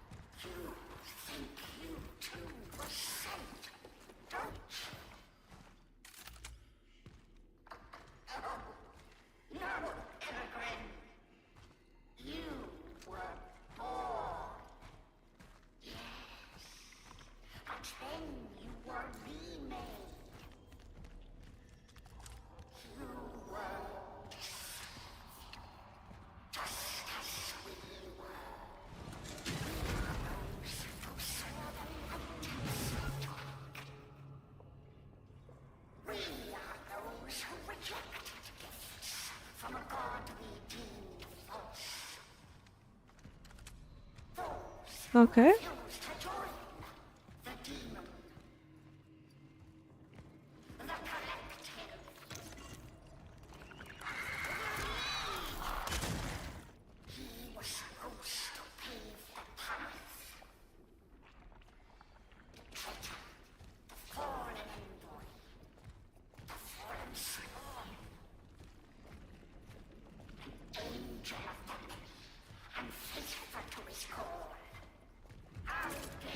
Like, I thought he was just babbling a bunch of nonsense, but he's actually telling us the lore.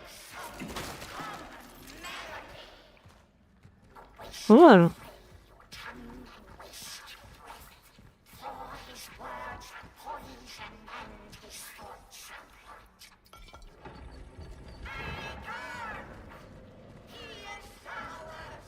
These people came together into their own collective, and using their powers, managed to defy the greater whole. And more, they also captured the body of the Pathfinder, and they guard it jealously. Listen carefully to the voices, how they rise and fall in chorus. It lacks some of the power and the subtlety, but compare it to the collective. Listen to the will of those who will not speak. When enough biomass congregates, the minds meld together into a chorus, gaining the capacity for telepathy, control over the local hive, and quite possibly even the ability to peer through time. At least for this smaller congregation to a limited capacity, able to pierce through the myriad timelines left in this anomaly-ridden, fractured world, to piece together elements of the story of all those who tread in its domain. Indeed, the first time we play, what this creature utters seems naught but poison. But on a replay, on a New Game Plus, we can hear the truth ringing through its words as it tries to warn us of the Pathfinder's folly and of our own journey's folly.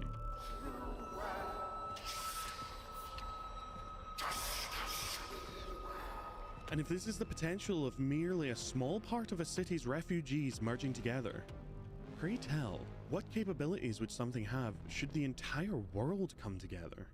The ability to create tools to warp time, to steal the consciousness of humans, ripping their very souls from their mind to be ascended into their ever-strengthening collective, to manipulate the very fabric of time and space. Yeah, I see.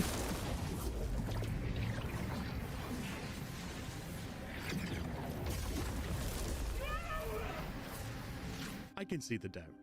While yes, a lot of this information does tie this theory together, it would remain but a theory, were it not for one more conclusive piece of evidence, a conversation you can have as a bonus with the Pathfinder himself. The past Ah. seems to be even more dangerous than we assumed.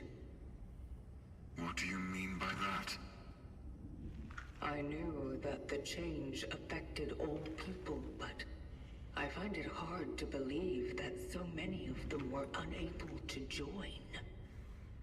Well, although the change seems cruel and painful, it is what led to the collective origin in the finale. Like a hideous cocoon from which the new face of the human race blossomed. But those who never managed to come together in time. They became orphans. Yes, the orphans. Multi-organisms desperately roaming the barren lands in search of those with whom they could merge. Howling with longing, they caricaturely try to imitate the great union accomplished by those who were more fortunate. Those who caught on to the train of evolution. The train to eternity. Taking bias Varför out, får han det this line could fatta? be Okej. seen as the collective being a last-ditch effort of humanity to survive the physical sickness. But when taken together with all other evidence and notes provided throughout the game, the truth becomes undeniable. The change brought a large portion of humanity together, merging them into a metabiont and ascending beyond the reaches of the planet. To what end, we do not know, but what has become abundantly clear with the deployment of the Pathfinders, the Travelers, the Praetorians, and the Leviathans, it instills all its creations with one driving underlying goal: the vocation. Obey the terminal, acquire essences for the collective, do not question your goals. Everything for the collective, even unto death. Such is our calling.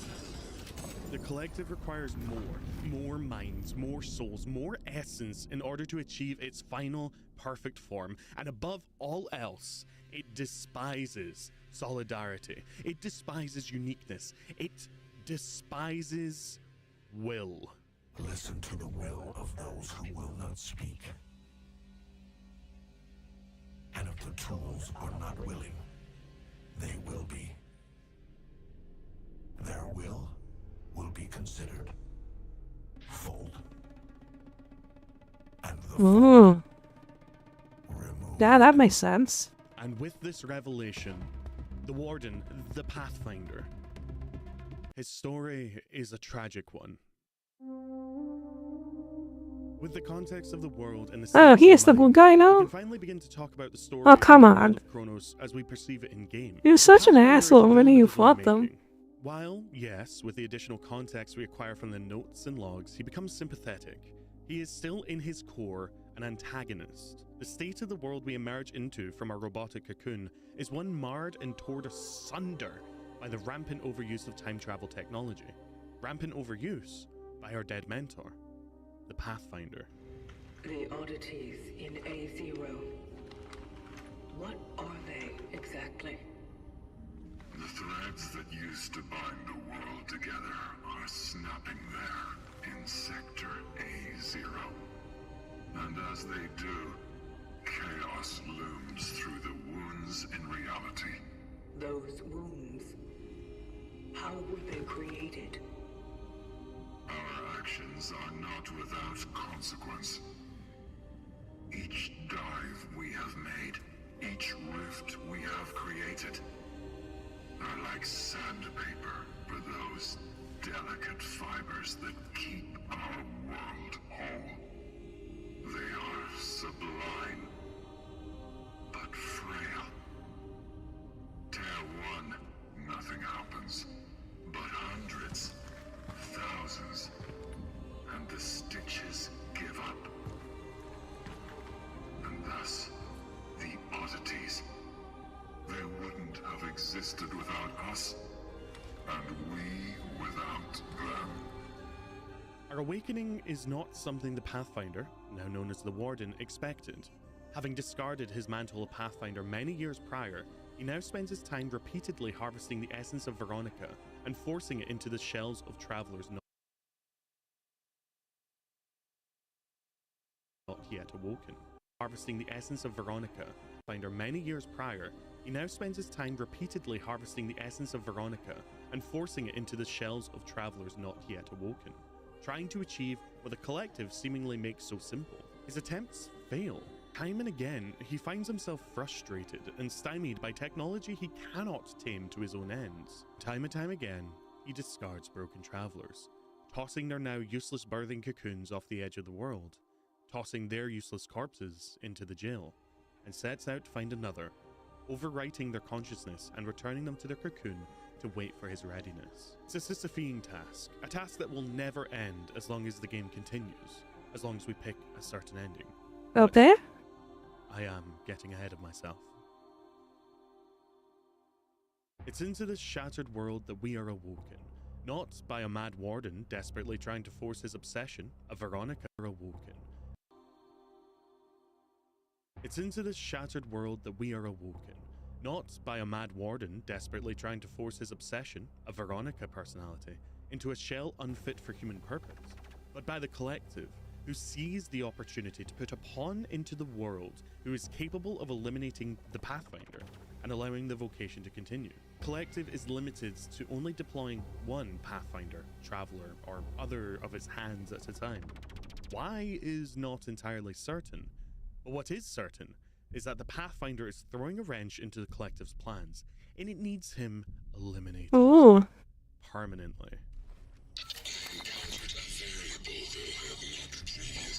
Anticipated in my plans. She awoke on her own. By some miracle, the Rev Capsule's Traveler launch protocol was triggered, and before I knew what was going on, she was already sitting there, connected to the terminal. I know I Okay. myself that I couldn't intervene anymore. But if I didn't get her out of there, she would fry. Why doesn't she remember anything? I have to wait. I have to keep my distance. I have to keep quiet. It seems from context that by now, the Warden has nearly given up. When he first finds us, Veronica, sitting on the terminal attempting to fulfill our vocation, he has to tear us free before we're fried by the terminal. What's happening?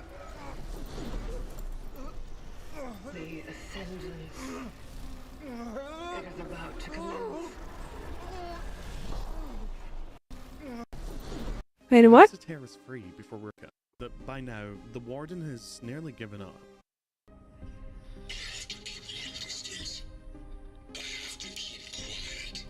It seems from context that by now, the Warden has nearly given up.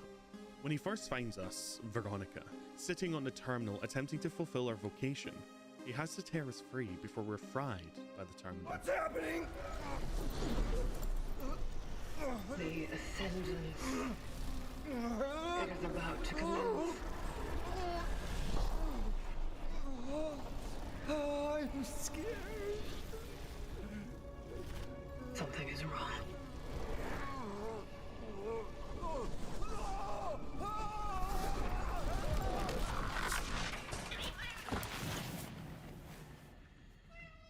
The implication of our failure to ascend the soul in the terminal can be taken in multiple ways. But once you've played through the game, the reason for this seems clear. The targets we are set on the path of are not individuals the collective wants. Indeed, it would likely have little use for a mad conspiracy theorist, an abusing alcohol steelworker, nor an infected, broken amalgamation of minds that make up the Doctor. Instead, the terminal acts as a guide, drawing Veronica, in the form of the Traveler, through her own history, her own story, in order to show her that the Pathfinder is broken and needs to be eliminated. It never had any intention of taking the essences that Veronica finds into its hold. It simply needed a pawn to act out its schemes, so the vocation may continue.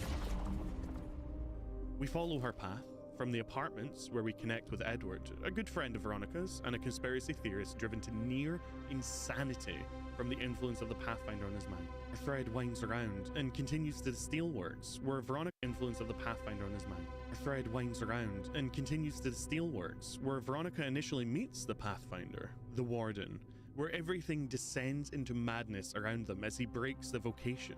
Our target here just so happens to be a man who despises the Pathfinder, who believes wholeheartedly that he is the cause, the source of all our problems. A friend of the human form of Veronica, someone that she would instinctively trust.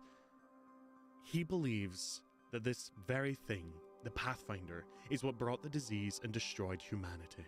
From there, we are guided to the hospital, where we uncover yet more of Veronica's history, where we come to know her more deeply and then learn more of the change. And finally, after harvesting the infected mind of the doctor who tried to prevent it all, we learn of the church, the location of the Pathfinder's true body, his true power, and learning the horrible truth that the Warden who had been helping us is in fact the Pathfinder who seemingly caused all of this. And by returning the body of the Pathfinder to his workshop, we have the key to uncover the true extent of the Pathfinder's crimes. Yeah.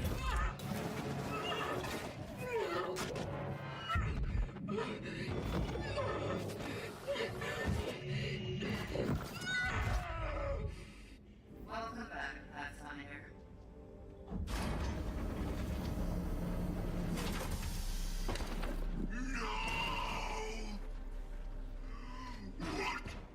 What have you done?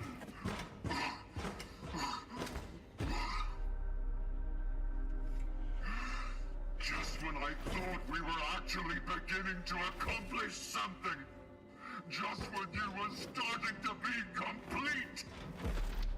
You have ruined everything, you monster. Monster? It's you who made me this. Why? Oh, that was up. Make me like this? Because she would never give up. What? She would try to save humanity at all costs. And so, you were to be what is left of it. Because her essence, no, her soul, would have lived on in you. You dare to call this living? I don't even know who I am.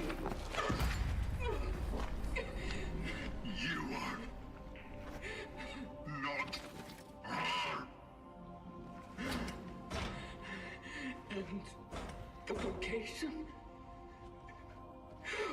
Was it all a lie? You and your vocation. Did you ever really think you were saving any of them? I just needed something to replace the damage in her memory matrix. So I did it with a traveler's behavioral core and I filled the gaps with what I once was.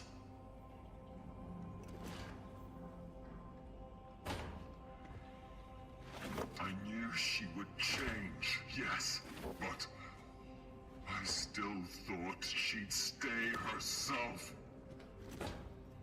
Oh, how wrong I was.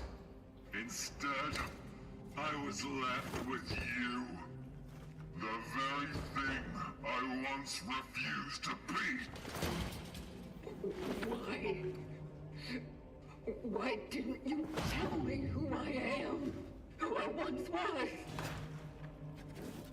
I thought I was giving you the most human of gifts. I imagined you would wake up without what bound you in the past.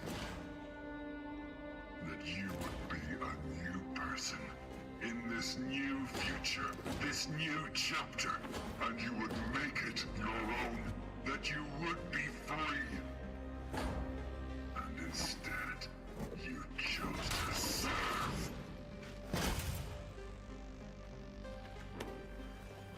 But you do serve well. And so I still have a chance to start all over. And this Start on over. Reset, baby. get everything right.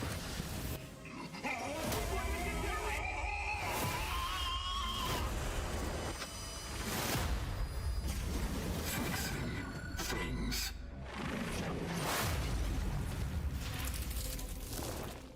This is a brief rundown of the story throughout the game. One, to show you that our path isn't one of a vocation.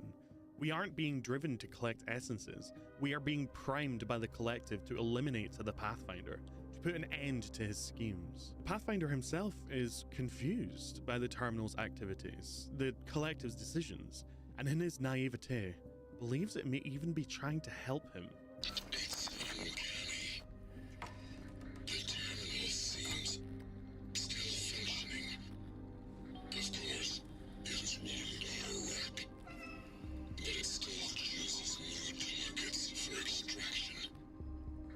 It seems she has indeed picked up where the last left off, and so the vocation indeed continues, as I believe. What puzzles Yeah, I think that those characters are like those on brains. I don't think this single guy is gonna fight the big brain like that. You know? Probably not. is how the targets are selected for her. There seems to be a key to this.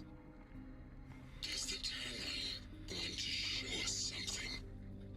Does it want to draw our attention to something?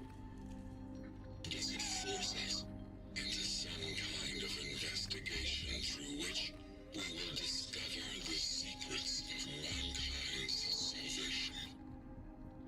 Probably these are just my fantasies. Nevertheless, it's been a very long time since I felt as if they wanted to tell me something.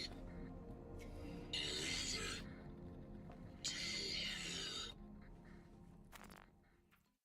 A naivete that would be his downfall. For the collective is not seeking to help him, or humanity. In fact, it has corrupted everything he attempted to do. For had this been any other traveller, we would have been naught but a mindless drone, set out on a task that the collective lay before us, a task that is written into the very fibres of our being. Upon discovery by the Warden, we would have been eliminated, or held prisoner, for he's attempting to stop the vocation. Instead, the collective handpicked a traveller that had been altered by the Pathfinder, changed to acquire something none of the others have. Free will. Someone outside the vocation, outside the limitations of the collective. It is with this free will that we are driven down the roads we are, shown flashes of our history, and drive us to the final battle with the Pathfinder. A confrontation at the heart of the worst I see. where time and space is fractured and broken beyond all else. And it's here that we bring him to his knees, just as the collective planned.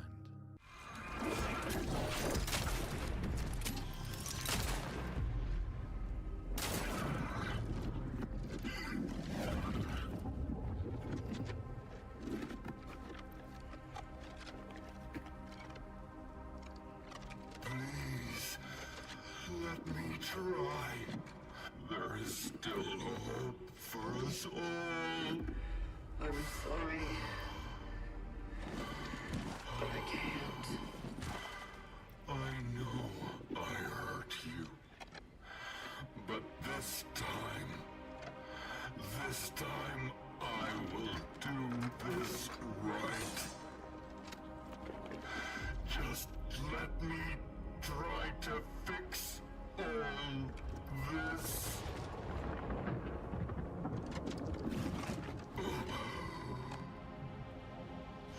Yo, Colorado, hello. I just finished the game and watching the story. You know, that's pretty decent. Welcome, welcome. I just saw the chat. My bad, my bad. Oh, now that you've been here. Really got the gist of the story? Nice, nice, yeah. Believe me. I still think Callisto Protocol is better though. But it is a decent play though. What he's doing. I mean, I finished it. Just join. I see. It's fine. Welcome, welcome. What?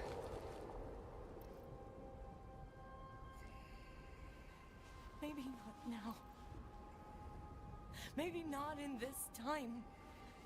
But there are possibilities. I mean, this channel is pretty small and doesn't have many views. I'm gonna link the video. You guys definitely should channel sub to it. It has same quality as Elden Ring videos, you know, the YTVD stuff. I believe you when you say who you are. But I also believe that you used to be me. And I don't want to give up now. Not when he came back. Not when we can try again. He is not who you remember. He is someone who wants to help me. He is a friend. He is poison. Veronica. Please.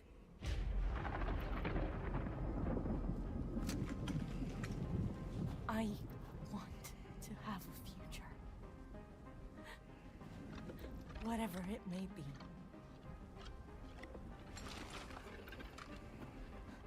No. You are going to suffer.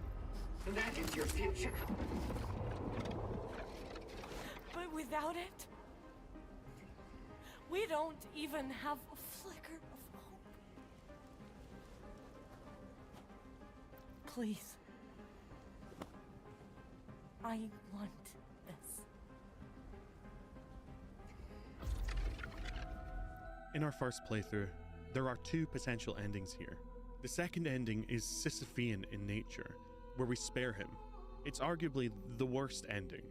He takes Veronica back to the past, ripping reality asunder anew as he tries to save her. Unfortunately, the damage we've inflicted on him is so severe, his mind is lost on the journey, and a backup is restored.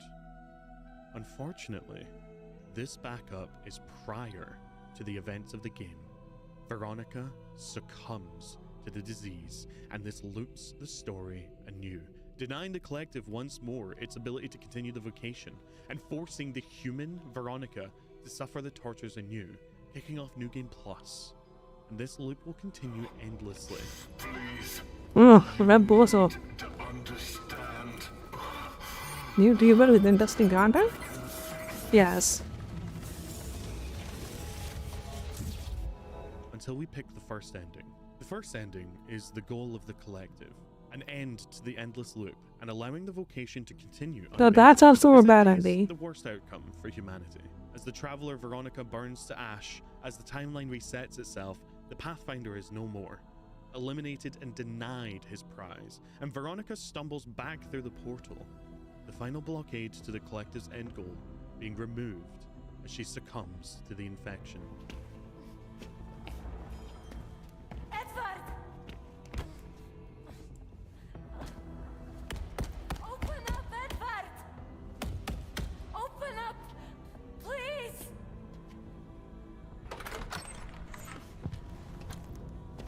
Oh, thank God! Veronica? Hey, it's all right. What's going on? I just didn't want to feel her. Interestingly, the post-game scene of Veronica succumbing to the infection is actually shown in the base game, in a fracture of a timeline. I see.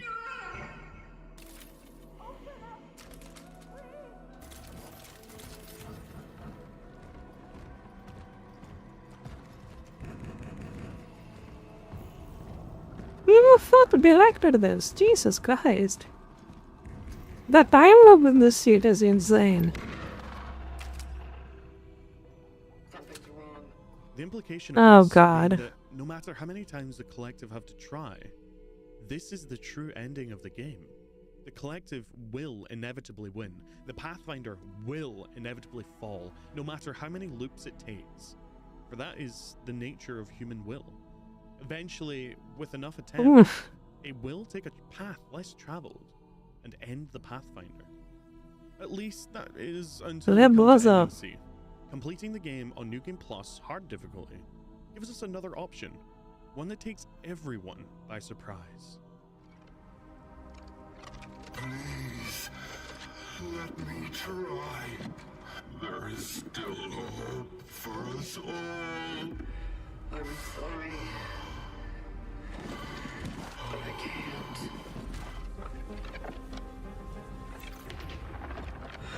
I can't let you do this. She must be saved. Why would you even care? I am your past, damn it. You could just go away and be free. What? It already happened. It's happening all over again. Somehow, it always ends here.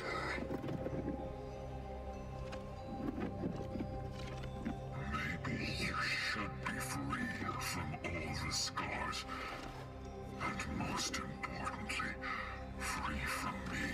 I won't leave you. It's fine, Veronica. Maybe she's right. Go. Take her. There's still a chance for both of you.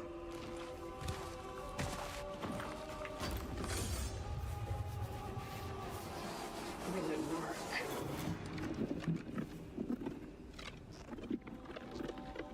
You never give up. You'll make it work.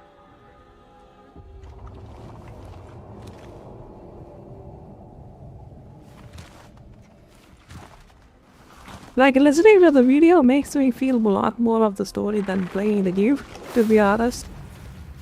Because I was so mad at fighting that fuck up. You know, that boss fight is so cancelled. Yeah, I was so mad about that fight.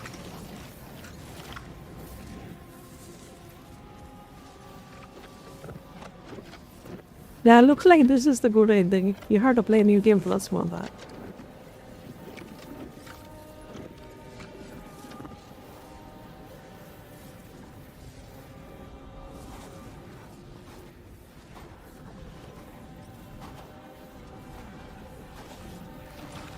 I should make a review or something. What do you guys say? Should I make a review of this game?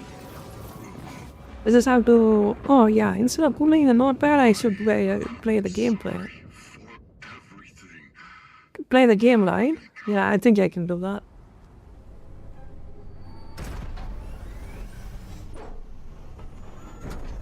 Welcome, Veronica. It's time.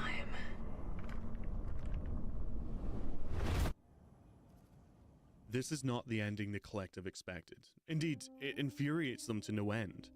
While yes, their vocation can continue, as the two travelers present on the planet are not of their making, and the true final carrier of the vocation has been eliminated, there are now not one, but two potential wrenches in their plans. Veronica is a threat, someone far more capable than even the Pathfinder, as we see when we successfully embed the human Veronica into a suit, something the Pathfinder had failed to do, and that cannot be tolerated. Listen to the will of those who will not speak. And if the tools are not willing, they will be. Their will be considered. Fold. And the fold removed. That is all that is said. And now we wait patiently for Chronos 2, where our story will continue. There's a lot more information we can dig up from Chronos 1. Like how some of the orphans are completely passive. Like how the name orphan is given to these creatures because they are separate from the collective, not because they're separate from the change. There's a lot more to dig up here, but this is the biggest part of it, and it is awesome. No doubt, in Chronos 2, more will be revealed about the collective's end goals, and it's possible that the second one will be They are seriously gonna make a Chronos 2? Seriously? I don't believe that. I'm gonna leave you with a brief message. What's the sales Thank you figure so on much this to my game? patrons. You are the change to my collective, and without you, I'd not be able to do what I do. This game inspired me so much, I even paused my subathon to craft this video. Do you agree? Do you disagree? Are there notes that I missed? I know I didn't miss any travel. Yeah, this game is good, and this video is pretty good though. He actually made the game more interesting. There might be more Good contribution. What I do know is everyone who claimed the story of Chronos New Dawn Definitely give was him a sub on empty, when I flaccid, check his video. barely there. Well, hopefully, having seen this video, It has the same quality as the Wardy video videos we watch for the other night. such a I vast could, and terrifying creature. I should make an audio account for Behaving similarly the to some YouTube of our favorite reactions. cosmic horror creatures, similarly to the Flood, similarly even to the Brethren Moons of Dead Space. The difference is, the collective are far, far more cunning. Bloober, you did amazingly. Thank you. Love, Icy. If you like this style of video, check out Look Outside. It's a fascinating cosmic horror game. Or, if you prefer something a little bit more sci-fi, why don't you check out my Parapecia video? I love making these kinds of videos. There's probably going to be a lot more in the future. Alright, there we go.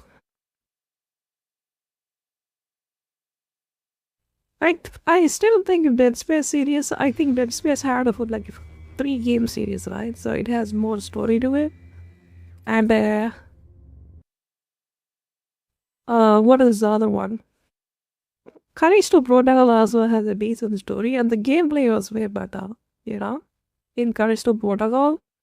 So I think it's below that. I haven't played Resident Evil, the 7 and the 8, so I have no idea how to compare that in between. But I did play the 4th one. I'm thinking the 4th one kinda alright, but I think it's above 4th one, I would say. Because it gives you a solid indie, right? I don't even remember the 4th indie. Kinda forgot about Resident Evil.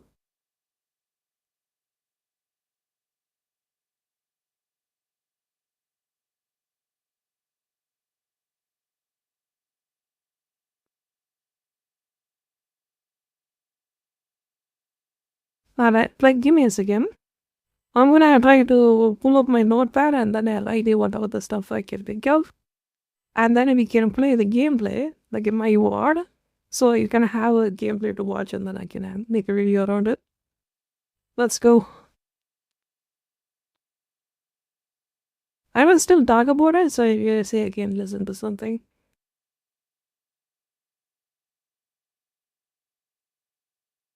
You can see the notepad light? Yeah, good, good. Have you background music? Spiny Vegas, thank you. And I could play Chronos ODST, right?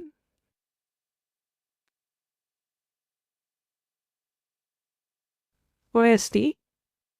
Listen to the will of those who will not speak. And if the tools are not.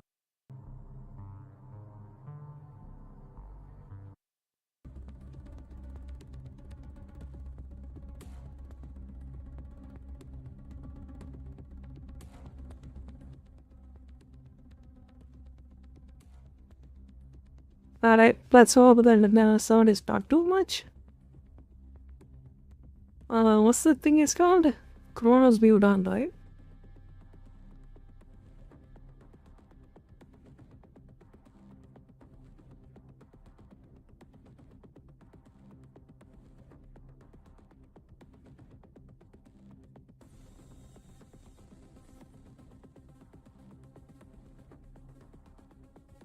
Chronos View Done, of course.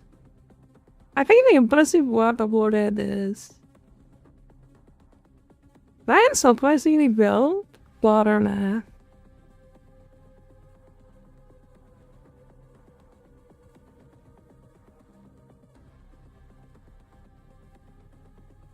Legend 5, I don't know. Like in low settings, it used like 5 to 6 gigs of RAM. So I can completely run it on my 3080, and the GPU usage is like it's sitting at like 50%. So if we got a 3060, like I put it a GPU, I can talk about that in the review, right?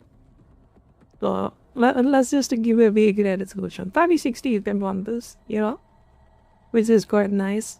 Surprisingly, well on UV side game. This is Unreal Engine. Gunplay.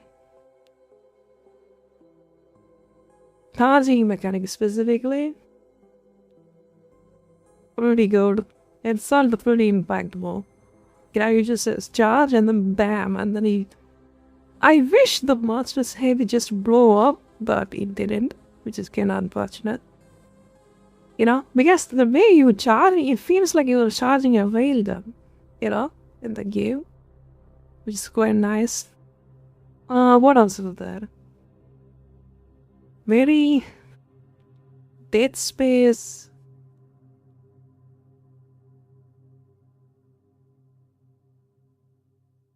Resident Evil type.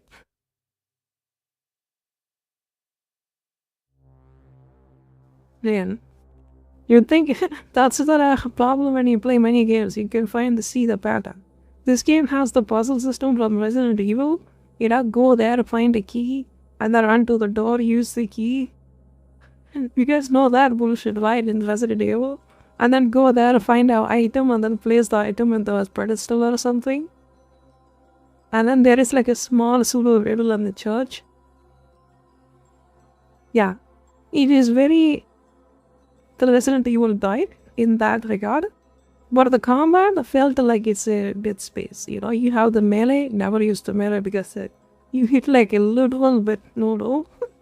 If you try to melee the monsters in this game, you are literally asking to get yourself killed. You know? Not a fun time. Let's say continue. What else is there? Very displays. So if you like those two games, this is just like a fusion, you know? Like a fusion between those two types. So it is pretty decent. It's a long game. It was a long ass game. Most of these games are pretty short. It's like I played it for 17 hours. Continuously. It has a gameplay time of 17 hours. For a horror game, that is good. Some of the jump scares get you. Jump scares get you. Jump scary get you. It has jump scares, but it doesn't happen like, yeah. It's just the Kool-Aid meme, like this one. Let me oh, would I get it copyrighted? I hope not.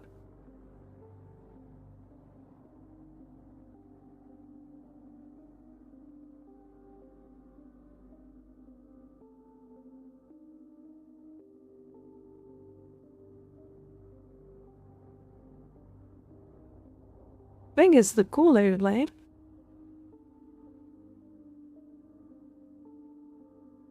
This one.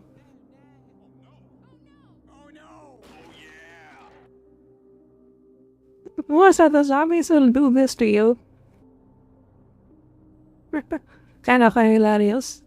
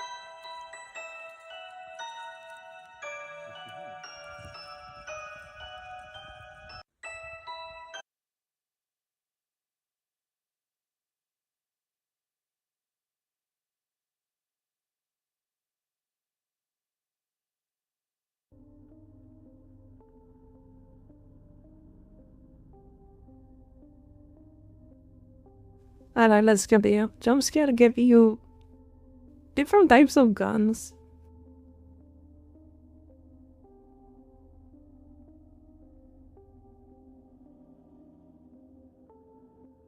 Like you have your shotgun and then you have your nuke. But you don't get really a good amount of ammo. So that's kinda sucks. But you do have decent amount of variety, which is nice.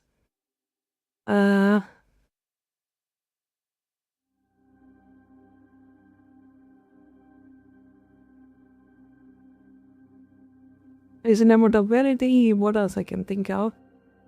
Decent music. Like the music is not really that noticeable, but it's serviceable though. You know? Like it's not like it's you'll bring or anything, but it's pretty there. I think the story was pretty decent too. It's not mid, you know? When I say decent, it's above mid. But mid means it's a mid-tier sleep-inducing type of deal, right? This one is kind of above that. It's not like a amazing, at the same time it's not dog shit either, you know? It's kind of in the serviceable. Can't play zombies. Pretty obvious weak point. The boss fights are kind of okay-ish. It's not that amazing. It's just I feel like this is just they tried to like it's the same thing, but they tried to have like a small twist to it, and then if you packaged it and then called it a new game, you know. It's basically plays like Dead Space. Replayable. I mean, if you want the good ending, yes, you can replay it. Oh yeah, speaking of replayable, you can refund the gun upgrades. Never tested it, but there is an option to it. I'm not sure if there is a diminishing returns, so you guys have to check that. You can refund the gun upgrades and then test out the other guns, you know, which is nice. So you don't exactly have to replay it, but if you want to get the special ending, you have to play the new game plus, which is nice. Although the latter updates are with the graphics settings and the graphics is pretty good too. Like it was optimized. You could see a video, like there is one guy that actually has that optimization guide. So you can follow that dude and then run that game with a good fatality and decent performance, you know? I should recommend that guy in my Discord. You guys can check him. I usually follow him. He's called the Benchmark King, if you ever seen him. He has really good step-by-step guide to how to optimize your game. You refund the gun upgrade. The healing was pretty fast, you know? It doesn't like a big gulp, you know? So that's kinda nice. You just instantly bop and then you can heal yourself. It's just piece it. The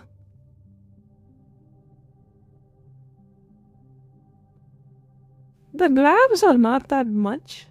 They don't really grab you that much in this game. But there is a grab system in this game as well. Of course it does. You know, but there is a system where you can do if you have a torch. Like that is like a flamethrower thing you can use. You can just press that and immediately break out of the grab, which is nice. Otherwise you have to mash it. You know? So that is that, which is nice.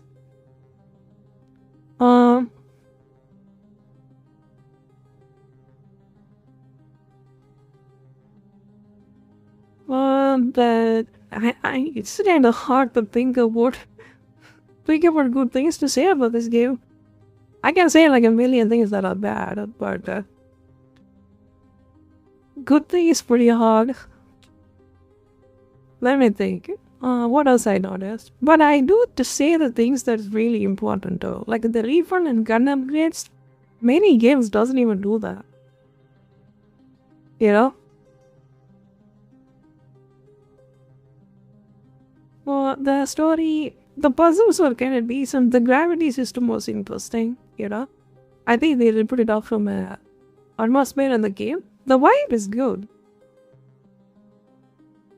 I think the vibe is pretty good. You have like the torchlight, and then whenever the... Oh yeah, the gun system have that light system, which is cool. White Moon wasn't good.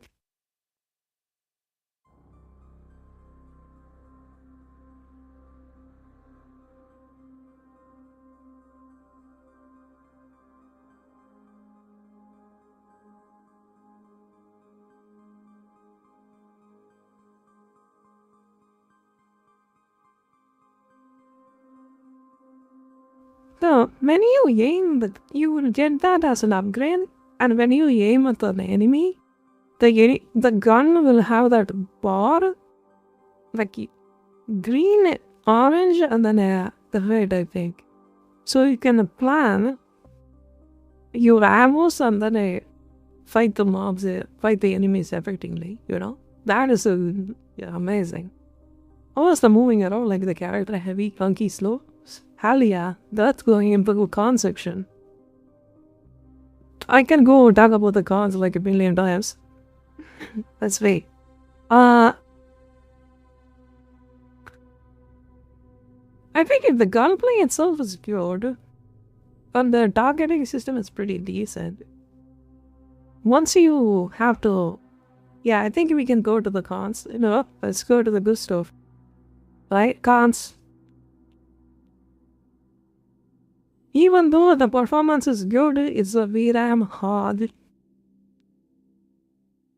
You need 4 gigs minimum. If you're 1080p, 12 GB, 1450p, 1440p, 16, 4K, about 20. No compromise there. It was straight up crash out. I don't know what is the first thing I had issues with when I launched the game. Performance is not right, so it's not a big deal. And let's talk about the movement. Movement start. You walk like a snail, run like a freaking turtle. That's the best description I can give to the character you are playing as. You are slow as fuck. She looks like a tank and she walks like one. You know? Like, Jesus Christ, it would piss me off. Especially, the problem with that, if you have a slow movement like that, in Callisto Protocol, I'm going to compare this to Callisto Protocol. In Callisto Protocol, when you fight the mobs, you have a dodge system. In this game, you don't get fuck all. So either you shoot the bitch before it reaches you, or otherwise you die to it. Yeah, you're not going to outrun Jack in this game. Yeah. That is one of the highest gripe, especially the final boss. Oh my god. That what he does like charge attack and with his skill, and then he just dashes towards you. While you are slow as hell. Like, what the hell? Unless you are behind a pillar or something, he is gonna reach you and hit you. And then put you in the red bar. You know? Movement is not that impressive in this game. The gravitational movement is good. But the overall walking movement and running movement sucks because you don't have zero defense.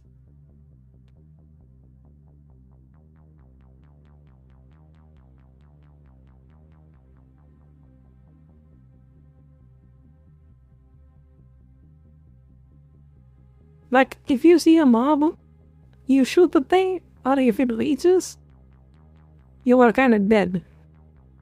There is no upgrades to the movement or anything, no dodge system, your melee doesn't do jack, it doesn't even stagger the mob. Trust me, I tried it. It does not do jack shit.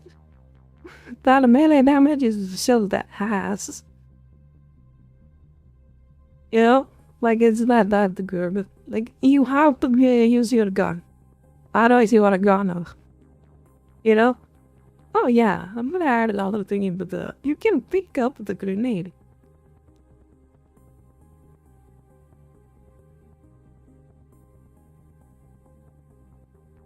So you can manufacture a grenade in this game. I think it's like a...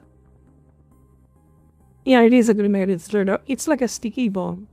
So you can just shoot it somewhere and then it will just beep beep and it doesn't explode when you go near, which is nice. Because most of the time if I use something like that, I would just run into it and then die to it. So you can just stick it on the wall and if it didn't blow up, you can just pick it up and then save it, which is very nice, you know. So that goes into the post section. The defense, you don't have dodge, nothing. The melee sucks. Let me put that.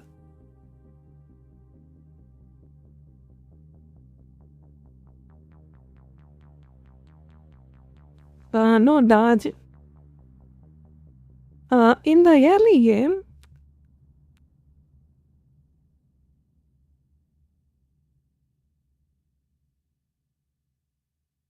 like if you play this game on a controller and then have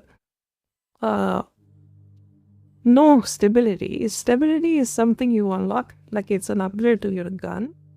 What happens is if you try to lock onto something, the monster just wobbles a lot and the lock on doesn't lock. Ever. You will miss, especially there is like a boss fight. I was so mad about that boss fight. It has like 3 weak spots in specific areas. And I tried to lock on with no stability. You know, I didn't get any stability upgrades because it's a survival game, so you don't get much resources, right? So I just went full damage eclipse. And then I had a nightmare to get that thing, you know. So you have to upgrade your stability in your handgun.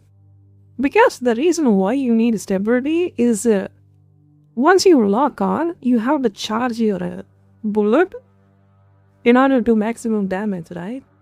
You always have to charge your weapon. Do not, yeah, that also, charge your weapon.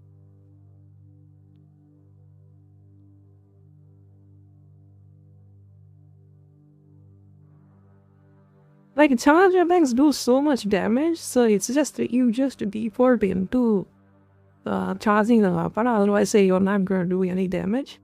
So when you charge, if you don't have stability, you cannot hit anything.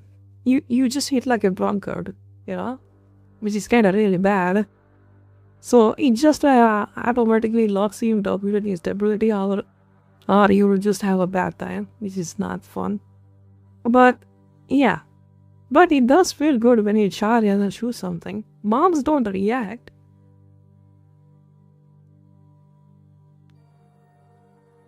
It has that Unreal Engine stiffness, if you know what I mean.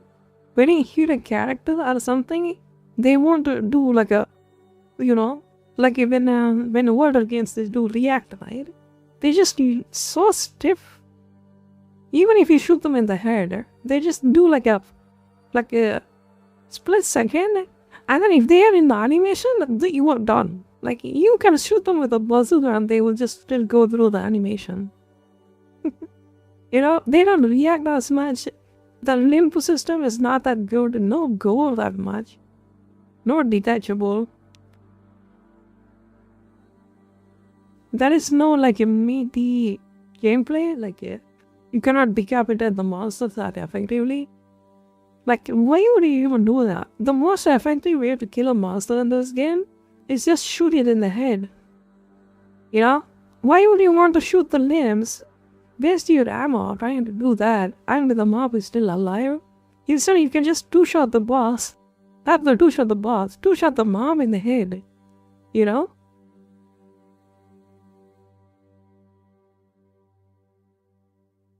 No decapitation.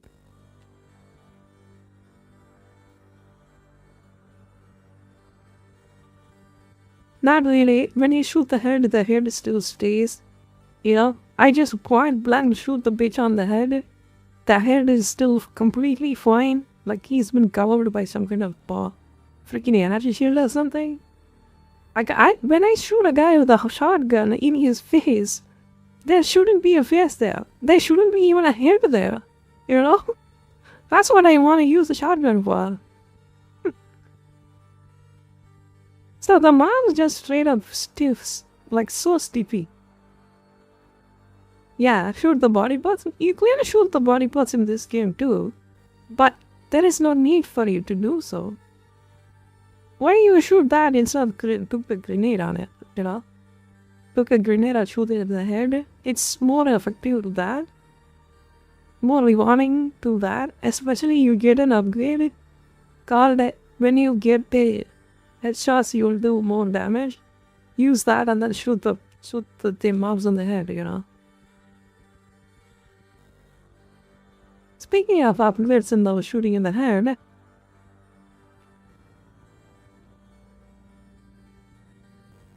so what do? You go through the missions and then collect the souls of people, and the souls of people gives you a massive buff. The problem with that is you only get 3 and then you're done. Of course, they just die either way, it's just pointless, yeah. That decapitation feels pointless in the game. You're right, I never bothered to decapitate anything. I just shoot it till it's dead, you know? Basically, that's how I played it. The essence are too limited, yes. You have to override the essence, which is kinda... It kinda feels bad, you know?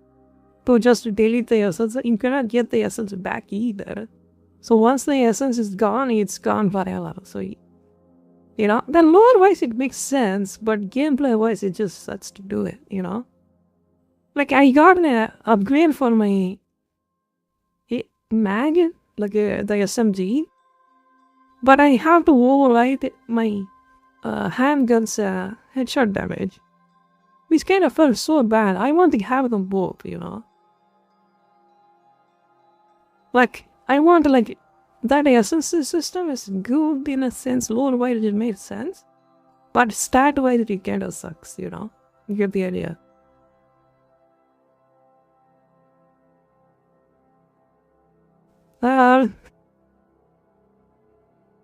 What else we can talk about? Essence system too limited. Speaking of limited, this game talks you.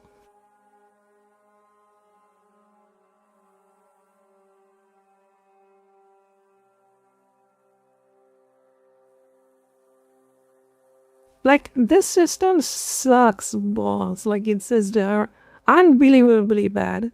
You know, I don't want to swear and say bad things, but holy shit, it was bad. So what happens is, when you have a gun, it takes a slot. When you have a key, it will take a slot. When you have a heal, it will take a slot. When you have the bullets for the gun, it will take a slot. When you get an upgrade, like a side mounting system, it will take a slot. Everything in this game takes a slot, except for the gears and the resources you will get. It just gets so annoying and overwhelming. My max level slots I got was like 7 or something like that. 7 or 8. Super bad. I have to spend so much on my resources, so much on my upgrade items to the slots so I can not run out of it. You know? I think what should have they done is put the key items in the separate slot or something. And the guns should not even take a slot to begin with. You know? It's just annoying. I think heals, bullets, ammo maybe takes a slot, that's fine. But gun itself is taking a slot and then ammo is taking a slot is getting obnoxious, you know? Especially how limited your slots are, it's just super annoying, like I don't want to deal with it. I am gonna put this on my post. Cats. This game has cats. If you're a cat lover, you'll find a lot of cats in this game. Oh, you need to find those cats. Some of the cats will adopt the freaking upgrade system for your suit. So you gotta find those cats. Find those furries. Item slot sucks. Ammo count is not good. You'll have to upgrade.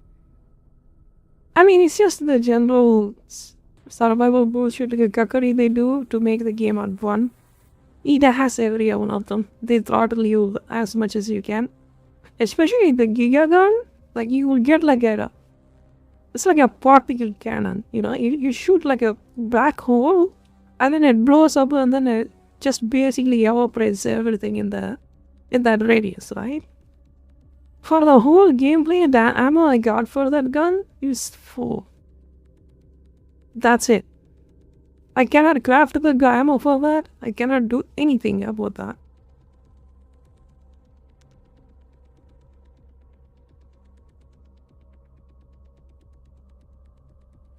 Fireboard in the game? I seen in the update they added it, but the version I played, I didn't think I had it. For me, my gameplay, I played it on normal, but I don't have any difficulty mode, you know? But after I finished the game, it had the New Game Plus, and then there is like ultra hard mode, you know? I didn't update the game at all. Usually, when I try to do that, it just freaking kills my save file, so I don't want to deal with it. 4 ammo for the particle.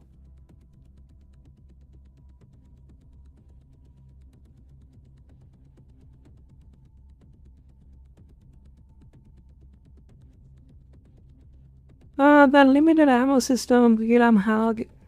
Boss fight sucked.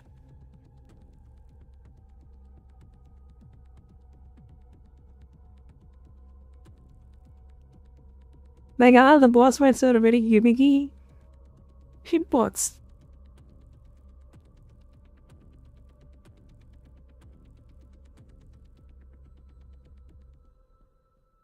Like, the boss hits you like in an AoE, you are slow as snail. You cannot run out of the AoE at all. Sometimes it just janks up. It's janky, you know? It feels like something should have not hit you, but it will hit you. Yeah, it feels bad when that happens. Yeah, and it happens a lot in this game. Well, health system is alright. What else is there?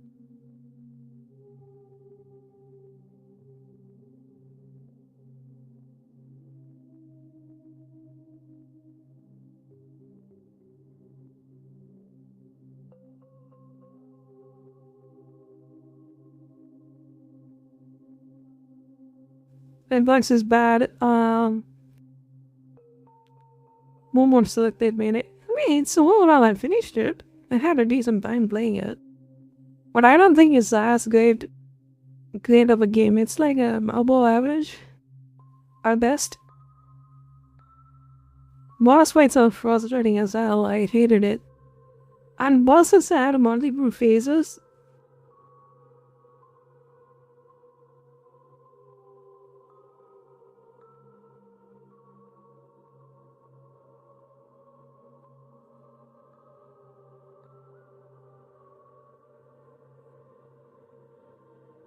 Like, when you fight the bosses, they have multiple phases, like, yeah, I think you 3 or 4 or something, 4 or 5, I think, the church bitch had.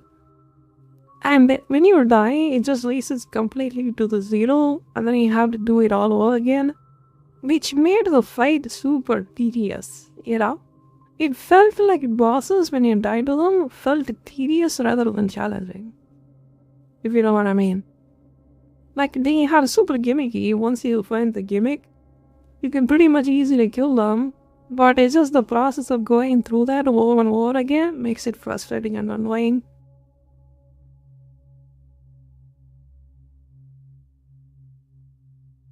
Ladder climbing. You don't really climb that much, but slow. Super slow. It was too slow.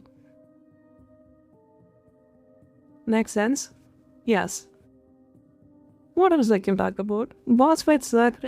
The melee boss was alright. Yeah, the gunplay felt decent, you know? Once you get the stability, and then you charge attack, it felt good. But the mobs doesn't react to your ammo. And then... I don't know, like, it doesn't feel good in a sense. It doesn't feel good when you land the hit. You feel good when you shoot it, but when it lands, the mobs doesn't feel reactive. Yeah? It's at the end of the day, it's just a zombie shooter game, right? Technically.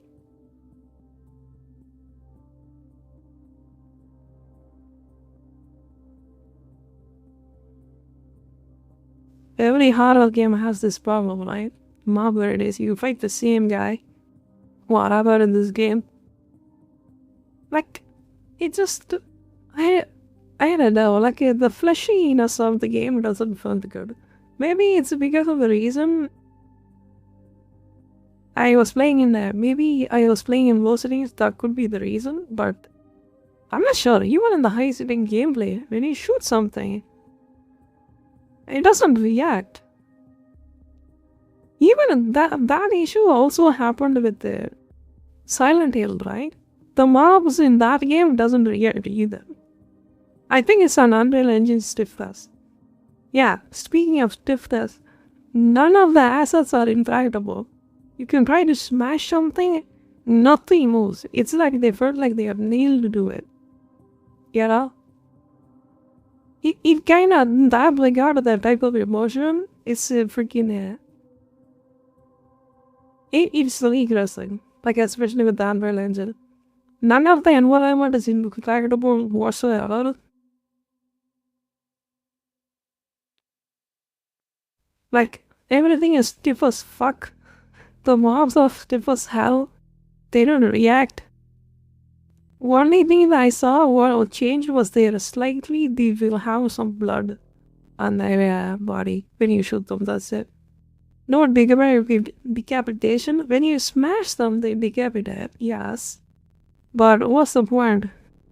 When you smash the corpse and then it begins pieces. What's up the map something? Yeah, that would be very nice. Are you in the mobs? I don't really mind the map destruction, but the mobs not reacting to you is kind of sucks. Like those everything here. That would be nice. And the gameplay loop was super repetitive.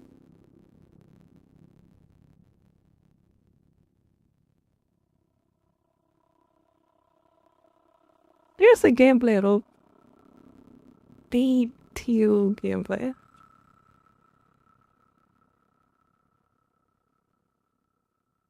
You go into the area, shoot the same mob. If you find a boss, what you do is there is a pillar in the middle.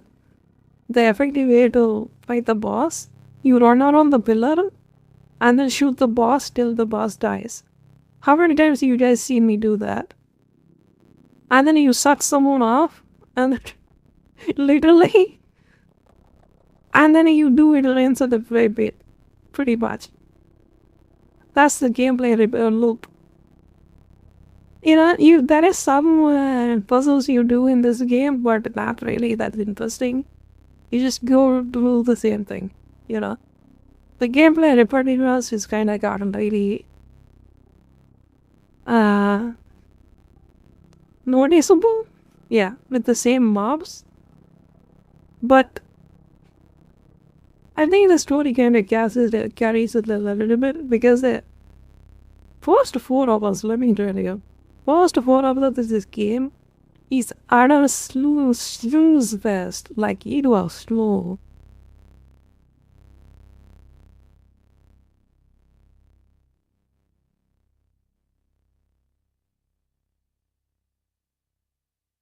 The story didn't pick off. The characters are not interesting. The mobs are not interesting. SNO is right. And you just have to go through the slog. I was so mad. Yeah, if you've seen my words, like in my gameplay, the first 4 hours I want to quit the game because it was that boring. And it was constantly crashing through. So I kind of lost enjoyment so fast with that issue, you know. But after the 4th hour, like 4 hours into the story continuously, I think the story gives you like the cliffhanger and the explanation. Like it will start to impress you, which is nice, you know.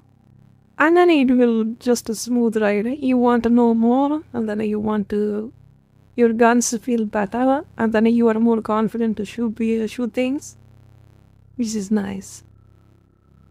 But the first 4 hours is the weakest. But I think that is the bad thing for the game like this, because people probably refunded it in like 2 hours, you know. Callisto Protocol picked up immediately. As soon as you start the game, immediately it will throw you into the jail, and then there is a breakout, you know? Virus breakout. And then boom, you are into the gameplay, right? In this game, you just walk around a lot, not knowing what you are doing. I don't know who I am. I don't know where I am. All I know is just to kill. Mediocrely. That's how it's played for the first 1 hours. The ammos are not that good. They don't drop that much. The mobs don't drop ammo. Not really. The shotgun is good. The guns are good, but the feedback is not good. You know? And what else is there? Let me think. Story was okay-ish. Voice acting was decent. The character was a goal, if that's a con for you. It doesn't matter. You want a tin can. Who cares?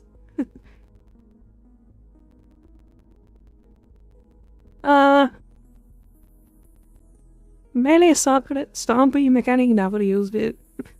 There is no point in using that. It's there, but it's not that interesting.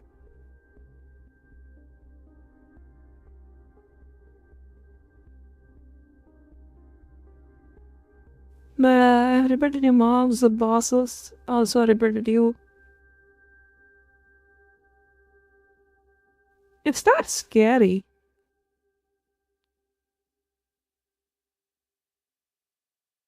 And this is supposed to be a horror game, right? Never felt horror. It's just felt like a run and gun kind of game than a horror game. Yeah. It's like, oh no, something threatening. When you fight the same things, how it's gonna be threatening? You know? There is some kind of Kool-Aid meme they did that got me like twice, that's it. As soon as you see the mob, you just, oh, this guy again, you know? I know what to do with you. And then I just killed his ass in the second play, at best. Some of the bosses even died in my first play. Because what they do is just it's the same mob, but there is 2 of them now. Ooh, difficulty. Oh, but you can't beat this one, right? Oh, you fought the thing once, now you're gonna fight the same thing twice. Woohoo! I'm a big developer now. That's what they did with the gameplay.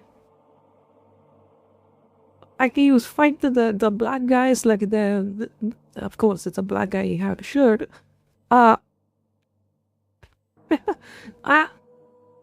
There is like 2 of them at the end. They have the same mechanic. Like, what the hell? What else is there?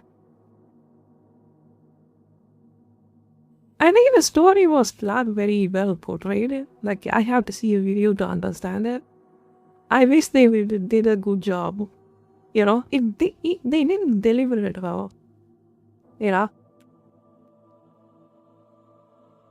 It has a solid story though.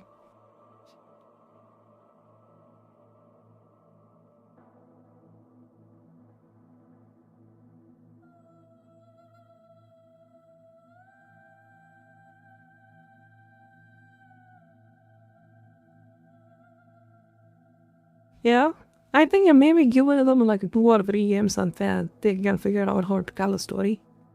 Steve why? NPCs? What NPCs? NPC voice settings are pretty decent. They act humane. You don't really see much NPCs in this game. There is one guy, he basically wears the same suit as you. So, I mean, I guess they did some cost cutting on that one, didn't they? But final boss.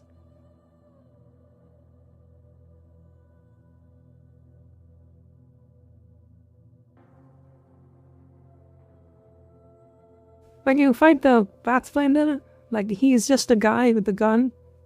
No, not even a gun. He was the guy with the sickle. He tries to melee you. He did his best, you know? That's all he does. You don't have many NPCs. You just, like I said, you just suck them. You just suck on Brian and then they're dead. They just become a PNG system. That's it. We don't have any NPCs in this game. Like if we got one guy, and that guy is the villain. You know? I mean, I finished it. I was interested to finish it till the end. So that's kind of saying something, right? It was pretty decent. Like, it's not amazing. Like, it's just, it wasn't painfully lame as like a Mafia. Mafia was painfully lame. This one was pretty alright. You know? Above average. Let me see this scoreboard and then I can give it a score.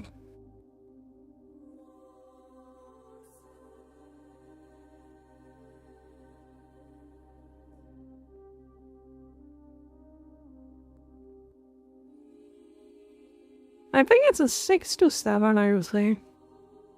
Worth your time? I wouldn't say it's worth your time. Decent game. I think I can give it a 6. It's decent. You can play it. Like I would say, it's a Game Pass game. Like if it's a Game Pass, you can play it. You know? And get it like for $25. Like it's just because you used Unreal Engine 5 doesn't mean you can charge $70 for it. Get the fuck out of here. You $70 should have better gameplay, better story delivery, better melee combat, better gunplay, better mob design, better boss design. You know, you gotta include that, not the Unreal Engine. Unreal Engine, I can just play any other game with that engine. Just slap the freaking Unreal Engine 5 doesn't mean you can sell it for $70 for this. Come on.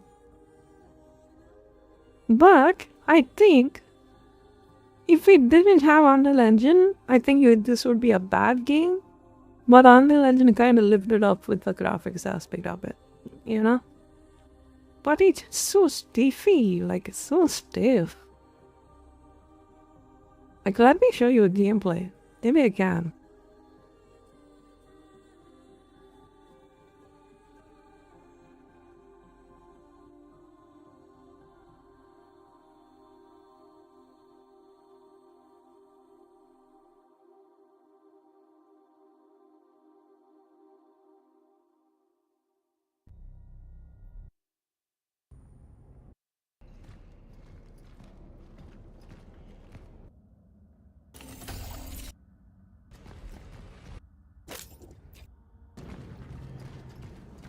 Is this guy gonna fight something or what?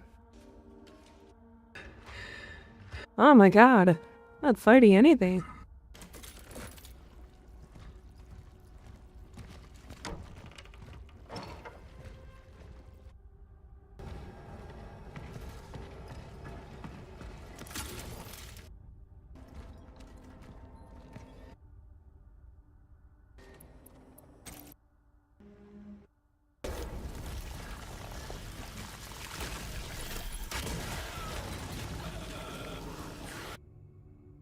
Yeah, see?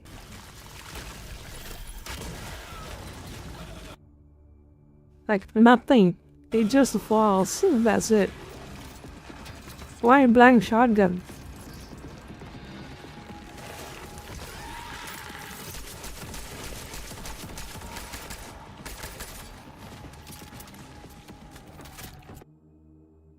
We can see. Give me a second.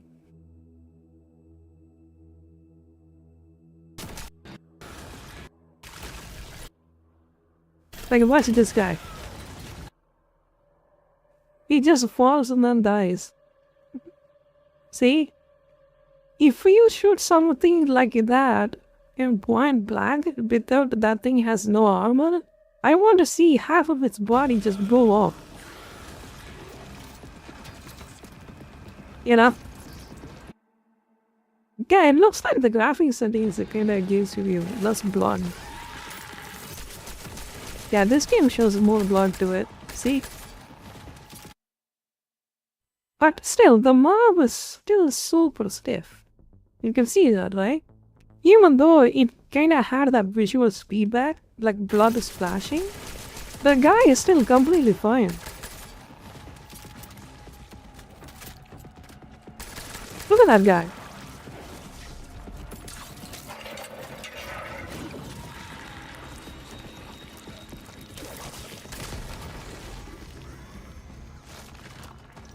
Okay, now he blown up.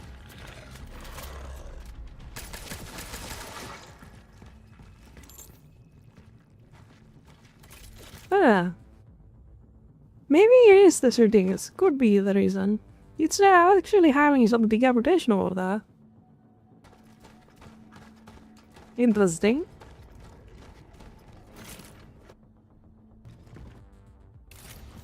It regenerates too.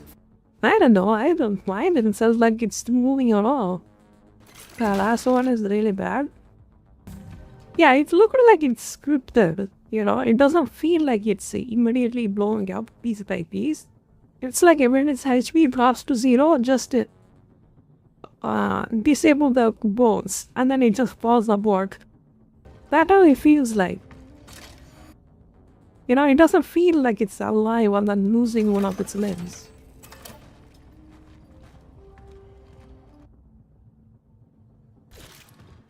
I mean, this guy barely fights anything in this game, but still. I have to tell the warden. A man called Doc. Alright, let's see. Let's just do the score. I think I gave it a 6, right?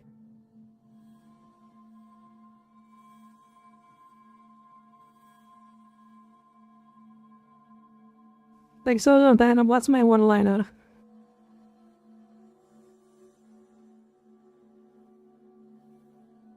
Average.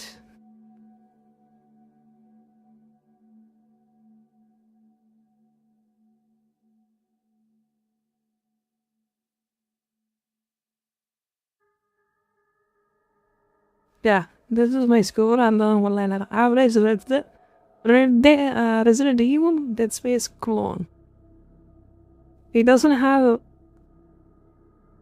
I mean, it has one twist, like your gun can charge. That's the only twist I can notice. You know? I think you can play it. Like, let me see if it's a Game Pass. If it is, then definitely recommend it. If it's not, paid for a sale.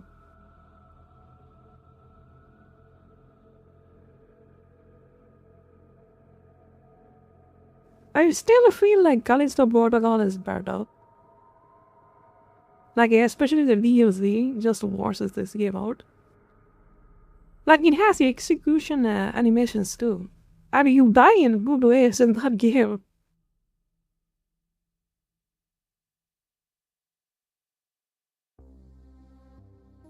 No, it's not in Game Pass. Rest in peace. Yeah, wait for the sale. It's not really you have to play this game or anything like that. You know? Then for the sale and then get it if you feel like nothing else to play. Like, it's a genre specific. If you run out of Resident Evil and Dead Space to play, you can check out this game. Yeah?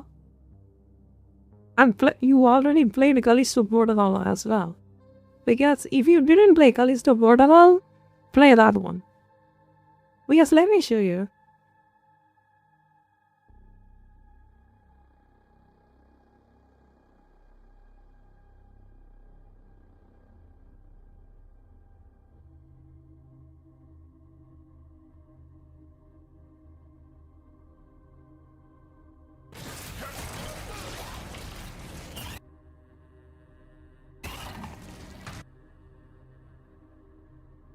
Like, you guys see the thing? Here we go again.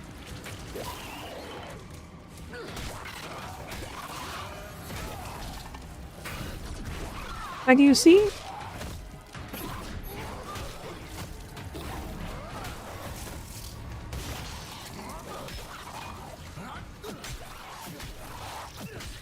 Just beat the shit out of that thing. It's a cutscene, but it still feels good to do that. But in this game, it doesn't. You don't do anything like this. Look at the feedback too. Look at the wall, and the blood just splatters on the wall too. What is this? See? That's what I mean. And then he starts to talk. Hello.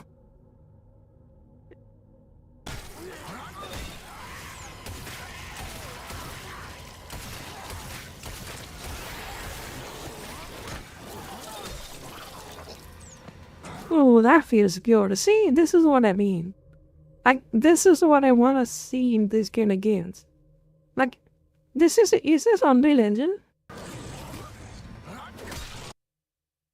I mean, this is the good part. If you had a game, if you had a more active in Epic Games Stores, you could have gotten this game for free. You know? You can literally gotten Callisto Protocol for free. If you had Epic Games Stores. And that's also a good part. This is a variable plan. And then at the end you get a hammer or something, that's even better. Look at the visual feedback of the wall.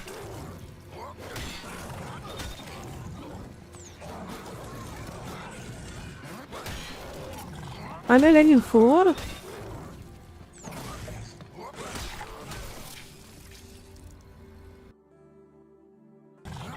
You see how it acted when it loses its limb and then tried to struggle? Like, what's this?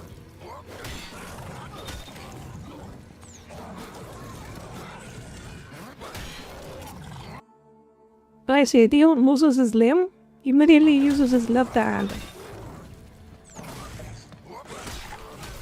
See?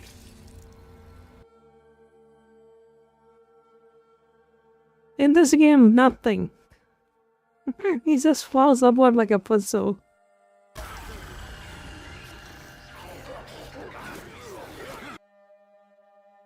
Look how fast that thing of Vanity too. Like, it actually feels like it's gonna get you. That is Gonos.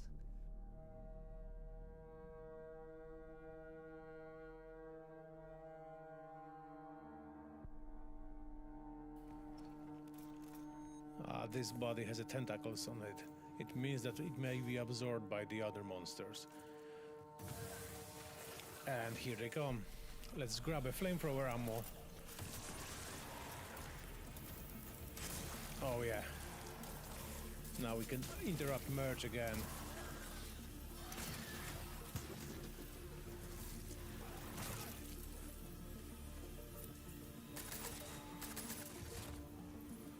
And stomp. And it's still actually got up. Didn't kill that thing.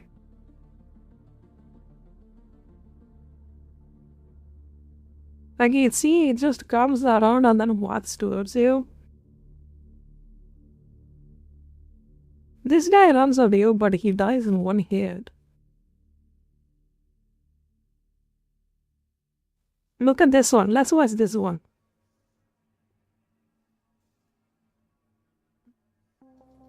I don't know.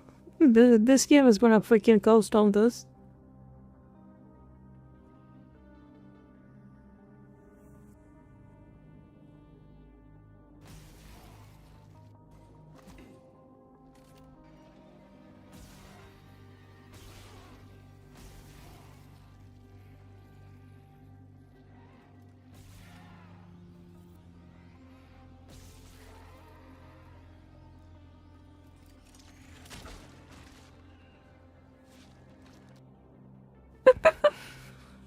Look at this guy.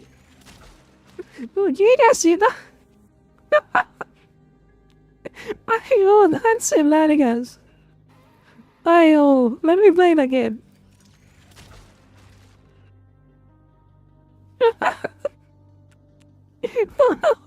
I got only. It's so bad. If look at the reaction, like he doesn't even budge. Like no reaction whatsoever. He's shooting him in the kneecap like 20 times. No reaction whatsoever. He didn't even flinch.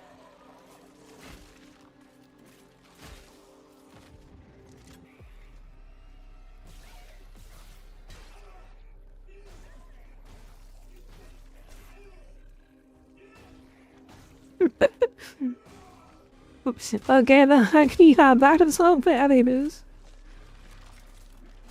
It's not this that guy. Every mob is kinda like that.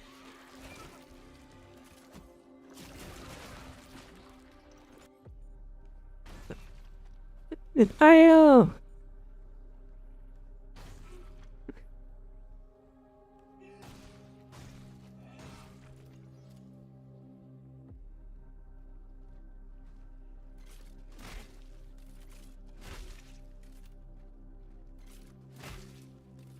Yeah, that is just sad, yeah. That's what I have to deal with the whole game.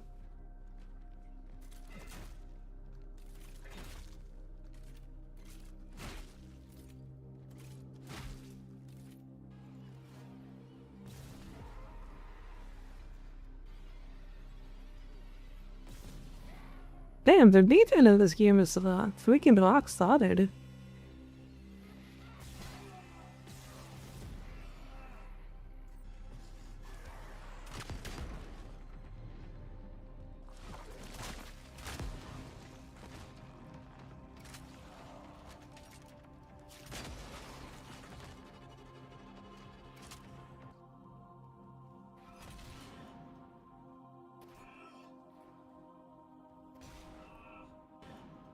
This is what I mean. Stiff as fuck watched this game. Did he see how the environment reacted? Then he meleeed? What's that? See? Like, look at Kronos. Nothing. This is what I mean, Unreal Engine stiffness. It's a joke. Look at this. Isn't Resident Evil what's the game? Dead Space is also Unreal Engine, the remake? How did that game do it when you can't?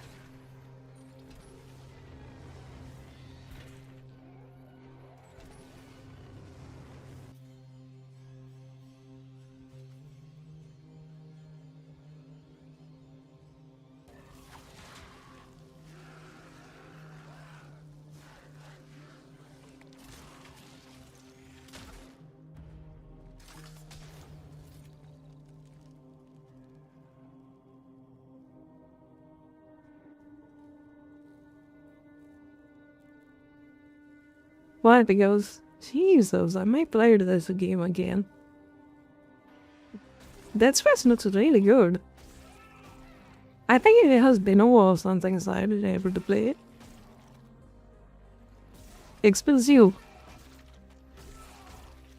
Then since I already played the game, so I'm not really interested.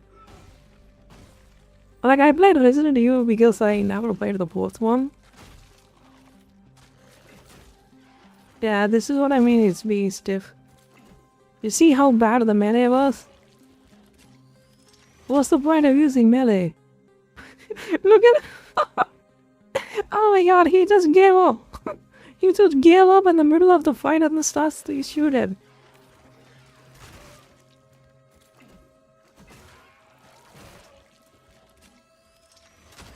Look at this, fuck this. I'm gonna just shoot the bitch.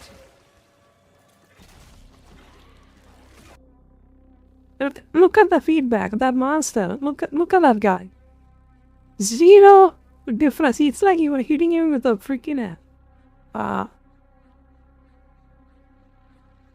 Frostbite engine? I think it's a specific engine. Nice. Like, look at this guy. When he hit that guy, that's a hit. Zero reaction. Nothing. It doesn't even flinch.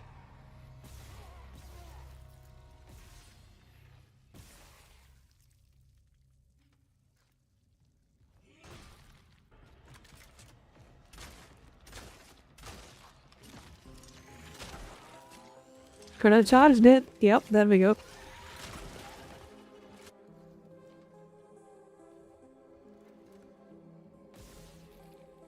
Oh, that's a cute little fucker. Oh, fuck. Oh, I remember that thing. Lazy dudes. Yeah. I mean, you could have done something. Like, it felt like it's average in every way possible. You know, the combat is mediocre. Story is kind of mid. So they thought that they could just have a mediocre product and they use Unreal Engine and get away with it? Is that what they are thinking?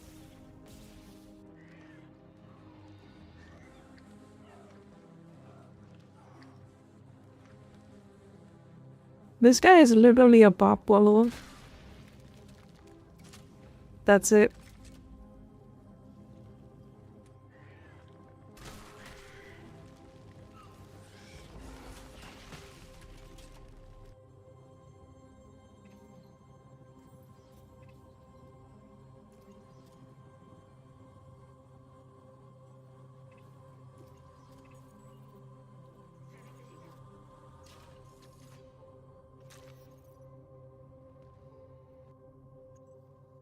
This is what I mean. Do you see the grayness? Like Unreal Engine always has that grayness to it.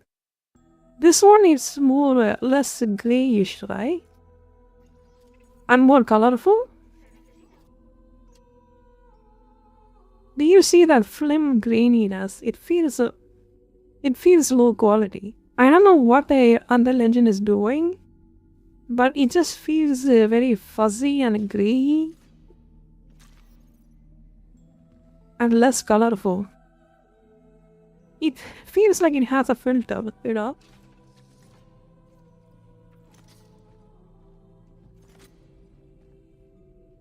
I think there is a mod or something you can do to get rid of it.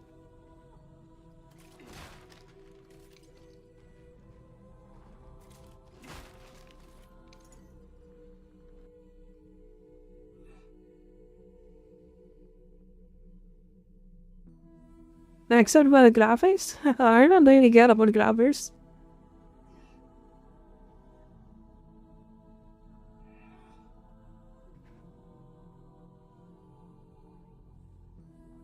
But the only thing the graphics do to me is just make my gameplay laggy.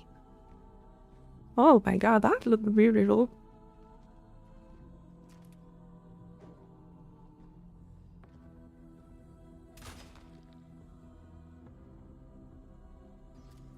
What are you even bother at that? Not even gonna react.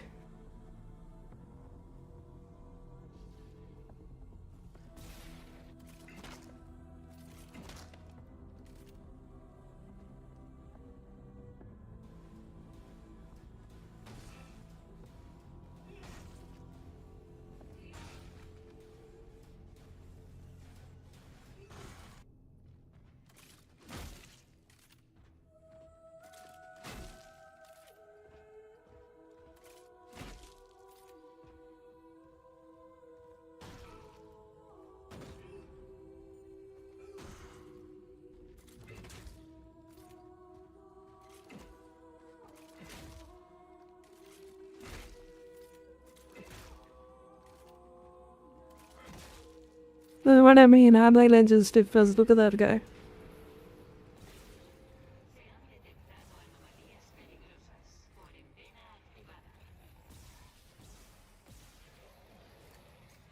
Yeah, this game looks like it's like 20 years in the future, you know? That's fair. So when is this game released? The remake?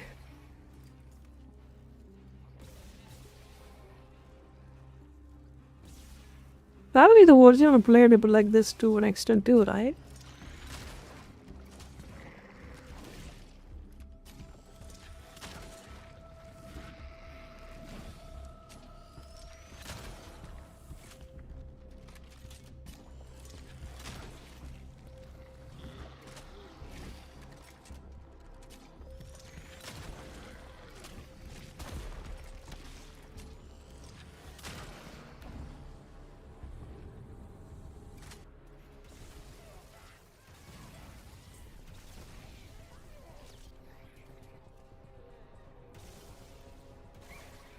What if it is?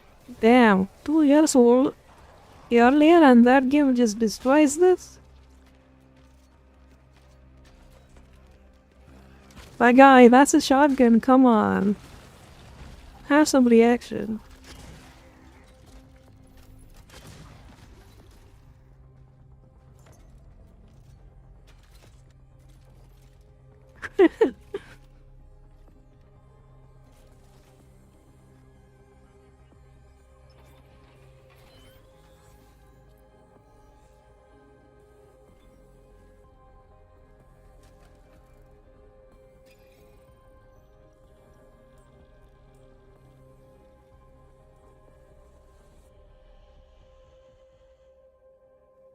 Teleporting weapons.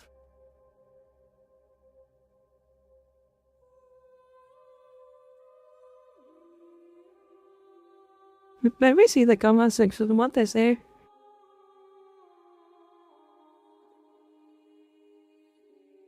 What's the player base? Steam chats?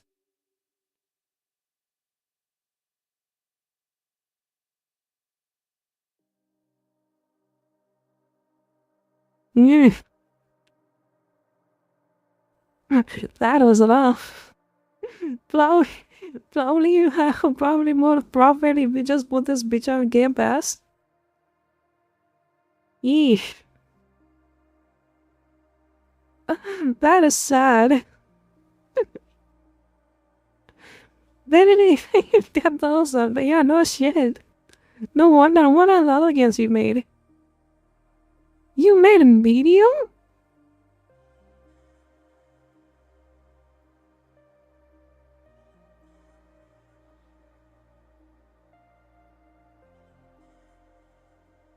Oh, that was not doing that good either. Yikes.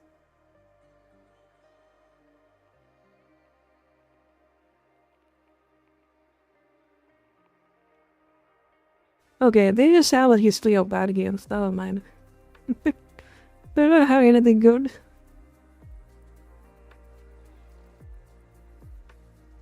Yeah, I remember Medium being on unoptimized mess.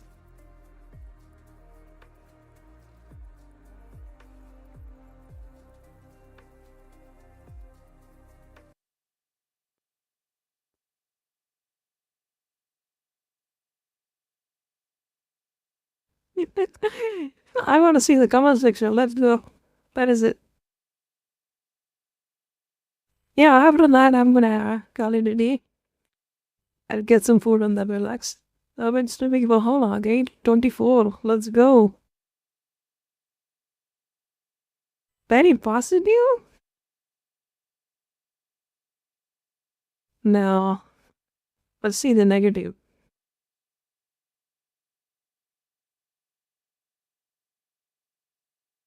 Such an unoriginal and inspiring gameplay design takes the idea of Dead Space and Resident Evil 4, makes the forwarders.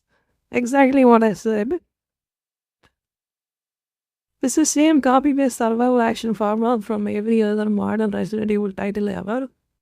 The only difference is how terribly implemented it is. Significantly worse inventory system. Limited upgrade system. Boring and overused enemies. Clunky movement and combat. Overused trope of body morphing done terribly.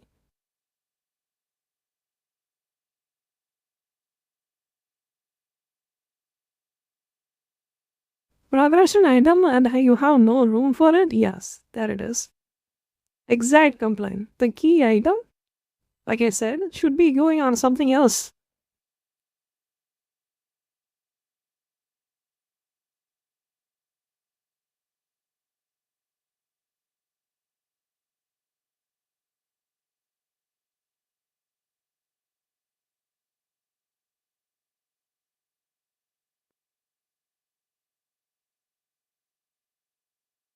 Upgrading doesn't really add something to your combat. I think he's right. That's a good point.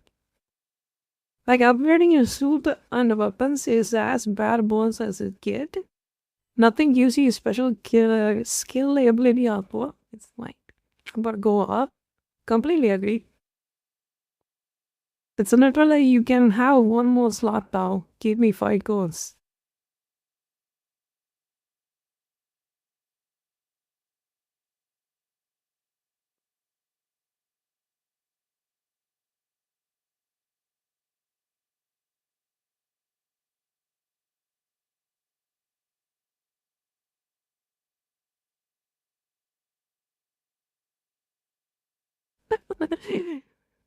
I am playing this game, for all my life. I never heard of review, but this game, I have wasted $70 for this piece of shit game. This game look okay, yes, but the gameplay is very bad. All the game you want to do, 10 freaking monster, you only got 10 bullets, yes. Please listen to me, don't waste that money. Yeah, $70 is not worth it, dude. So how do you freaking it? How do they even think the $70 is workable this? What were they thinking? Yeah, it's just literally that. This is the reason. They literally thought adding Unreal Engine 5 makes their game worth the $70. Literally, that's what they thought. 100% I'm sure. Get the fuck out of here. Maybe I should minus the score.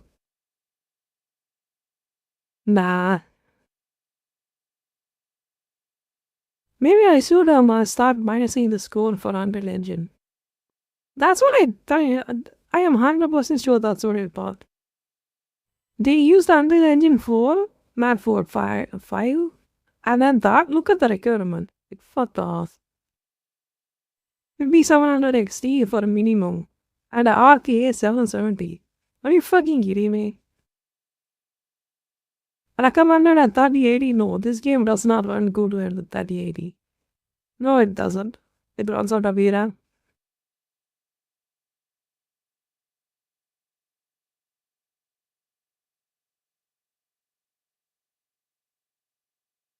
Then 700K.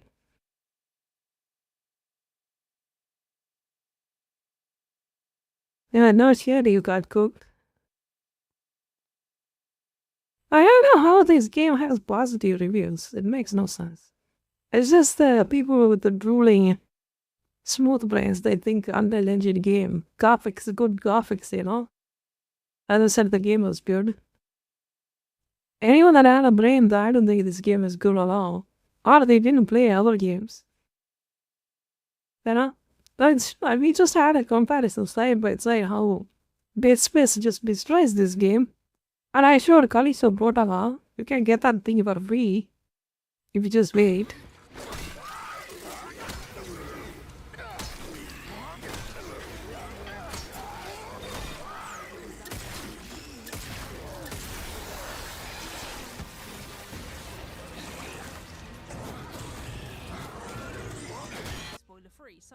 Like that one, see?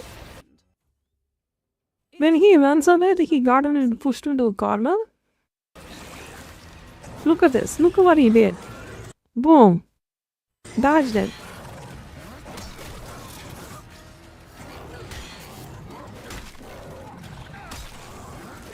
That's pretty cool. I remember actually Joe was complaining about this game, that it's just a dodging simulator. But at least you can do that in this game, instead of running around like a freaking little bitch. That's what you do in freaking Chronos. That's what you do in Resident Evil. No dodging, nothing. RDNA 5 is a game changer. That is an RDNA 5. Since when? I'm gonna see it later. Or maybe off stream.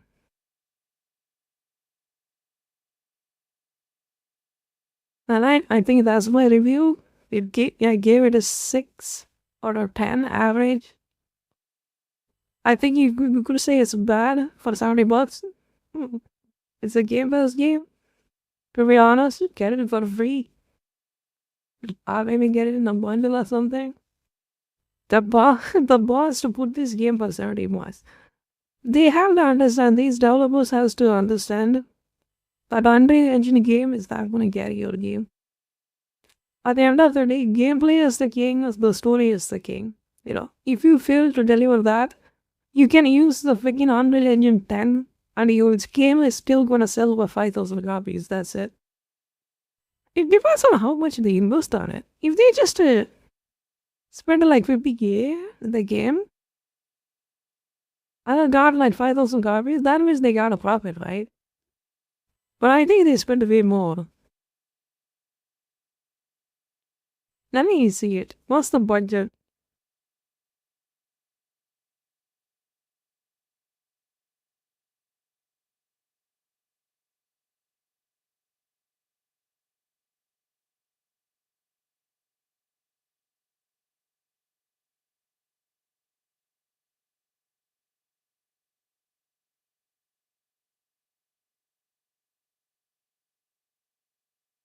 $2.7 million. You sold this game for how much? $30, right? Let's say you got 6,000 copies. Is this a million? No, I don't think so, right? One spends on those 1,000, 10,000. You got 4 million. Great. Oof. Okay, rest in peace. I think it's worth it. Hope it's worth it for you.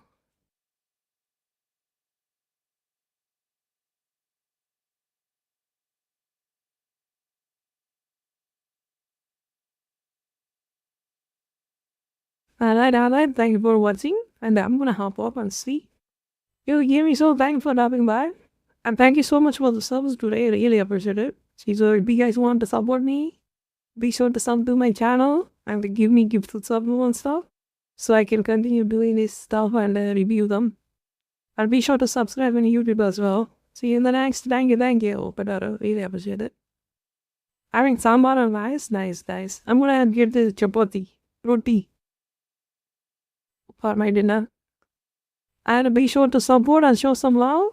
And thank you. Thank you, Godara. Thank you for the big gift. And I will see you guys in the next one. I haven't decided what game to play next. Maybe I could continue Hollow Knight. We will see how it goes with that. Alright, with that, see you soon. See you tomorrow. And I may say it. I'll be coming tomorrow though, not early. See you tomorrow. Bye bye.